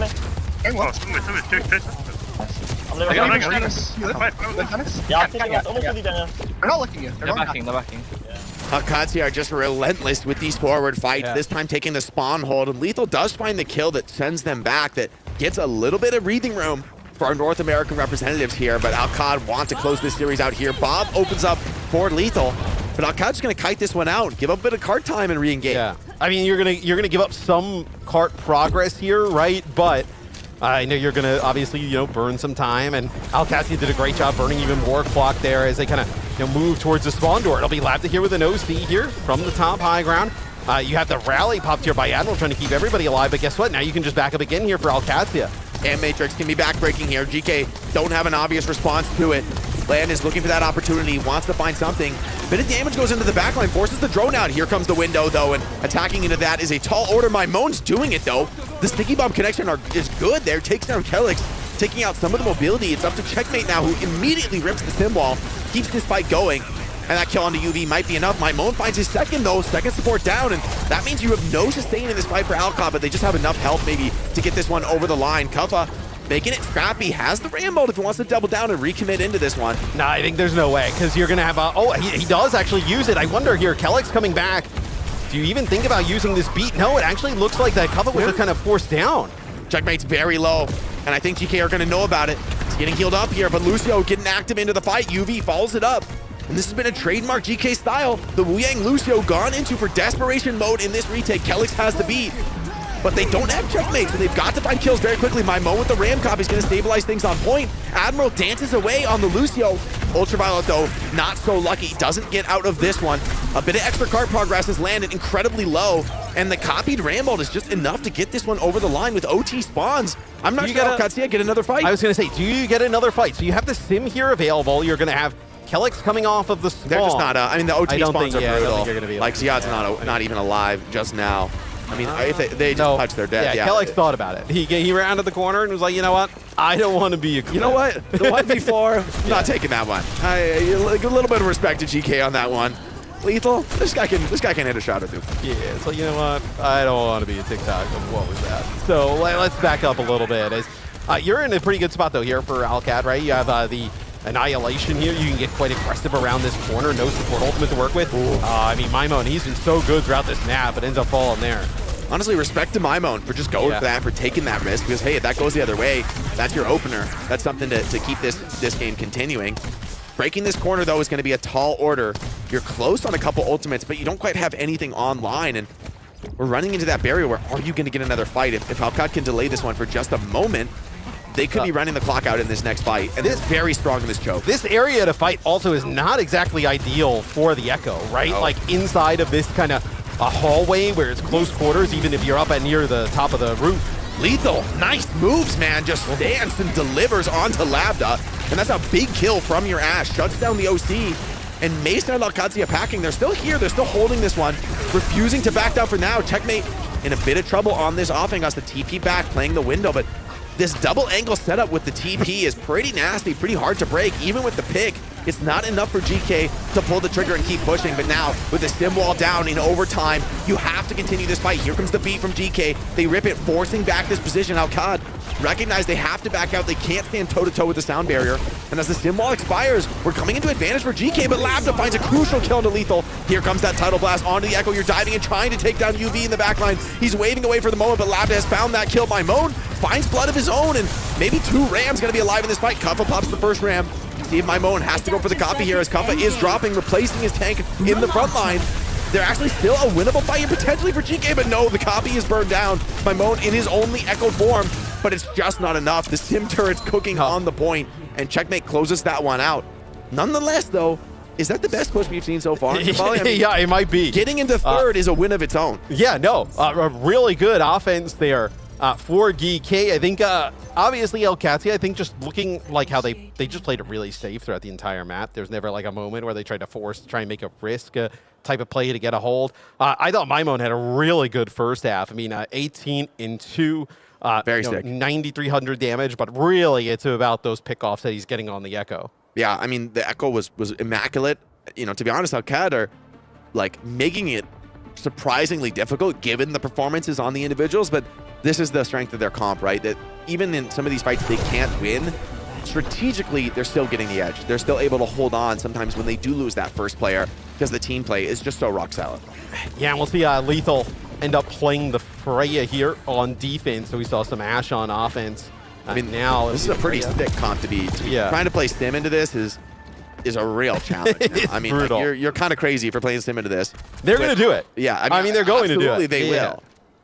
But Freya and Echo are just raining death from above on you, and you're trying to TP around. But I guess what's the option then? Like, would you play? Like, what would you do if you're Alcadzia? Like, obviously their sim comps are so good. There's not a great reason to move off of it, but yeah.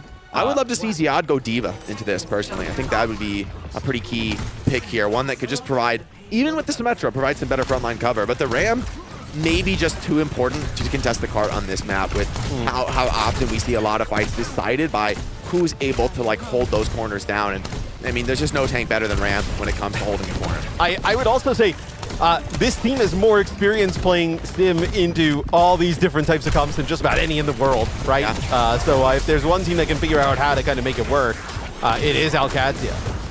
Big slow on the choke point from Kuffa there. He's holding the off angle well.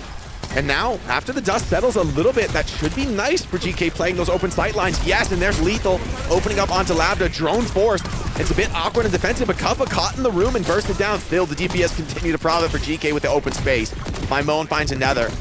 They're rolling cart nonetheless, despite having only 3 players alive. So without Kuffa, I mean, the progress is being made despite some defensive kills. The DPS need to get yet more done out of GK. Maimon dropping low, and he is going to be cleaned up as well. Dude. So, I mean, this is a fight that it feels like Alcadzia lost, and yet they managed to roll the cart. Landon is so good, man. He's like inside of that room, and he just kind of continues to play from it and finds angles to heal everybody up and provide a little bit of damage because Maimon doesn't want to go down and kind of play into that room. Knows there's an immortality field there. He most certainly would have died. Oh, big window, but Lethal crucially takes down that Sojourn. Maimon over the top, gets the beam in, cuts down Landon, and that's both of the backliners out first from Alcadzia. That's how you got to deal with this sim comp, right? Take the legs out from under them. Don't get baited to focusing the ram, and a brutal stall into Ziad. Admiral, a little bit hasty to take that kill, but it gets it done. And this is a reset where this is honestly one of the hardest spots in the sim comp, where you get full reset, and now you have to cross so many challenging choke points. It can be done, and a perfectly played symmetric comp, in theory, can always, like find that way through. But you're giving GK so much HP to punish. Big stickies onto the TP. It's not enough, though, to find a kill. And Alcad, get over to the cart. This is how they want to fight. But GK have a lot of ults to deploy into this one. Here comes the copy. They don't give up the point. No C9 for now. Lambda does take down Lethal, but 2 Ramatras on the field. There's a lot of AoE damage pumping into this sim team. For now, they're sustaining through it. But without Ziad, not sure if that's going to be able to continue. And my Moan able to take down Landon. Kelix beats here. So actually tried to use the beat to keep Landon alive and doesn't actually connect with him to keep him up. And now you're going to lose Lambda even after he finds one. So maybe a little bit of a blunder here for Alcatia as Kelix trying to use that beat to keep Landon up. He basically dies as he's going to drop it. And that is unfortunate. You would love to have that beat with everybody up. And you were saying, Matt, I mean, Alcatia just hadn't taken any risks. They had played so stable, so consistently, and now they go for the gamble beat. This time it doesn't pay off. And this is an ult you would have loved to have going into the next fight. Against the rally? Yeah, now the rally is such a potent sustain ultimate. Checkmate does have that wall, and I mean, attacking into a ram ult is often a very poor play. So we'll see if GK want to get aggro with this rally. Likely to be defensive, but already the drone's forced out. The sim wall as well, relatively defensive. GK trying to slow this one down. The rally, keeping things alive for the moment, relatively defensive. But Alcazia, the script is starting to turn against them. Here comes Kuffa into the flank, takes down Lambda. That's one of your key attacking pieces for this offense. And with the bullet shot as well, now Kuffa popping the ult on top. This should be a real challenge. Alcazia, they need to sustain through this. They pop the counter ram ult. And actually, Maimon maybe going a little bit over-aggressive. It's been Alcatia holding on here, keeping this fight going, and they have a window and an OC to potentially close out first point. Yeah, and you're going to get players back off of the respawn here for Alcad as Landon gets to the high ground here via a TP. Nice immortality field, keeping his teammates up. Checkmate would not have limbed on through that. Landon's so low, but the pressure on Cart is immense. Lethal does end up cleaning up Landon, but he has to come out of position to do it, and that ultimately secures the flip. So Alcazia hanging on there in a tenuous scenario. As you mentioned before, I think a lot of props has to go to a player like Landon, able to navigate these incredibly challenging scenarios on the Batiste and just continue to heal, continue to do his job, to be that stable force, keeping the rest of the team alive. But it does feel like they've been getting a bit picked apart by GK. This is the time now for the script to turn, for Alcazia to take the initiative, and it's going to be Lambda with the OC. Yeah, OC on a flank here with the Lucio. Obviously, he's going to protect him as a one-shot into Admiral and not able to finish off him, but with a back shot into Kuffa there. Takes him out there with the OC, so that is a huge kill. You're also going to get Maimon, so maybe this opens up that second point. Oh, Lethal. Lethal needs to stay alive now, but he's caught by this MTP, just can't get away. Checkmate undeniable. Landon's going to have a very long walk back from spawn, though. Baptiste has no real way to fast roll out here. And if GK can just get a decently stable fight, I think Alcad are going to have to back off and let the clock run down just a little bit longer. Yeah, can you maybe set up a... Nah, you can't even really set up a TP up here on the high ground to get him back. You also don't want to burn it, but it looks like actually Landon back in the mix. Oh, that's a great sim wall. It's going to isolate the fight onto this side of Cart. You're continuing to pressure this in. GK are going to really struggle to get into this one. Kuffa just has to hold the front line, but the beat comes in, and it could be backbreaking. Katsuya swarming forward over the Cart. Ziad finds one, Landed with the next, and it's going to be at Katsuya taking second point, and most likely the map now. GK struggled to close this one out in points 1 and 2, and it may just be too hard now. I mean, there's no room left for Echo to maneuver here in this choke point. We saw it on the defense, how powerful this Alcazia strat is in the small room. And you can't exactly play that choke there if you're GK, right? Because like a tank falls or something, then all of a sudden now everybody's scrambling down to the low ground. You're going to have to play a little bit more offensive here. So it looks like, they actually go on a little bit of a TP flank here. They have the Amp Matrix to work with as well. They flip the map. A little bit of misposition Amp Matrix, I think, from Landon there, but it might still be good enough. Kuffa is rotating around the Cart, staying alive, but his HP is dropping quickly. Ziad's on his back, taking down that opposing tank. No one's here to hold the Cart, and the feed is Alcazia as they clean up this second map. Going to Shambali, letting this sim through proves to be hubris here from GK. Yes, I mean, Alcazia, this is the types of compositions they love to play. They are the best at them, and even with a little bit of a wild card there with like the Echo, the Freya, things kind of thrown in, right? GK trying to play like Wu Yong with whether it be like a Juno or a Brig, something along those lines. Man, they are just too good at these comps. I mean, Alcatia just still so strong. It's such a statement win because it shows, like, I mean, GK had a phenomenal game. Like, both Lethal and Maimone did about as well as you could ever expect on heroes that are quite good against this sim comp, and it just wasn't enough. Alcatia just, once they get into these old fights, once they're able to like force their will onto the cart, take the position they want with the sim, they just know how to close out these fights. Yeah, and there towards the end, it was actually a really nice, like, so they TP and then use that Ant Matrix from behind, and it forces Kuffa into like a really weird spot where Kuffa is kind of like in that choke, but he's also split from the rest of the team because they can't come around and try and keep him alive there.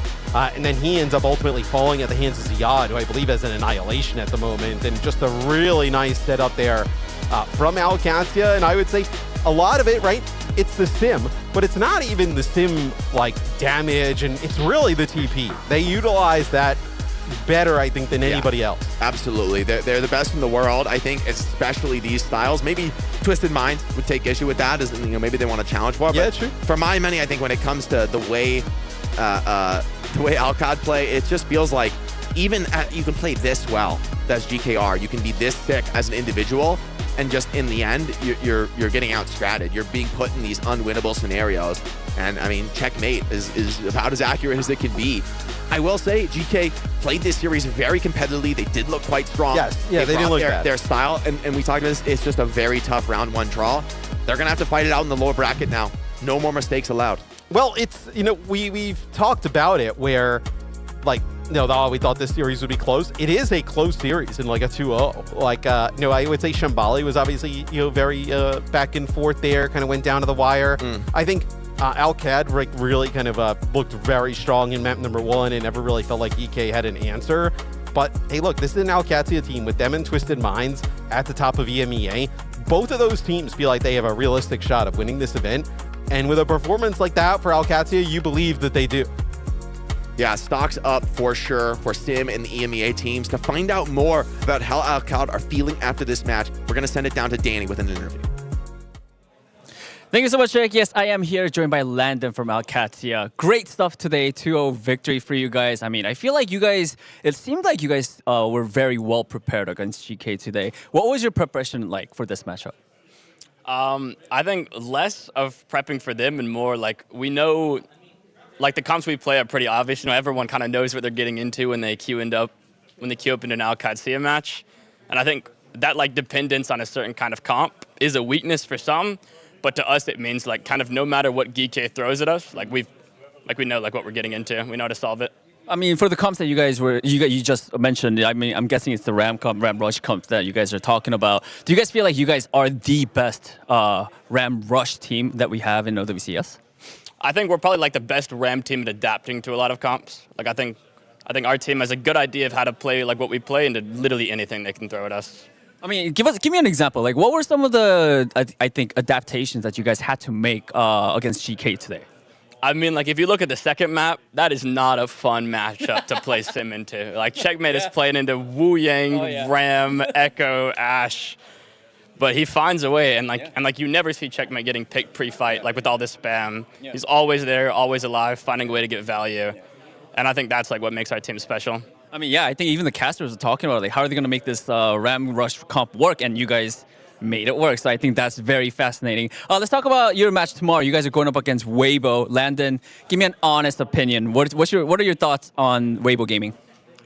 They're really not a bad team, but I just don't think they're a great team either. And I think we're a great team. Another easy win? I don't know about easy, but I know we're going to win. I know we're going to win. All right, that's it for the post-match interview, Landon. Thank you so much. Good luck tomorrow. Let's head back to the desk. Thanks so much, Danny. So funny, he was trying to get the spice out of Landon there ahead of their match tomorrow. But taking a look back, I feel like, I don't know, Alcatia might not have much to worry about. They should feel confident against everybody. I mean, with what Landon was saying, it's a lot of like what we were talking about during that, of like, they know how to play this comp against every comp at this point. Yeah. Like, everybody is throwing the kitchen sink at this thing, and sometimes it's worked, but guess what? Alcatia just keeps playing it, and eventually they figure out the right way to play the sim, and whether it be the Ram or the Diva, into it. And I think that's like when you have one comp you can fall back to as a team that you're like, okay, nobody else can do this and we can just dominate on it. I mean, that's a great feeling to have. Yeah, I mean, look at that damage stat, right? GK is just pouring it on throughout the entire series, but the support line is just so durable. So many fights, Alcadzia stay alive with that back line. It's Landon and you know, keeping the heals on Ziad and able to, I mean, whether it's Paul playing the Diva, whether it's Shambali playing the Ramattra, they stay alive deep into the fight. They get into those, you know, extended trading retake scenarios, and they're just so strong in those low numbers engagements. Yeah, it's tough when that damage doesn't actually translate to executions. No kills. That just extends those fights. But it was really great to see Alcadzia be able to perform, and I hope that GK is able to pull it back. They're going to be entering into the lower bracket where who knows who they'll be facing. That's something that we will be able to determine tomorrow. But I think they still have more to show us. This might have just been a tough opponent. And to your point, how do you get experience against the teams that are going to be running just this one thing? It's also may not be an awesome meta for GK. Like in the sense that, you know, Kuffa would love to play some Hazard. You love to be able to play Winston, Maimon. right? Yeah, or Winston. Ball. You love to play Maimon on like Tracer, right? Like it may not be an awesome meta for them. So they may be trying to figure this out a little bit on the fly. I mean, I feel like they had great games. I thought Kuffa looked pretty solid on the Ram. Like Maimon and Lethal put up big games on their respective heroes. Did like everything you could reasonably ask for them to do, and it just wasn't enough. I think this is more for me like how good Alcad are. I think they're a team that is probably thinking, you know, we kind of choked in the grand finals of Esports World Cup, maybe losing, but like 4-0. Yeah, come on. It shouldn't have been 4-0, and I think Alcad, they want to rewrite that script, and I wouldn't be surprised to see them with another shot at the grand finals. I mean, that's an early call, but I kind of believe in it. Could be. The road to get there, though, is certainly going to be a tough one as we take a look at our bracket. You can see it updated with the Alcadzia win. They are going to be going up against Weibo Gaming, and that will take place tomorrow. Final match for us to determine is going to be that last quarterfinal. Crazy Raccoon will be going up against either Space Station Gaming or Team Peps for our final match of the day. Yeah, that'll be a really interesting one, kind of see where both of these teams are at, right? Peps is a little bit of a surprise. Like we all thought it would be VP.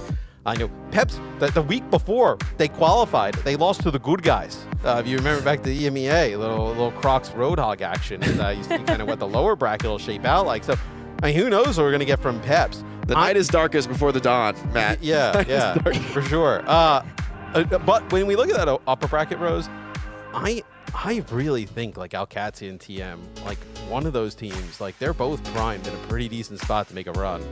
I agree with you. I think there's a couple teams that certainly stand out in terms of their road to get there. I think Team Falcons, now that they've been able to get that win, even though it was so close, you know, I think that they also look like they will be pretty primed for success, even though that match is going to be really tough. I mean, that Team Liquid, like they've been talking like, hey, we're going to beat Team Falcons, and you know, this is the chance. You got to be confident. Put up or shut up. But exactly with Varel showing, it can be done, right? They can bleed, and I think that's actually a huge statement. That one that Falcons is not going to be happy about having made this early into the tournament. I think it shows that Giants can bleed, and hopefully that means good things for us in our final match of the day, where Space Station Gaming take on Team Peps. See you soon.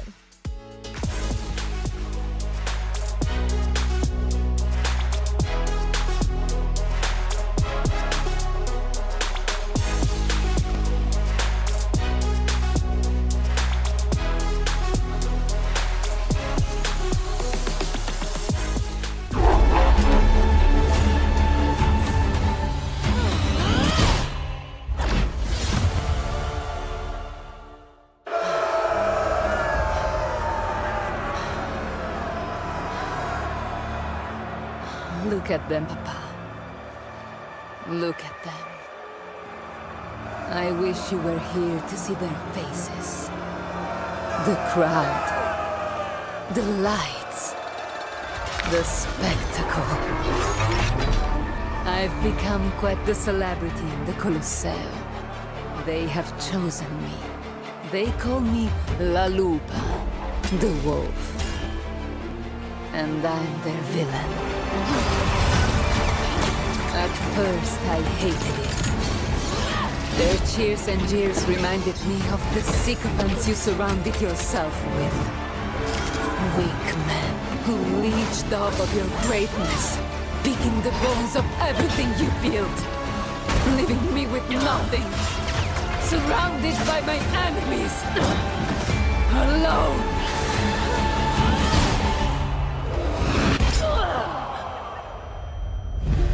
But you were preparing me for this, weren't you, Papa? In your way, you showed me that fear was a weapon. You helped me temper my wild and reckless nature with patience and guile.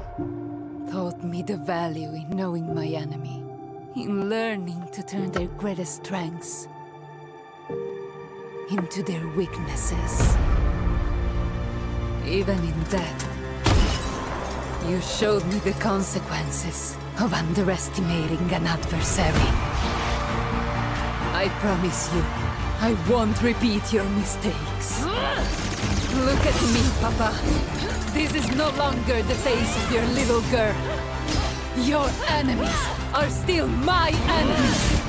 But I am so much more than you had the chance to see. My recklessness is now focused rage, and I finally embraced what I once hated.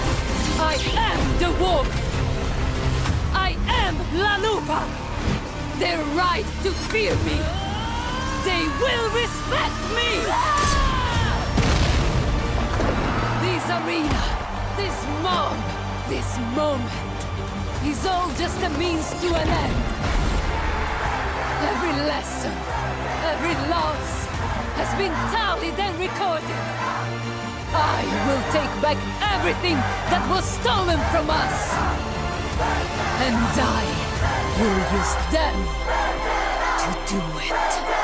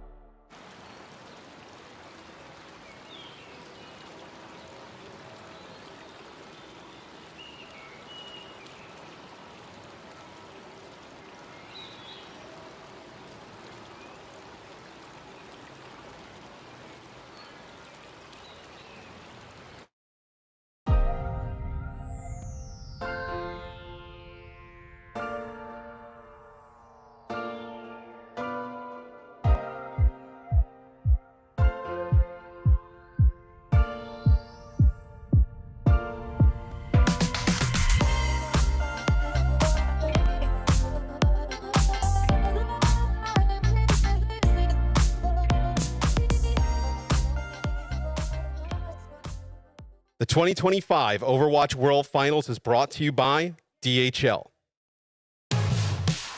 Welcome back, everybody. It's the final match of day one of the Overwatch World Finals, and we are here in beautiful Stockholm, Sweden, bringing you the hottest of Overwatch action. My name is Nekra, and I'm so stoked to be here once again alongside Johnny to bring us through our final match of the day. And what a banger we've got here. We've got Team Peps versus Space Station Gaming. This day has been a lot crazier than I actually thought it'd be. Look, I knew we were going to have some stumps in there. I think we had a couple of close matches. But the way Varel took a map in all this Team CC, almost clutched it up against T1, that was quite surprising to me. So who knows what's in store for this last one? I'm so excited because I feel like when we get a chance to look at both of these teams, I'm like, well, you know, it really could go either way. This is that one match where I said, maybe I do flip a coin, and that's how I end up doing my prediction for this one.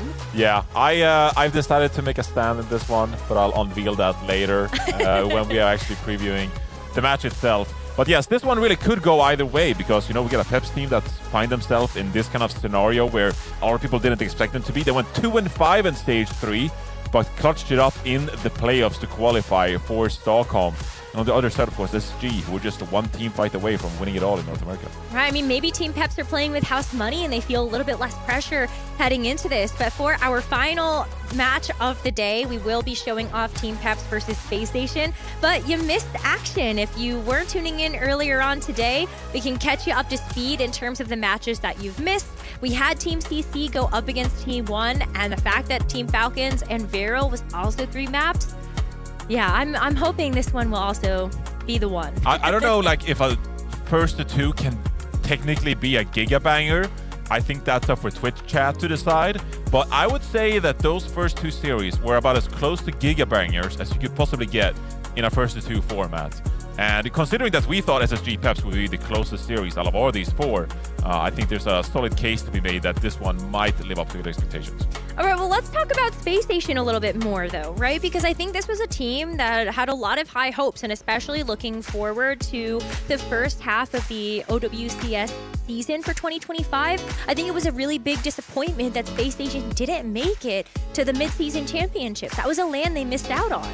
Yeah, absolutely. That was a big regrettable for SSG, the fact they couldn't qualify in the first place. They made some changes going into this stage, of course, moving on from Bliss and Callan, and instead picking up Hawk, who's returning to Overwatch after a bit of a hiatus, one of the best tank players to ever play the game from North America. And now going into this one instead, they picked up Lep, and they've been looking really good, catering to Hawk's playstyle of the D.Va and the Zarya. He's been one of the best players on those heroes. And so that has been enough in North America to really secure second place and provide some really solid performances. But I think the big question is now on the global stage, is this going to be enough? Because earlier today, we've seen so many types of compositions, whether it's, the Zarya, the Symmetra, the double flex support backlines. This is a team that generally wants to play the Lucio Kiriko and then play around Hawk, Steve, and Zarya. And Sugar Free on the Tracer. As we just saw in our previous matchup, sometimes having a team identity can be a benefit. Maybe this is going to be the same case for Space Station, where they have played this team and this composition around the D.Va and the Zarya so much that they're able to translate that to success over any team. Yeah, and even like Christopher said it at one point, that it's a pretty easy composition to play on LAN, because if you compare it to like a wrecking ball and you gotta coordinate a wrecking ball with a tracer, like there's a lot going on. So much going on. And so considering we've seen a couple of teams with some pretty questionable performances today, I think we can pretty much reliably consider SSG a good performer when it comes to events like this. So I'm expecting them to really play at a good level today. And as we look at Team Peps, who is going to be Space Station's opponent, this is a team that I think surprised a lot of people going through EMEA stage number 3. They are going to be coming in as the 3rd seed from that region, and hopefully they're feeling good. I mean, this is a team that I've always been so excited to see, whether it's been in Contenders or even here now in the Overwatch Champions Series. I hope that they're able to show us something really special, and I think that the players on the team can do that, but how will they fare against these top seeds from Korea, from Japan? Am I getting ahead of myself a little bit there? Yeah, I mean, big question mark for this team, because a lot of people didn't expect Peps to be here in the first place, but then they take down Gen G, where there is an asterisk to be made. Of course, Exodial was having connective issues in that matchup that was the decider to qualify, but Peps, they got the job done. They deserve to be here after the performances in the playoffs. And now the question is, like you said, how will they fare against some of these other teams? I would say that they've shown that they're really capable when it comes to taking down Symmetra teams, which there are plenty of in the European region. But now, if you have to play an SSG where Willis has a pretty similar hero pool to Hawk, how do you do in a mirror matchup? That is a big question mark for this team, and Dip is another individual that I'm looking out for, having mastered the Tracer throughout the EMEA. Now you go up against Sugar Free, who is one of the best Tracers in the world. And I'm now looking also at Zarya. When you look at the hit scan versus hit scan potential, I think Zarya's Spray and Sojourn has looked very good throughout the stage, and you don't get a chance to accomplish beating Symmetra teams if you don't have a good DPS system to support you on that hazard, as we've seen Willis actually show us. But I think you make a great point. Is the hazard actually going to come out here? Likely not, since Space Station hasn't really shown us a whole lot of Symmetra. But then, yeah, how does the D.Va look? How does the Zarya look? And do we also see some strategic bans that come out that maybe prevent a good answer coming out from Team Peps? Yeah, I think there are a couple of good bans that come out here. If you're Peps, I think you definitely have to look out for the Lucio ban onto Lep. I think Lep has a massive target because of some of his hero pool limitations, right? So Peps immediately feel like they can go there. Well, it's Peps. They've been pretty comfortable, like, flexing around. We've times seen, of course, FD God play the Wu Yang along with the Lucio and the Brig, and Exterion as well, playing the Kiriko pretty reliably, right? So I feel like Peps, they've actually shown a little bit more flexibility than we've seen from SSG. Well, I gotta say, Johnny, I've got Space Station in my predictions. I do still think that this is a team that will be able to figure it out.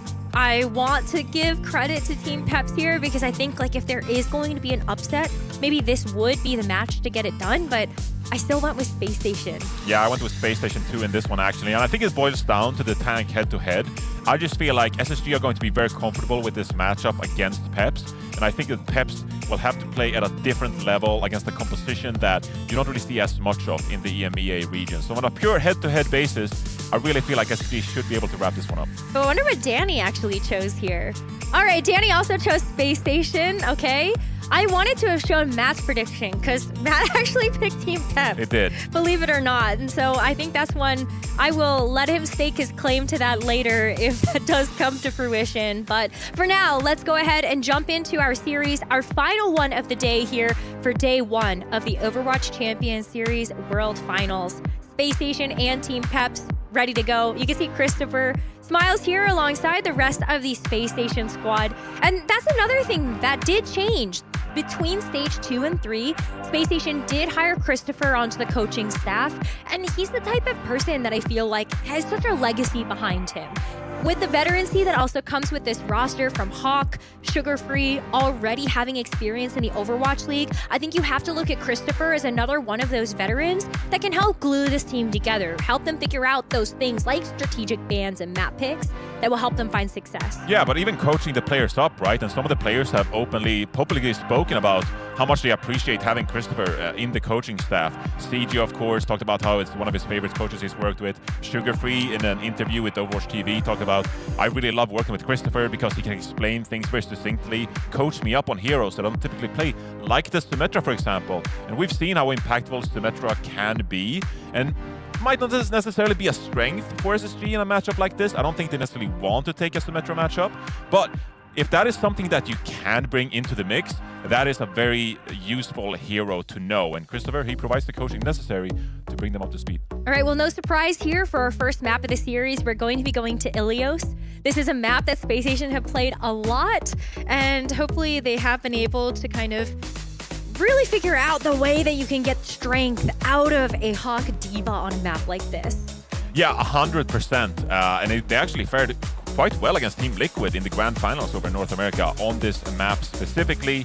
They feel like they've got this map figured out. And considering that they have the Ilios map pick and then also the first ban, I can't wait to see what they've got planned for Peps here in this one. Like we talked about, the tank matchup is going to be fairly even. SSG are going to ban out that Wu Yang. I talked about it. FD God likes to play that Wu Yang at times. And I think SSG, they want to default into more of a standard meta kind of Lucio Kiriko matchup.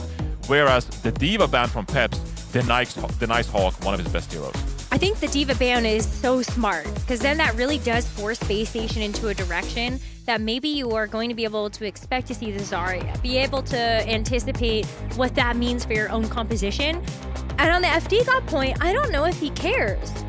Or he's going to mind the Wu Yang ban. Like, he's already shown to be an incredibly proficient Lucio. And so maybe there's still comfort there. You don't have to worry too much about that Wu Yang being banned out, even if you have had a lot of fun playing it as of late. Yeah, at the end of the day, after these bans, I still think both of these teams are very comfortable with the style that is going to be required. I do think that SSG, obviously, they must have suspected that the Diva ban was going to come through, right? And so now, what do they actually have planned? Because I'm willing to say that even though the Diva is banned, their primary plan is probably still intact. And so what tank are we going to see? I think on a couple of these maps, like maybe we'll just see both players cater to the hazard. It provides some mobility. What is still considered a quote-unquote off-tank hero, if you will. And that mobility can be really useful on a map like Ilios, of course. A lot of corners to try to secure. Yeah, and I wonder then maybe Willis doesn't fear the little bit of a nerf that actually did happen to Hazard. Who knows if it's actually going to be impactful enough that Willis decides that Hazard isn't the right tank, but I think given the circumstances, if you have had a lot of experience on it, then why break something that isn't broken? Or fix something that isn't broken? Maybe you do actually want to break it, who knows? But if you're tuning in, make sure that you have your connection to your account on Twitch so that you can get your drops. Yeah, and today is obviously, we have individual drops for each single day. Yeah. November 26th. We've gotten value today. Yeah, got a lot of value today. It's been a long broadcast, but today is the one of the days you can secure these ones, right? So we have drops for every single day here at the Overwatch World Finals. So make sure you tune in every single day and secure these free drops.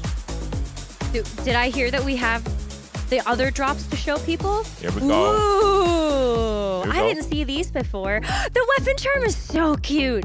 So now you really got to tune in on the 29th. Wait, the blue dollar hest? Yeah, it's cute. Yeah, it was very cute. Yeah, it was very nice. And there we go. The last day as well. Another one. Oh. So many horses.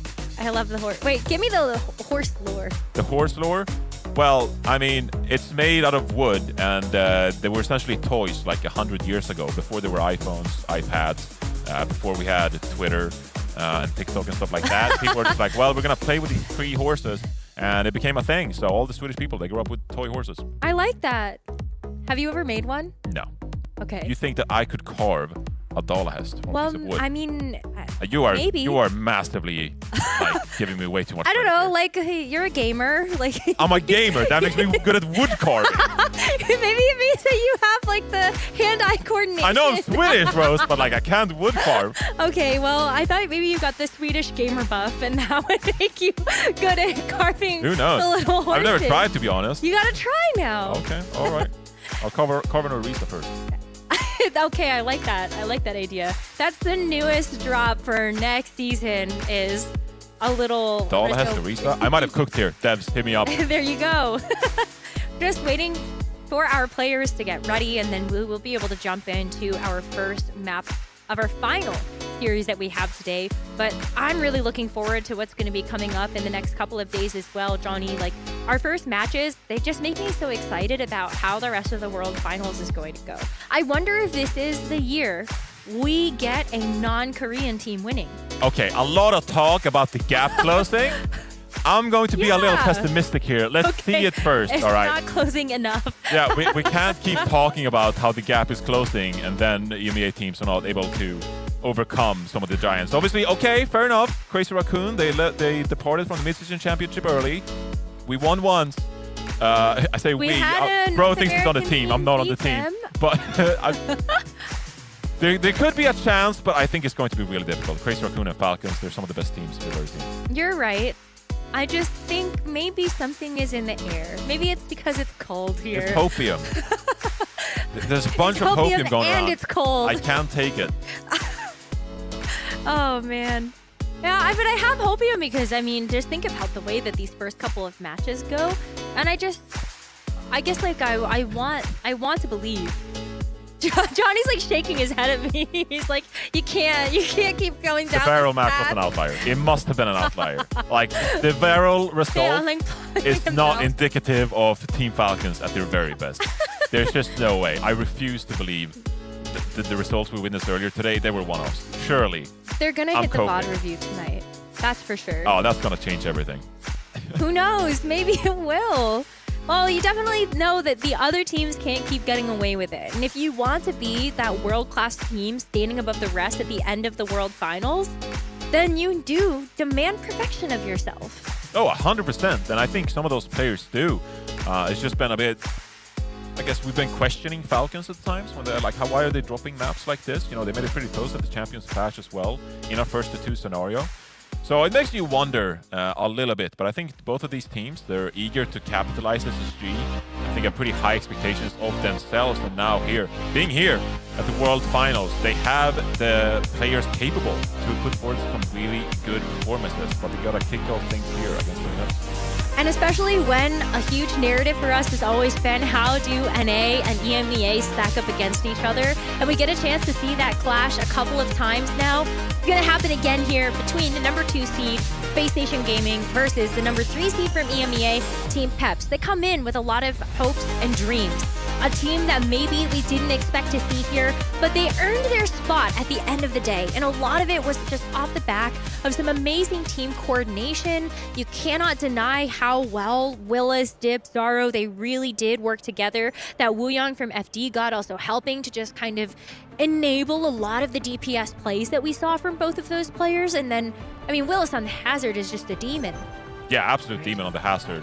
And he's actually seemingly locking a Terran spawn, at least for the moment. So we'll see what they're actually going to roll out with. Obviously, I do think that the most recent patch have maybe hit them a little bit. We talked about the slight nerf to Hazard.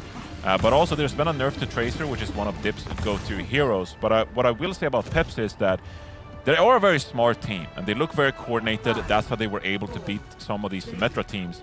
And so going into this matchup, I've no doubt that they have a really good plan in store. Now it's all about executing. As a reminder, Team Peps and Space Station, they have banned the D.Va and the Wuyang respectively. So Hawk does not have access to one of his signature heroes, and similarly for FD God cannot play the Wuyang. But as we enter out of the gates here, Team Peps, they're rolling out with something that we've already seen from them. Zaro and the Freya can make great use of this verticality, and then Dip on the Tracer is still something that he is willing to lock in for this map. But on the side of Space Station, Sugar Free coming out with one of his pocket picks, the Echo. This is a flex DPS pick that we have not seen from him in some time. Yeah, and it's actually really interesting now as Hawk is putting a lot of pressure onto this point, and Peps trying to rotate around this map and trying to find some of these picks. A lot of pressure on Dip here playing the Tracer, because Tracer is really good against both Freya and Echo. And if you can combine with Zoro, you should be able to secure an early kill, which should snowball the fight for Peps here. You can see them working around the map, trying to find a pick. But Dip goes down, and that's already a big advantage for Space Station. Team Peps will be forced to regroup. Especially because Team Peps are split on this high ground. And this is the perfect opportunity for both Chronic and Lep to try to bully them off of the high ground, or at the very least, get a rotation on them so that they don't actually get an opportunity to use it. Yeah, and you can see right now that Space Station are falling quite far back. We'll have to contest this point, and Hawk will step up to do so. But generally, they want Peps to rotate and make mistakes and try to find picks with this Freya and Echo. Well, he's working his way up a little bit here, but Team Peps, they haven't really been able to isolate a target just yet. And Willis has to take some time to actually heal back up. That was a lot of damage that came in from both the Freya as well as Zarya. Now that Willis has been topped up, there is an opportunity to actually dive in with this hazard. You can already see them kind of scouting for that. There's a Lucio all on his lonesome. Maybe Lep is going to be a big target here. Tuna rush here. Yeah, and as the Kasuna Rush gets laid over the point, this is going to be the time for Team Peps to actually press the gas. With a big pick onto Hawk, you're going to at least reset the charge from that Zarya, and all of Space Station is also going to have to take a step back. They let Team Peps take control of the point. Yeah, and I think you've seen that the ultimates are building quite slowly here, and I think that's just a testament to how slow Peps are playing this. They're playing it very methodically and waiting for the perfect moment to pounce. 53% for SSG. I'd say they're quite happy with that, because as they're coming up on this ultimate cycle now, they essentially just need to win a couple of fights, and if they get enough value from these ultimates, they're going to be able to secure the round. Peps, I think a lot of pressure on them here now to secure some initial picks with this Freya, with this Tracer, because they don't have the Kitsune Rush to rely on anymore. Yeah, or the Pulse Bomb that got If they got dies with the sound barrier. And that is not good. Not quite online yet, but now definitely not a factor in this fight. And that's going to let Space Station just get the point flip, only having invested the Bola shot and a duplicate here. Yeah, that's absolutely massive here. Peps, they're on a big hole right now, facing this difference in ultimate economy. And you kind of just have to take one of these ultimates. Maybe you can force out the Kitsune Rush with CJ wanting to hold this position on the point here. But realistically, you need to get an ultimate out and try to kite it. If you try to match his down barrier against two support ultimates, it's going to be a loss for Peps. With the Kitsune Rush still being in CJ's pocket, they can just wait for Team Peps to show up and then go ahead and let it rip, which is exactly what they do. They layer both support ultimates though. So both CJ and Lep do not have access to that as sound barrier, but as that overhealth is continuing to keep Space Station alive, Sugar Free, with a whole team effort, is able to take out Willis. And now with that main tank gone and both of these supports falling, this should just be cleanup here for Space Station. And if that's not enough, a grab on the side to ensure that no one else can touch the point. Space Station win the first round. Yeah, very comfortable first round from SSG there. They secured the ultimate value like I talked about, but very early on in the round as well. Peps primarily struggling to find any picks with the Tracer and the Freya. And because they play this hazard composition, they're kind of reliant on securing those picks in the first place. You want someone to be able to put some initial damage out onto the SSG roster that someone can follow up on that. Of course, Dip is always lurking on the Tracer. So them not being able to secure one of these picks early, that really came back to haunt them later on in the round. Look, and there weren't even that many kills that were traded across the board. You know, everybody dying really like only once. And so that really unusual. it is unusual. But that's to your point that you mentioned earlier, just how slow they were playing. They were just making sure that they weren't getting fully wiped. Exactly. And so now you're seeing Peps, they're going to try to replicate this composition, but Willis is flexing over to the Zarya. Chronic here on the Ashe, of course, having received a buff recently with even longer distance when it comes to the fall-off damage. And this is a perfect spot for Chronic to just pump out this damage. Now, Zoro playing this Freya, going to be a more mobile hit scan. There's a pressure on Zoro here to try to find damage onto Chronic and find an opening pick for Peps.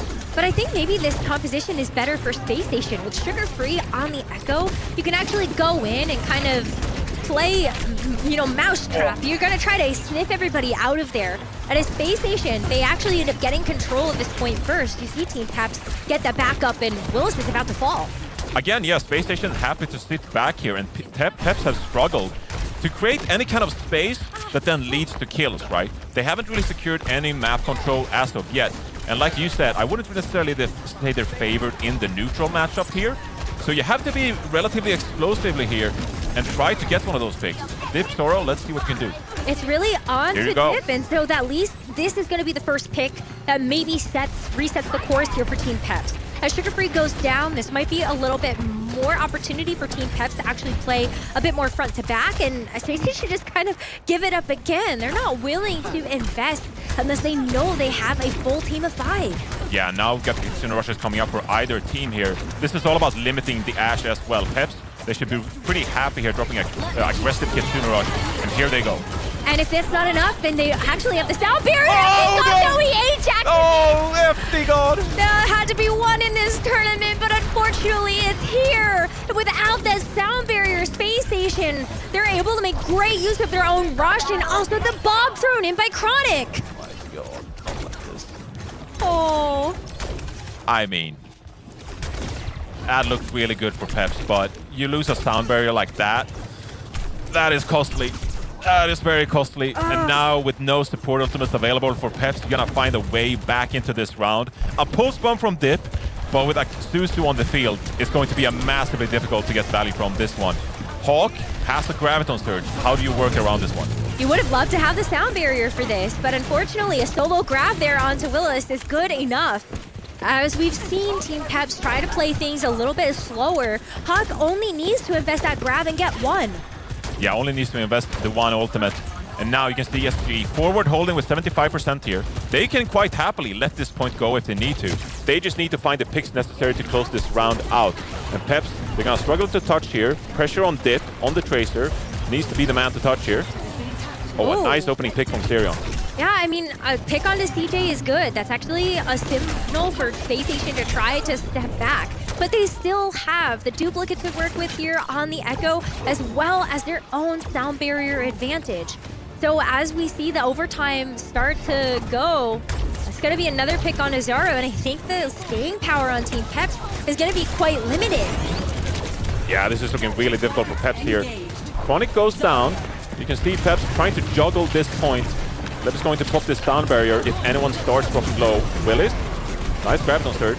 Yeah, and as the sound barrier comes out to respond to it, there is going to be that duplicated Graviton Surge from Sugar Free that might just seal the deal. As Zarian does actually build up to the Kitsune Rush, nobody touches the point.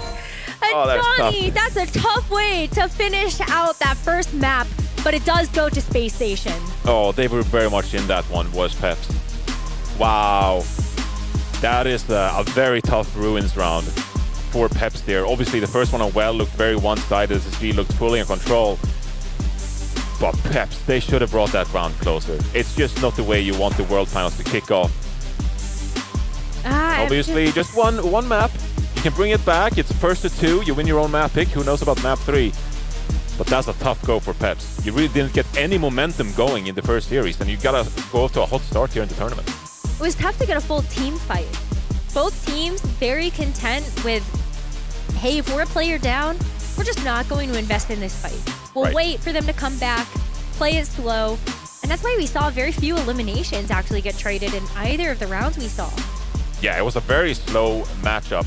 And obviously it's tough for Peps because, like we talked about, they didn't have an advantageous neutral when it comes to the damage output. They had to work some of those angles. And that takes a lot of time.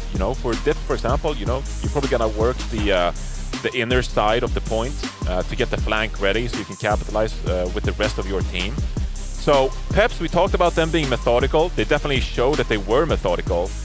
But even if you're methodical, you need to execute well. You need to find the picks necessary to open things up. And as we take a look at the stats, like they just weren't able to find them. Dip.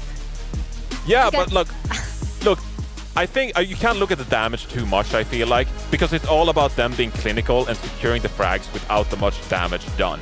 I think this was just a case of they weren't able to combine for those eliminations, right? So if you're going to play this slow style, methodical style, to try to build up into these team fights, a lot of staging being done, you need to be able to secure the picks, and they just couldn't. The damage players on the side of Peps here, relatively quiet. I think that was more of the point I wanted to illustrate, is the fact that your supports are doing more damage than you, I think just does sell that picture even more. And I wonder how Team Peps would do if maybe they actually switched Dip to a different hero. But we haven't really seen much of that in Stage 3. For Team Peps, there really has been this Tracer, Zoro, and some type of hit scan. And then Willis on Hazard as kind of like that final way to secure their road to the Overwatch World Finals. So do we actually see adjustments from them? It's hard to say. Well, I think Willis is playing comfort heroes. The Hazard, the Zarya, those are obviously the heroes that Willis feel very comfortable on, and I don't think we'll see any switch-ups from either of these teams when it comes to the tanks specifically. But I think you could have made the case that you're seeing the damage duos being played, and on the side of SG, you had the Echo, you had the Ashe. Like, do we want to be more aggressive with our speed? Do we want to bubble our Tracer to try to get some momentum going and put pressure on SSG? I don't think Peps were able to do that, but now they get second map pick. They go to the map of their choosing, and we'll have to take a look what they have in store, because I wouldn't have expected SSG to pick Ilios in the first place, so maybe it was a case of not feeling too comfortable on that map. It's not a win condition for Peps in this tournament to win Ilios necessarily. It's not a map that this team specializes on, so surely they must have good maps in store when it comes to the second map pick here. Yeah, Space Station look focused. They look like they don't want to take the easy. They don't want to take the hard road. They want to make sure that this is going to be a match that is very decisively in their favor. And I think it would be a little bit nerve-wracking maybe if we don't actually see this go convincingly towards Space Station. Yeah, I think SSG are definitely wanting to get off to a hot start in this tournament. 2-0 would be amazing for them, and then a matchup waits against Crazy Raccoon, which, look, it's Crazy Raccoon. But we've seen some crazy things today, so who am I to judge what that matchup would look like? But I think that would be a massive hurdle to get through if you're SSG. Because I think you're pretty happy just, even if you end up in the lower bracket, just the fact that you've won a match already, you know that your composition is working. It's something you can feel comfortable on for the rest of the tournament. So Peps here, they go towards New Junk City. And again, both teams probably very happy to play a map like this because it caters to the tank players. Yeah, I'm pumped to see it, because obviously this is one of the newer maps entering the pool for the World Finals. We haven't seen it in a hot minute, but it's already delivered some really fun moments today as we've started off our competition here. And New Junk City is like, I look at that and I go like, wow, Hazard would be kind of nice. Hazard would be kind of nice. Yeah, it's definitely a hero that can work here. I think there's a lot of tanks that are pretty viable here in New Junk City if you want to play any kind of brawl. Yeah. I think what is going to be interesting is the flex DPS pick here, because typically Tracer has always been a fantastic hero on a map like this. But I think at this point, you could go in a different direction. A niche pick here would be something like a Genji. We saw Viper pop off on Genji here earlier today for T1. But Venture is always a solid pick on this map. And I talked about going into this series about how both Sugar Free and Dip, they love playing the Tracer.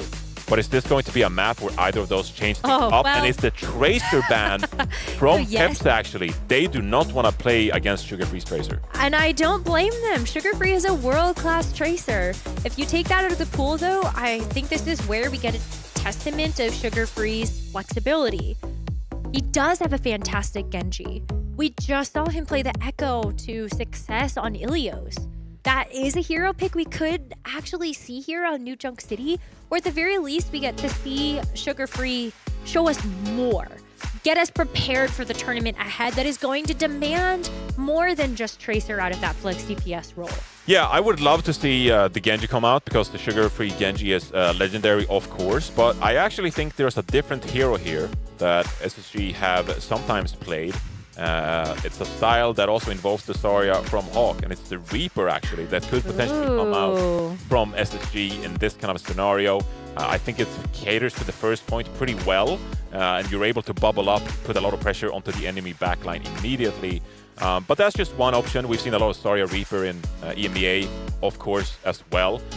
Gen G was a team that really enjoyed playing that kind of a composition. For Peps, though, I really don't know where they're going to go with this one because we haven't really seen Dip flex as much. He's talked openly about how he loves playing a hero like Sombra, but I think that's pretty hard to make work here because a Sombra would be so exposed. And it's slower than Tracer, it feels like sometimes. It is slower, but if you have the comms and you're able to make it work, I actually think Sombra is a bit of a dark horse hero, if you will, this tournament. I think there's quite a bit of capable Sombra players in this tournament, like Lip. That's always the first name out of my mouth when it comes to Sombra players. But I think that Sombra has a use case. I just don't think it's going to be on a map like New Junk City to kick us off. I think you're right. It would be very interesting to see the Reaper come out here. And I think, like, I agree with you, but I wonder, do you only play for first point and then you switch? I think there is going to need to be some amount of heads-up play. Like, okay, we've got this 1 point, that's the strategy, then switch. I think some teams, sometimes they get stuck in like well, it worked, so we don't have to change it. But now it's not working, and we've taken too long to actually fix the problem. Yeah, I think what's good, though, is that Reaper, I think, is fairly viable on all of these points. Primarily, I think we saw earlier today and Team CC were running Mei on all 5 points. And that was a bit of a question mark to me. It's just like, okay, you're forcing Mei on the outdoor points here on New York City. That's quite difficult. Obviously, Mei Make your own kill box. Yeah, good luck with that. But I do think that the Reaper should be quite decent on all of these points. And it's a very difficult playstyle to deal with if you don't know how to match it, if you don't know what the counter is, if you can't disengage and try to force these star bubbles out or get the Reaper away from you. So Dip here is hovering the Mei, which is another great hero. Obviously, I just mentioned, we saw it earlier here on New Junk City today. But are we going to see Dip roll out on it? I can't say that I've seen Dip play the Mei too much. It really just has been permanent Tracer. But this would be the time if Team Peps were going to show us that they have a chance in this tournament. I think it starts with being able to see Dip play something else and actually get a map win with it. So as the gates open up, it is going to be a symmetric teleport out of spawn for Team Peps. Dip does stay on the Mei, bolstered up by this Zarya that's coming out from Willis. As we see Space Station match that, it is going to be a sugar-free Echo to start things off. Wow, Sugar-Free is really committed to these Echo. I think this is a testament to how strong Echo is right now. Difficult here for Peps, because who do you really isolate with the Mei here? You really only gotta look towards Hawk, you gotta force these star bubbles out, and there is the wall, pressure put on Hawk, and he goes down immediately, caught by Dip's wall. Wow, I mean, that is one way to do it. We talked about it, make your own kill box. You just put a wall behind that player you're trying to isolate, then that's easy picking. So Team Peps, they get control of the flashpoint first. Yeah, and there's a bit of a timer here that Space Station has to live through. They have to be wary of the speed boost from FD God, as Peps are going for these kind of rotations, and they need to wait out this ice wall from Dip, of course, so they can capitalize with their damage coming in from all directions. Chronic, Sugar-Free. Another wall here onto Hawks, going to narrowly escape. Minor mistake from Dip there, actually, and now SSG. They can start surrounding Peps and poke them from all kinds of angles. But I would start to get a little bit worried, because the longer this goes on, the closer that Zerion is going to actually get to a Kitsune rush. Zoro goes down first, so it might not be something that Team Peps actually wants to invest in, even if Zerion just earn it. And as Willis falls, this is a surefire reset from Team Peps. Yeah, so tricky spot there. Dip wasn't really able to catch Hawk the second time, and like we talked about, the damage player is just roast up for Space Station. Chronic finding an early pick there, and great to see Chronic getting some momentum on that hit scan hero as well. Now coming into the very first ultimate fight here. And if you can force out an early ultimate here from Peps, that would be absolutely massive, because if you are Space Station, I don't think you're too worried about giving up this space. You don't really want to fight against a Mei in this initial close-quartered quarter. And then you can worry about cycling through with Sugar-Free's duplicate, as well as this overclock from Chronic. who was able to earn up in that last fight. So Zerio's going to be the first to pull the trigger. It's going to be the Kitsune rush. But Chronic taking an off angle is going to pop that overclock with great sightlines onto the rest of the team. Unfortunately, CJ gets hung out to dry and cannot invest his own Kitsune rush into this fight. And Sugar Free gets got out of the duplicate immediately. Yeah, that's really bad for Space Station. It actually looks like Peps are going to secure this very first point. CJ dying early, not being able to drop that Kitsune rush in time. And Space Station, they have the ultimate bank required to probably win this point, but an early pick for Peps secures the very first round for them. Clinical goes back to how Space Station have wanted to play this alongside Team Peps. They know if they lose the fight, they don't want to overextend ultimates, because it's going to be about that patience at the end of the day that might be able to knit you the series win as a whole. But as we enter into this next flashpoint, it's going to be all eyes on Hawk. Has this Graviton Surge ready to rip, and CJ holding on to that Kitsune rush. This might be a great way to open up the next fight. Oh, but Dip actually catches Sugar Free with an icicle, and that is massive. CJ going to drop the Kitsune rush still. They think they can win this, but Hawk goes down as well. 5 versus 3 situation. Graviton Surge from Willis is going to be enough here to pick up another extra kill, and that should be Peps securing the point there. That is a blessing for Peps that Dip was able to find an early pick. But that was also still so much ultimate investment. They used the Graviton Surge there as well as the Blizzard, and that's going to leave Space Station with that sound barrier advantage. Oh, but Zoro, actually, he pulls the trigger really early. With the overclock out, it's going to force that sound barrier out of Lep. And so that is going to be a useful tool for them, as Sugar Free is also able to take out Zoro. So Space Station come back in, they see the Mei Ice Wall come out, and now this is a chance for them to use this pressure from the Lucio, actually get this Graviton Surge to land. Even just one would be good enough to extend Space Station's time on this flashpoint. And I actually love the decision from Peps here to rotate around. They don't want to fight Hawk there in that room, recognizing that Hawk has the Graviton Surge. So they take the extra time required to pivot around here. Graviton Surge comes out, Kitsune Rush as well, but there's no stun barrier to keep Peps alive. They're trading though, Willis with 2. Willis with 2, and the fact that you still have this healing coming out from FD God means that Willis and Dip, they're not in danger of getting killed. They can stay on this flashpoint. They've already gotten 50%, and it's going to be on Space Station now to come in with this duplicate. Yeah, and Chronic is trying to take the off angle here. Good start as well. Sugar Free. Let's see who duplicates actually. Lots of different heroes available. It's going to be the Staria for some extra pressure on this point. The extra 50% ult charge would be massive to get this Graviton Surge online. No sound barrier. Easy cleanup for Sugar Free. And they're looking quite good on this second point as well. Now, you can push up freely here, scout out what the enemy team is doing. And if you make things difficult for Peps here, it should be the final fight. You have this Blizzard coming up shortly from Dip, and resounding sound barrier here from FD God.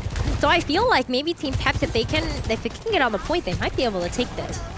Yeah, but they gotta get there safely though, and they gotta build these ultimates. Space Station, they'll be looking to find a pick early here. No ultimates on their side. They have to go for a crazy play. They have to force an error. I mean, Chronic can play at range here with the Sojourn. Maybe that's going to be the first pick that Space Station needs. But FD God uses this sound barrier very aggressively to get the jump on Lep. So now that Lep is out of the picture, it's going to be Team Peps that has more speed in their favor. And as Space Station walk back in, they can either use the Kitsune Rush to close the gap, but they're going to be walking into a Blizzard, and maybe they don't even need it. Zaru's good for a kill onto Hawk. And with that, this is going to be the second flashpoint going over to Team Peps. Yeah, they're looking mighty comfortable right now, and Lep dying is so tragic there because SG were looking for the re-engage with the Kitsune Rush, but losing your Lucio speed, it just wasn't enough there, and Peps quite comfortably pick up the second point as well. But that was an indoor stage, obviously helps Dip get some value from that Mei. Now when we move over to a more of an outdoors point, this should be better for Sugar Free's Echo to get some value. You would think so, but the way the Team Peps are playing this, they can still pull the trigger with the Blizzard. That's actually going to be a trade as Dip trades for Hawk, and then we will still see Space Station Gaming actually get a bit of a player advantage. Maybe this means they can win this fight raw without having to use any ultimates. This would be a big economy advantage for them. Do we grab here? Oh. Willis actually trades out left there. That was a very tricky spot. I saw the Suso being popped by CJ, and I thought for a moment that maybe the defensive tools weren't enough. This point is yet to be capped, actually, as we just traded back and forth. Lots of ultimates coming up for Space Station, but Peps already have them. Zoro popping the overclock along with Chronic. Zoro finds one. Okay, good enough now.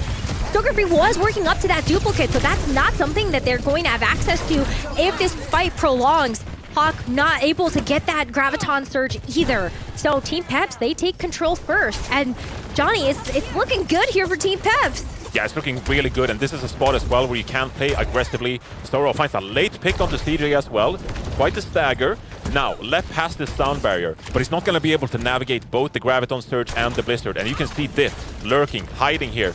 They're going to choose to back off a little bit here.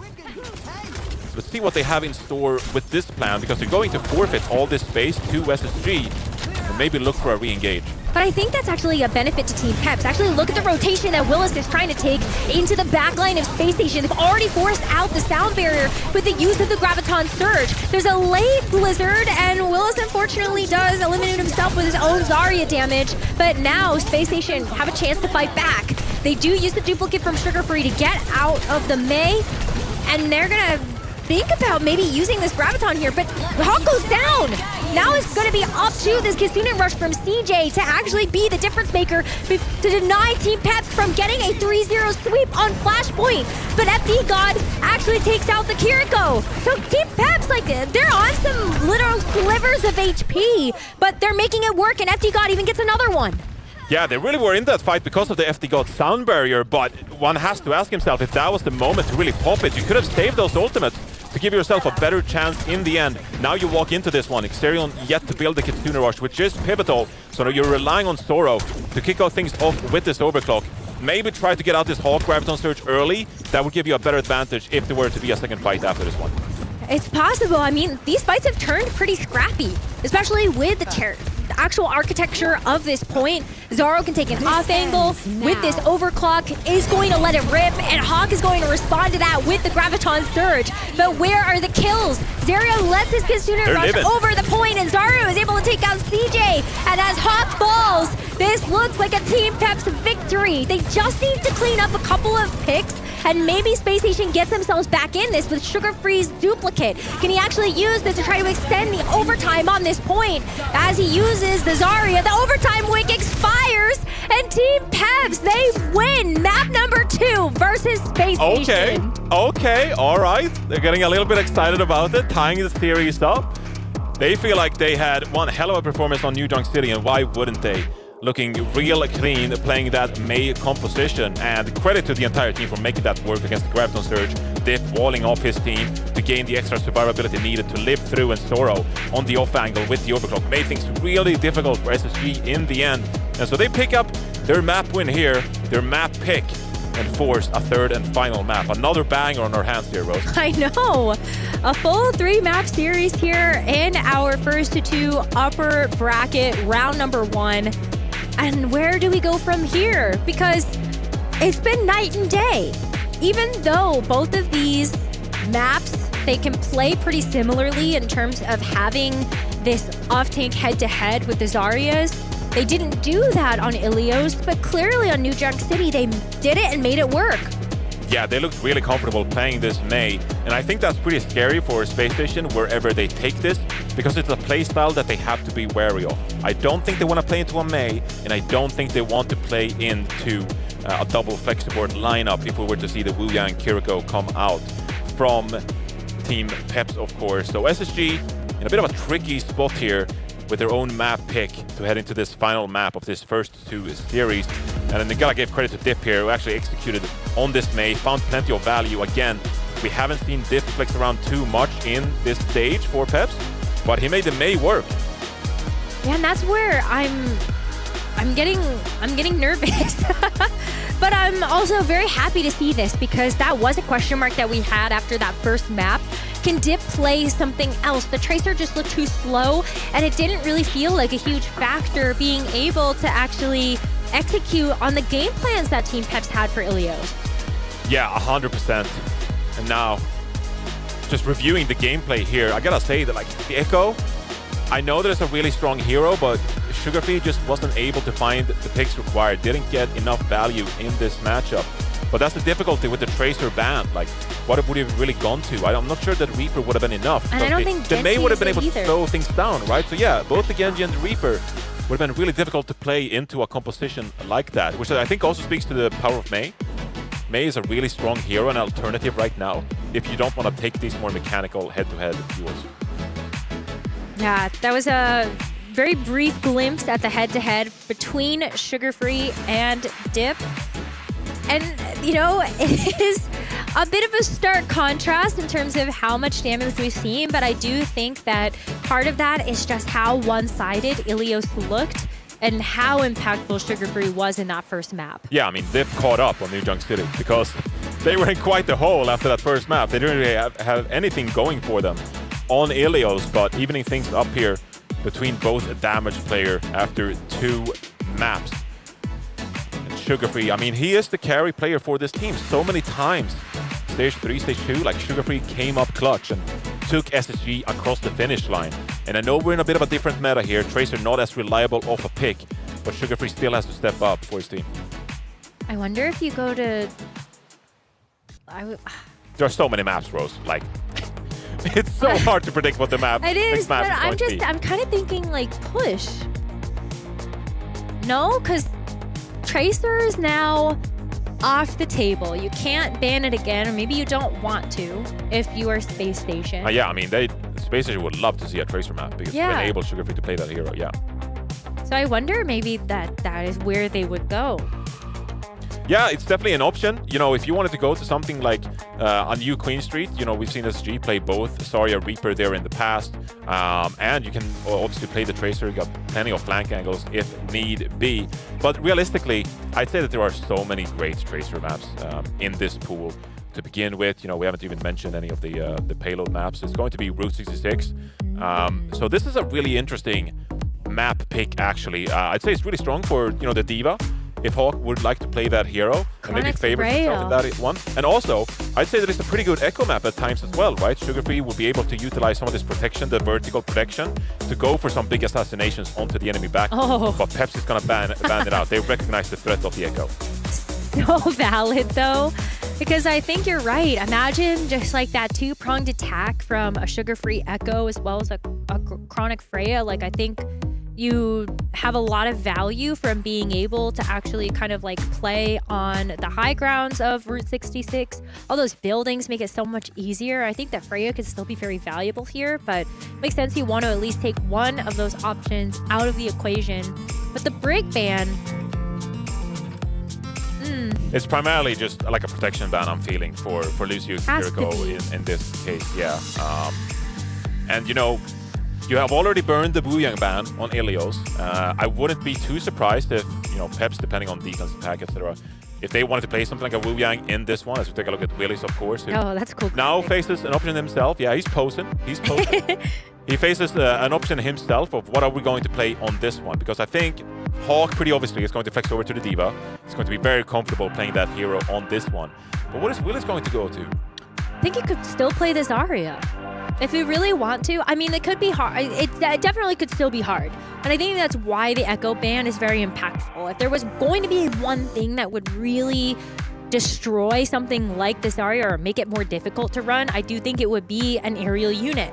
Echo, Pharah, that's something that Zarya might not have very good access to damage-wise. But you have like good stair access to a lot of these high grounds on Route 66. So I don't think that Zarya is out of the question. Yeah, I'm thinking, yeah, Zarya could be used, and you can definitely, you obviously jump from the payload on certain rooftops as well, so you can gain that high ground if you want to. I would prefer a more explosive option. So even if we saw Willis play the D.Va himself, you know, could obviously do that. Or the Hazard. I think you even have to consider the Hazard quite viable here in a matchup like this. So again, I think both teams are going to play comfort. I think that's the story of the game. No team is going to be uncomfortable heading to a map like this. But a big question for a Dip as well. Are you going to play the Tracer now? Are we going to see a bit of a Tracer head-to-head? Plenty of alternatives for either team. I think that Mei could still be good on this map. I think you get like, slightly outflanked by the Mei. Yeah, like, but there's certain points of Route 66 that, like, you know, I have flashbacks to the, like, lower tunnel hold on first point of just having the Mei there. The turtle. I am haunted by people playing Mei on third point in this in my ranking. But keep in mind, I'm like low GM, so I'm not a pro player by any means. But heading into this matchup, I think flanks is going to be the name of the game, and that's where the echo ban is so crucial here, because that obviously was an issue for Peps. And so they're quite happy to get that hero off the board. Could be a decent Sombra map. I don't expect it, but there's quite a few health packs to hack if you would like. But it's going to be Dip rolling out on the Mei. You called it, Rose. I just think that because it gave so much trouble to Space Station, I think that the Mei can still have that mental edge, you know?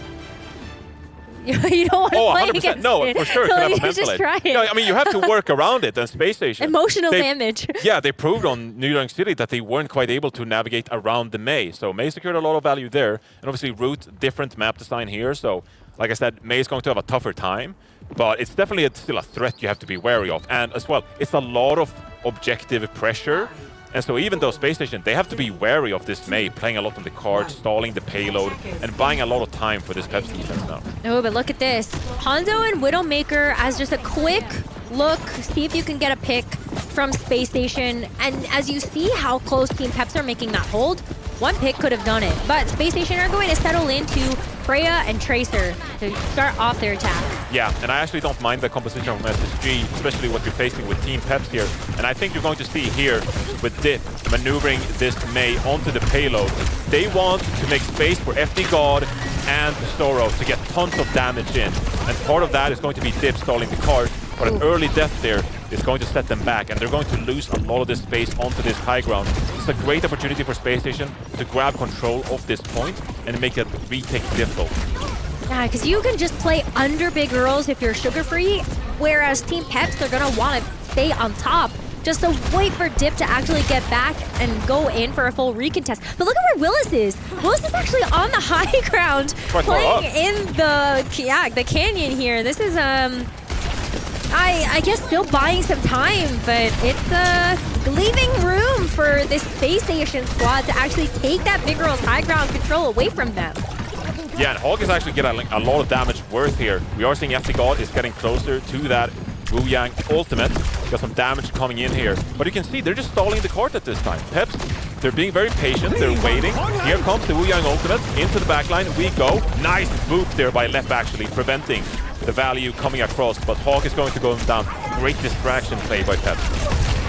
Yeah, that was perfect because it did leave Hawk isolated from the rest of the team. While Space Station's backline was looking at Willis with that Tidal Blast, knowing that they cannot get knocked down to that, there was just no support there for Hawk in the front line. So Team Peps, they do get a chance to stabilize, but Space Station have 3-4 ultimates coming into this next fight. Yeah, the big problem is, though, that you're going to have to use the Continuous here aggressively, and they trade them, both teams. Space Station able to get on top of Peps, and they should have no problem cleaning up Peps in this one.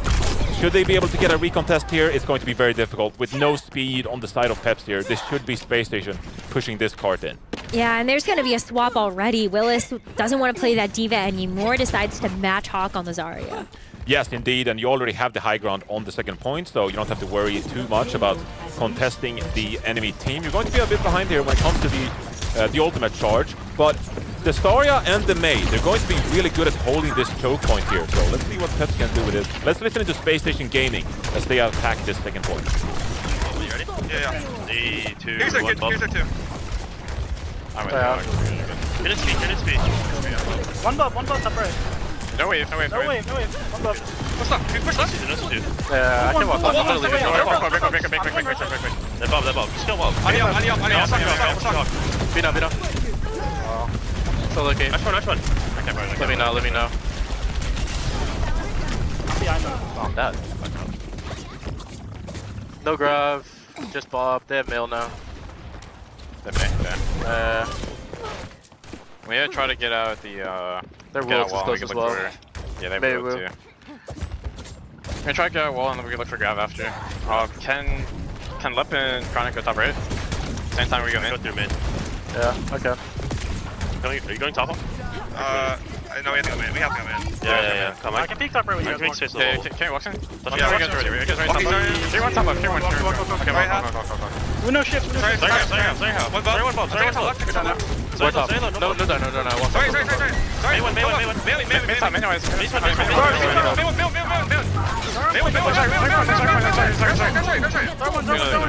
with you, left. Sorry. I'm with you. No trade. Ashman. Make it hard to walk out. Yeah. He's top. Can someone else pair? I want to stop. Yeah, I can. I'm with top right now. I have rush. Okay, they have mail too, right? Yeah. May Wu. First city's on their walk for my bowler. Holding bottom left. I'll take car, you guys go. Three bottom left. Playing top. Yeah. Yeah. 3, 2. Oh shit. Fuck. You're fine. Actually,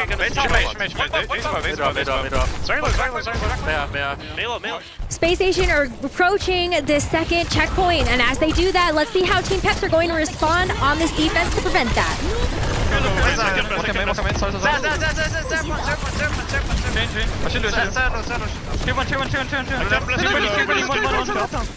Take top. Can you I want to blast you over this. Yeah, I try to take aggressive. Wait. I can push. I don't have the port. I have to try to walk left. How much speed? I cannot reach. Yeah, shoot. Play under, make a line. I need him. Okay, I'm making off trade.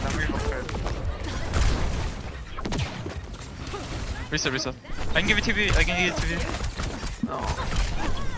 I go to you. You stay May or not? I think so. Okay. I'm dead. I'm dead. Okay, we can hold. I keep moving. Just play a bit more fast, okay? Yeah, what do you know? That beat grab 60. Beat grab 60, okay. Farm or grab? Can you hold close? Yeah. Oh, wait. Fit break. Yeah. I have to drop. She's I'll take top. She's fine. Yeah. I want to look for grab. Okay, I want to look for grab and look for speed. Let me top my yeah, I can't. Fit me. Join you. Just shoot this just focus on you. Flipping me. I can't join you with this. Yeah. I'm thinking from main. I can push main.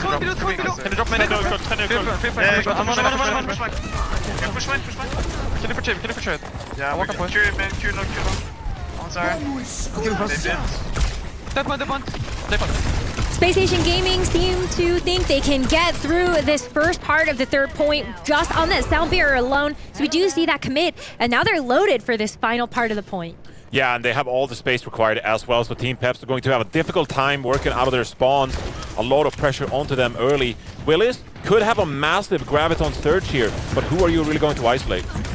Oh, it's going to be Hawk to pull the trigger first, and Willis actually tries to throw it out as a desperation move. You saw the supports get hit by that on the high ground, but CJ is able to swift step away, and all the while Space Station are continuing to come up with kills. So this should be this final third point confirmed for Space Station. We do see Zerion throw out this Kitsune Rush just for that last little bit, and Willis does come back out on the Wrecking Ball to try to get that stall, but it's looking tough. Especially now that CJ can invest his own sound Kitsune Rush into this. That's it, and Space Station will capture all 3 points. Yeah, the defense really got away from Team Peps on that. Lost control on the second point and immediately lost the third point as well. I feel like the May got a lot of value early on as they put pressure onto the card and created enough distance for their backline. But then later on in this map, really didn't get enough value from the May to justify it. And we heard in the comms as well, Peps were asking like, hey, are you going to stick on the May? Dip decided to stick with it, but it didn't work out that time. Maybe that's going to affect their approach a little bit when they decide to attack. Maybe you just use it for that first point, and that's it. And then that's kind of the problem that we were talking about. Maybe you just realize a little too late that you should have switched to something else. And unfortunately, it was kind of a steamroll after that second point when Space Station finally figured it out. But even from them, they kind of sounded a little disjointed in terms of what they wanted to accomplish on that second point when we first listened in. Yeah, it was definitely a little bit disjointed. But that's going to happen, you know, in some of these official matches, right? So I don't think that is too unexpected. I will say that though, SSG, they look so much more comfortable. When they got through the gates on second point, from that moment on, like they were set up and ready to go. Hawk was pocketed onto the Zarya, and they just didn't lose a beat from that time on. Now Team Peps they're going to have to reestablish and get some of this map control, right? Working the angles here on the offense. Dip is going to need to have some big impact onto the Tracer here. Let's see if Team Peps can put up a reasonable time here, capture out the map, and force overtime. Yeah, 43 seconds left in the bank here for Space Station as they complete Route 66. And now it's Team Pep's turn. As they come out of the gates here on their attack, it's going to be Willis locking in the Zarya again. But this time we see Dip start on the Tracer right away. Yeah, and that is almost a must. On a point like this, you're going to need to play these flank angles, put some additional pressure onto the Zarya, force bubbles with some of these pillars protecting you, of course. And Zoro, early pick on the Chronic. Whoa. That is a massive pick for Peps. I mean, that just is going to give you so much space, and especially because Chronic was holding on to so much of this high ground presence. It's going to give Willis an opening to actually try to match Hawk on this high ground. And Zoro can start to make this rotation for an off angle. Yeah, I mean, this off angle is great now for Zoro. Just looking for this railgun. If he can find another one, has to be wary of the Freya. Those get poked down, get sealed up in turn. But SSG, they look to have reset quite comfortably here now. Willis putting pressure on this card, but SSG should be able to get the jump anytime they see some opportunity. And you can see just how Sugar Free wants to play this matchup. A lot of it with this Tracer is putting pressure onto Willis so that you're using those Zarya bubbles early, or you're demanding a lot of the healing resource out of FD God or Zerion. Hawk is still on this high ground too, and as he's able to wail away with 100 energy, just kind of sending it over the edge, this is going to really put the hurt onto Willis. Oh? But Zerion, wow. They come up really big in this fight, and now that front line is gone. It's on Space Station CPS, and even committing the sound barrier into this to try to secure the defense. Wow, they're really pushing, but they're not contesting the card either. Sugar Free gets the pick on FD God, but that sound barrier is used for nothing. And they get the point! Yeah, Peps just pushed in the card because there's no one there to contest. So a bit of a wasted sound barrier there from SSG. Obviously, they could have gone for that. There was perhaps an opportunity, but to not be able to make it work with a point contest in the first place, that just feels absolutely brutal. And now, Team Peps an opportunity to snowball with this Kitsune Rush early. Hawk has the Graviton Surge. Let's see if you want to put it out there to retain some of the space. They're going to back off temporarily. I mean, you do have a combo there as well with the grab. You can also throw in the bola shot as he gets this high ground control. He does have a great sight line to try to group up everybody on Team Peps, but everyone's kind of playing apart until now. And as you do see the overclock come through from Zoro, it's a great Graviton Surge. You don't even need to throw anything else on top of it for Chronic to just get set up to click some heads. Yeah, Hawk has done his job with a massive Graviton Surge there that keeps Space Station in control on this second point. And they're not scared to push up here a little bit. They want Peps to waste resources early on here. Hawk can build some extra ultimate charge. Now the big thing is you have to get out, of course. Dip already putting pressure onto this card, flanking around a little bit. So Hawk is fairly isolated here. He's going to drop low, actually. I think he's counting on the rest of his team backing him up. Kitsune Girls gets dropped by CJ. Chronic finds a pick on the Zoro here. So they're going to make this spawn hold work for the time being. And it's a powerful position to be in, because if you're feeling at a disadvantage, you can back out, but you're forcing Peps to utilize important cooldowns already in spawn. I mean, Peps just have to go back to spawn entirely. You saw Zerion swift step out of there, and now Space Station, no, everybody's grouped up at spawn. We don't want to overstay our welcome. Don't have any ultimates, yeah. And since we only have that bola shot to work with, it's really not going to be that hugely impactful. When Willis is still held onto this Graviton Surge, as Zerion has this Kitsune Rush to actually close this gap in this main choke point, you just don't want to get caught with your pants down here. But now that Willis is on the cart, you should expect to see some explosive things. Yeah, so Sugar Free is actually guarding the card here as Hawk avoids the Graviton. Huge bola shots from Chronic, actually, and that opens up this fight. That is a massive pick because it essentially shuts down the Peps push here. They drop the Kitsune Rush themselves, so Peps is still lying around here. They're looking for a Graviton Surge, but SSG is not giving them any ins into this fight. I mean, the Kitsune Rush can't even really be used here because it was laid down on the low ground. And when Team Peps was already down a member, they don't really want to just kind of step out in the open like that. But Chronic still has that high ground. You're just putting yourself up to get eliminated by the Freya. And Team Peps, they still have this Graviton Surge to work with, but you've held on to it for so many fights now. Yeah, that's an amazing fight win for SSG because they know that Peps have the tools, especially with the Graviton Surge, to win one of these fights. But they don't enable Peps to use them in the first place. It's great positioning from them. Willis now contesting the high ground here for the time being. Going to generate some of this charge. And again, he'd love to drop this Graviton Surge on all to isolate him. But SSG, they're flanking them. They're isolating them, picking them apart from all of these different angles. So Sugar Free and Chronic, they're looking really good here on this defense. Now they've really shown up, and the fact that Willis has been denied an opportunity to use this Graviton Surge again is a spelling disaster. 1 minute and 20 seconds left, and Team Pep still have to round this corner and secure the second checkpoint. And with that Suzu, it was going to deny Sugar Free from being able to use that Pulse Bomb, but the job is still not quite done yet. FD God is going to come back out of spawn here on the Lucio, and as Space Station still have this high ground control, you're looking at Chronic right now. You're looking at Let maybe coming in and getting a little bit of revenge from that sound barrier that was used previously. Yeah, both teams staging at the minute here with ultimates coming online for SSG. They want that Graviton Surge. They want to get Sooner Rush. Happy to give up this hard push. FD God resetting his ultimate charge after dropping that Tidal Blast. That's going to be at a disadvantage as Willis now gets taken apart because of this Graviton Surge by Hawk. And now SSG, they have the positioning. They don't care about the card. CJ going to drop the Kitsune Rush as well. And they should be able to clean things up here. Willis over to the Hazard. This is a Team Peps that is now scrambling, trying to find anything going on this second point. And Willis is getting body blocked here in the canyon. How do you actually get close enough to this cart without taking too much damage? It's going to have to be a question that is answered in the next couple of seconds, because there's only 6 more seconds left on the clock. The Kitsune Rush is going to help them get past this main choke point, and Dip is there to at least start to trigger the overtime. But Zaro has to get something done with this overclock as he lets it rip. Everybody from Space Station scatters out of these Sojourn sight lines, and that's going to set Space Station up for success. Chronic finds FD God. The Lucio is gone. The speed for Team Peps and the survivability is off the table. And so Space Station, they get another pick onto the DPS tier of Team Peps, and it looks like this push might be over. Space Station gonna slam the door here in Team Peps' face on the second point as soon as they clean up the rest of these members. Wow, Space Station Gaming, they're gonna close out this series with just immaculate positioning. They stayed alive for so long in that final fight and didn't give Peps any inch whatsoever on that second point. That was a flawless defense for Space Station. Massively impressive there to hold on.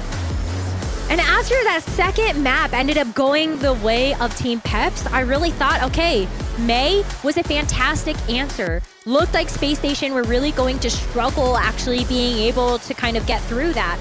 But they found a way at the end of the day, and that's really all that's going to matter. Space Station, congratulations to them. They do get the win over Team Peps, and they get to move forward in the upper bracket for the World Finals.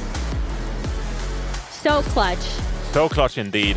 As we take a look at the stats, and this map was never in doubt for SSG. They show that this is a map they can rely on for the rest of the tournament. A comfort map here, Route 66. And being able to showcase that you have maps like this available to you. CJ, dropping I'm the looking at 27-1. Sugar Free. That's crazy. 37-0. That is quite powerful. That is the Sugar Free that shows up on the international stage at a World Finals. That is why we consider him to be a world-class Tracer.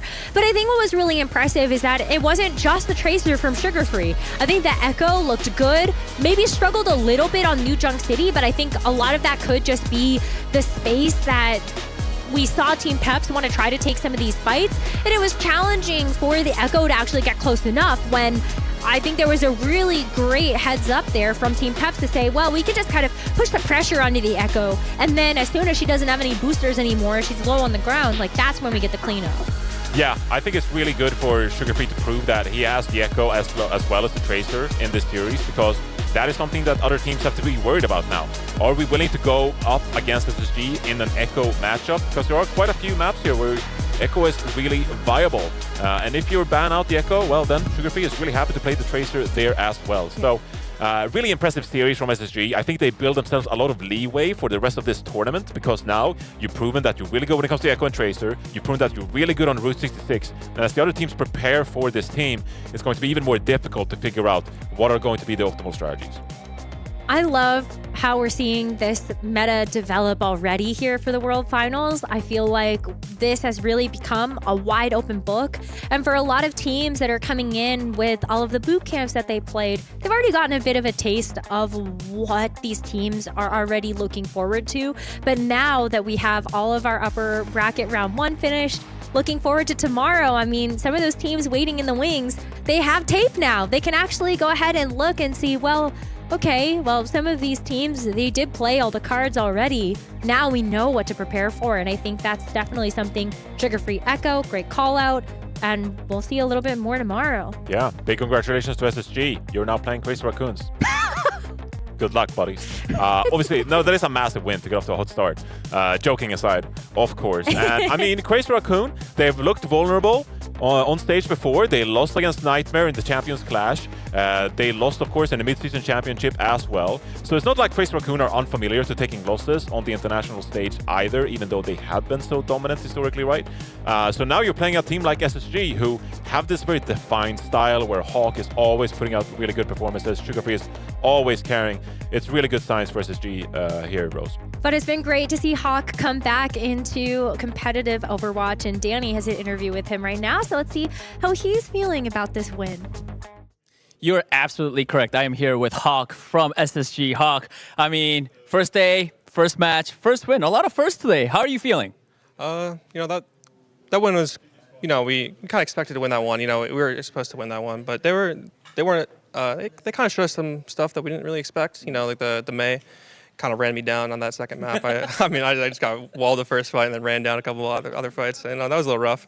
But I think when we were able to have the space in the map on the first and third map, we were able to get something going, get some snowball going, hold the map, hold the angles, just win the map. Yeah, I feel like you guys definitely did have your strategy, and it definitely did work. I do want to focus more on you because I feel like, for me personally, I haven't seen you in quite a while, and now you're back. I just want to get your, like, how are you feeling? Like, how does it feel to be back? I guess not on stage yet. I mean, this is still considered a stage, yeah. But I mean, you know, being back in like a tournament setting, being able to play and land, like, how does that make you feel?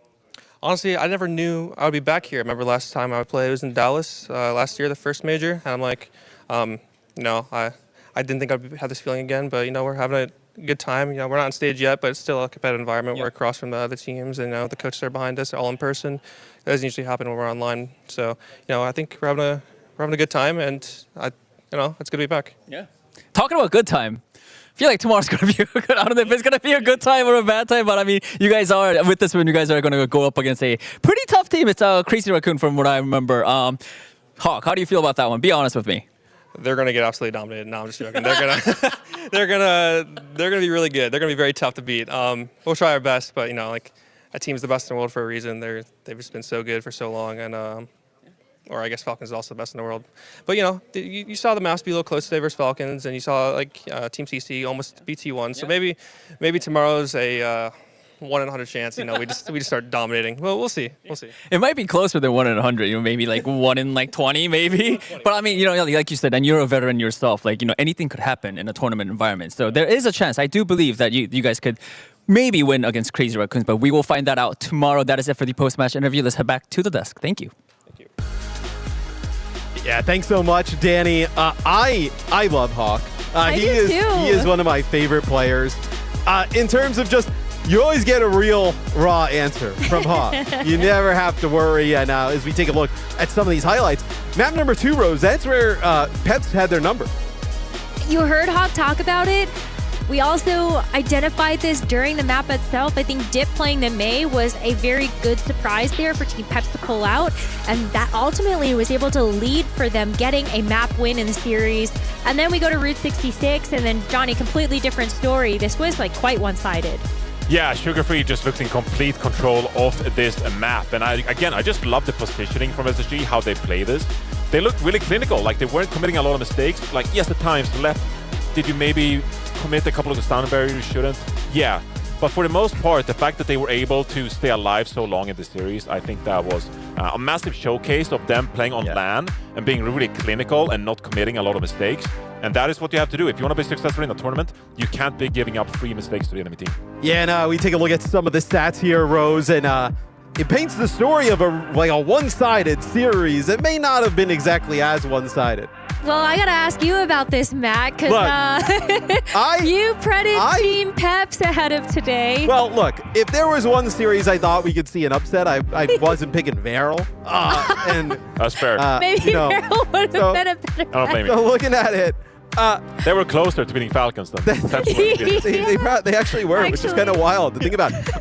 I think what really probably ends up hurting Peps here, and it probably is something that lingers throughout the tournament, is like Dip has really been making his money on the Tracer, and at least early on, it does not seem like Tracer is strong, but we got to talk about Sugar Free. I mean, his counterpart on the other side, right? Whether it be the Tracer or the Echo, I mean, he was farming. Yeah, I mean, it was a bit of a diff, to be honest with you. Sugar Free made his impact, definitely felt on that Tracer. Go down on a limb there. He's 37-0. That of course, there's a diff. crazy. Yeah. But I feel like what is so crazy is that it's not the first time either. No. Just like, yeah, we've seen like a handful of these Sugar-free from deadlifts. Sugar Free. Yeah, some against Dill Ducks, but now here against Team Peps as well. Yeah. It's like they all count. The fact you're able to go like 37-0 is absolutely ridiculous. That's nuts. I mean, yeah, as you see kind of the series layout here is that SSG closes it out in the third game.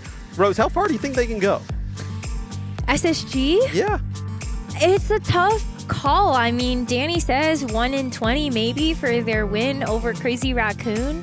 But I think I have to see where the rest of the bracket falls, because I do expect Crazy Raccoon to probably win that match. And then who do they face in the lower bracket to actually make that run? Yeah, it's going to be quite interesting to see. You know, there's an opportunity. Maybe one of those Chinese teams is lurking in the lower bracket, and that would be a matchup that I'd love to see. Team CC, they looked really good earlier today. That feels like a lifetime ago, where Team CC almost it's been a long day. Well. It's crazy. Like, all the teams just really strong. Like, all expectations are out the window now. Well, I mean, look, obviously Team CC, they were very strong earlier, but we got to take a look at our DHL daily highlights, and this is Falcons versus Varel. Hey, it's our boy Cargo. We love Cargo. We love Cargo. He's bringing us the goods here. Because this series, I mean, we were all kind of like, all right, we got to watch this. Let's see what happens. This one turned into a banger, Rose. So good. I mean, it's just like, what do you expect more of on the international stage for the OWCS World Finals, except for just a killer matchup? I mean, I think Varel surprised everyone. Remember the predictions ahead of this match were like 90% Team Falcons and 10% Varel? Well, those 10% believers, you gotta give them credit here, at least for that one map win. I wish the channel points went like that to predict like the actual number of map wins. You don't get points. If I got channel points for just being close, I'd be a channel point bazillionaire. As we zoom in here, our upper semifinals for tomorrow are set. So Crazy Raccoon versus SSG, Weibo versus Alcatia, TM versus T1, and then Team Liquid versus Falcons. Is there one match, Johnny, here that like really catches your eye, that stands out? No, to you? if you just single out one match out of these, I think you're crazy, because Pick all one out four of of the these are hat. going to be absolute gigabangers. If you force me to, I guess I would say Yeah. Twisted Minds against T1, because I think Twisted Minds is potentially the third best team here in this tournament. I really put a lot of respect on them, but they have to get off to a good start here and actually take out a team like T1, who has the capability to be really good themselves, but I feel like Twisted Minds should get away with a win in that one. What about you? I'm Team Liquid and Team Falcons. Like, come on, that's gonna be such a banger. After seeing the Falcons game today, I mean, that is way more interesting. Like, maybe Team Liquid wins, Yeah, I mean- especially because this is their stage. Right, and I mean, it's hitting everything. The NA hope, right? Right. Defeating- We need more defeating the NA fans, hope, NA hope, too. right? Yeah. Hey, NA fans, still tune in. There's NA hope. No, let's take a look. Nothing ever happens. Let's take a look at the schedule. You never know. We almost had Varel win today. I mean, Yeah, literally, right. Nothing happened. It was just close. literally anything You can see, happen. we almost won. I mean, look, if Team Liquid were to end up getting by Falcons, I mean, that is a huge accomplishment for them. It kind of puts it puts NA in a different kind of wheelhouse, at least for me. Closing. I think Weibo versus Alcatia is going to be a pretty wild game. Let's take a look at the schedule here, just to get you guys filled in on when those games are going to take place and in what order. So, SSG, you close out the night. You get back here early tomorrow, because Crazy Raccoon, they are looking for a payday there early. As Weibo then will face off against Alcatia. TM versus T1, and then Team Liquid versus Falcons to close it all out. Hey, don't sleep on that second match of the day. That one's going to be a banger. That's going to be a banger. Because I really don't. So good. Yeah, we don't really have any idea how good Weibo Gaming is. I'd say recently we felt that they've been a little bit disappointing, but they have some of the best players to ever come out of China. It's the Chinese super team, right? And the quite big question is, are they maybe slightly out of their prime? Do they still have it, right? But I think Alcatia is going to be an incredibly tough test. I don't want to count Weibo Gaming out, but Alcatia should be the favorite. Yeah, I would say so as well. So that'll be the match schedule for tomorrow. So those are all bangers. And, you know, some of the teams that lose today, right? You have like a day to go back to the hotel. You get some practice in. You can sulk a little bit, maybe. Kind of get down. Don't get down. No, don't be sad. Yeah, don't sad. Practice. Get ready because you're going to come back. Get some fresh air. Yeah, you're going to come back into the arena. Cold. Or, yeah, you're doing it. Yeah. It's very cool. Or what you can do is probably here in the next little bit, the Vendetta Hero Trial is going to be live. So you're going to be able to jump into game. Okay, do that. You could practice. Maybe later. You could practice for the tournament. Maybe now. You could play it. Actually get in there and practice Vendetta for the future of your Overwatch career. So that'll be live at 11 a.m. PT, 1900 CET. So that is in just a little bit. So that is one where you'll be ready to play that new hero, get into the game and action as Danny Lim has approached the stage and started to eat out of the candy bowl. Glad someone is eating the candy. That Johnny has provided. Some of that is a little like suspect to me. Yeah, no, the candy has kind of started to morph into the bowl. Yeah, it's not been good. No, it's like I don't like licorice, so like I'm looking at some of that. I'm like, oh, I definitely don't want to eat like. No. Well, that was the point. If we got predictions wrong, it would have been forced to eat the Okay, well, I'm glad that we are all winners on this table. And before we go, just final thoughts on the day, Johnny. How was day one here at the World Finals? That was absolutely crazy. I did not expect these games to be this close, but I felt like my hair grayed a little bit more than I would have liked. And now it might gray even more in day two. You stop that. Have a bite. What about you, Rose? I'm with Johnny on this one. I'm so pleasantly surprised at how close some of these matches were. So I can't wait to see what tomorrow's going to hold because I think there's some upsets on the horizon. Yeah, I mean the matches are very close. I am not eating them. The matches are extremely close today. For me, it's we're not seeing a lot of Tracer, which I think is definitely going to throw a lot of teams for a loop. So I'm excited to see how some of these teams fare in that upper bracket tomorrow. But for me and the rest of the gang, that is it for day number 1 here at the OWCS World Finals. We will see you tomorrow at 11:30 a.m. CET. We'll see you there.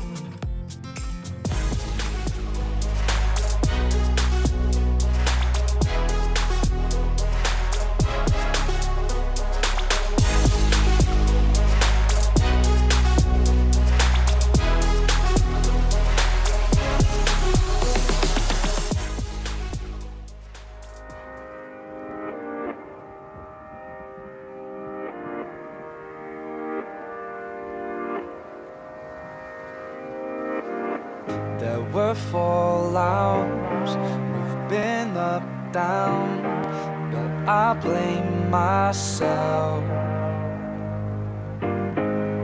There's no doubt, we're back up now. Who knows why we fell?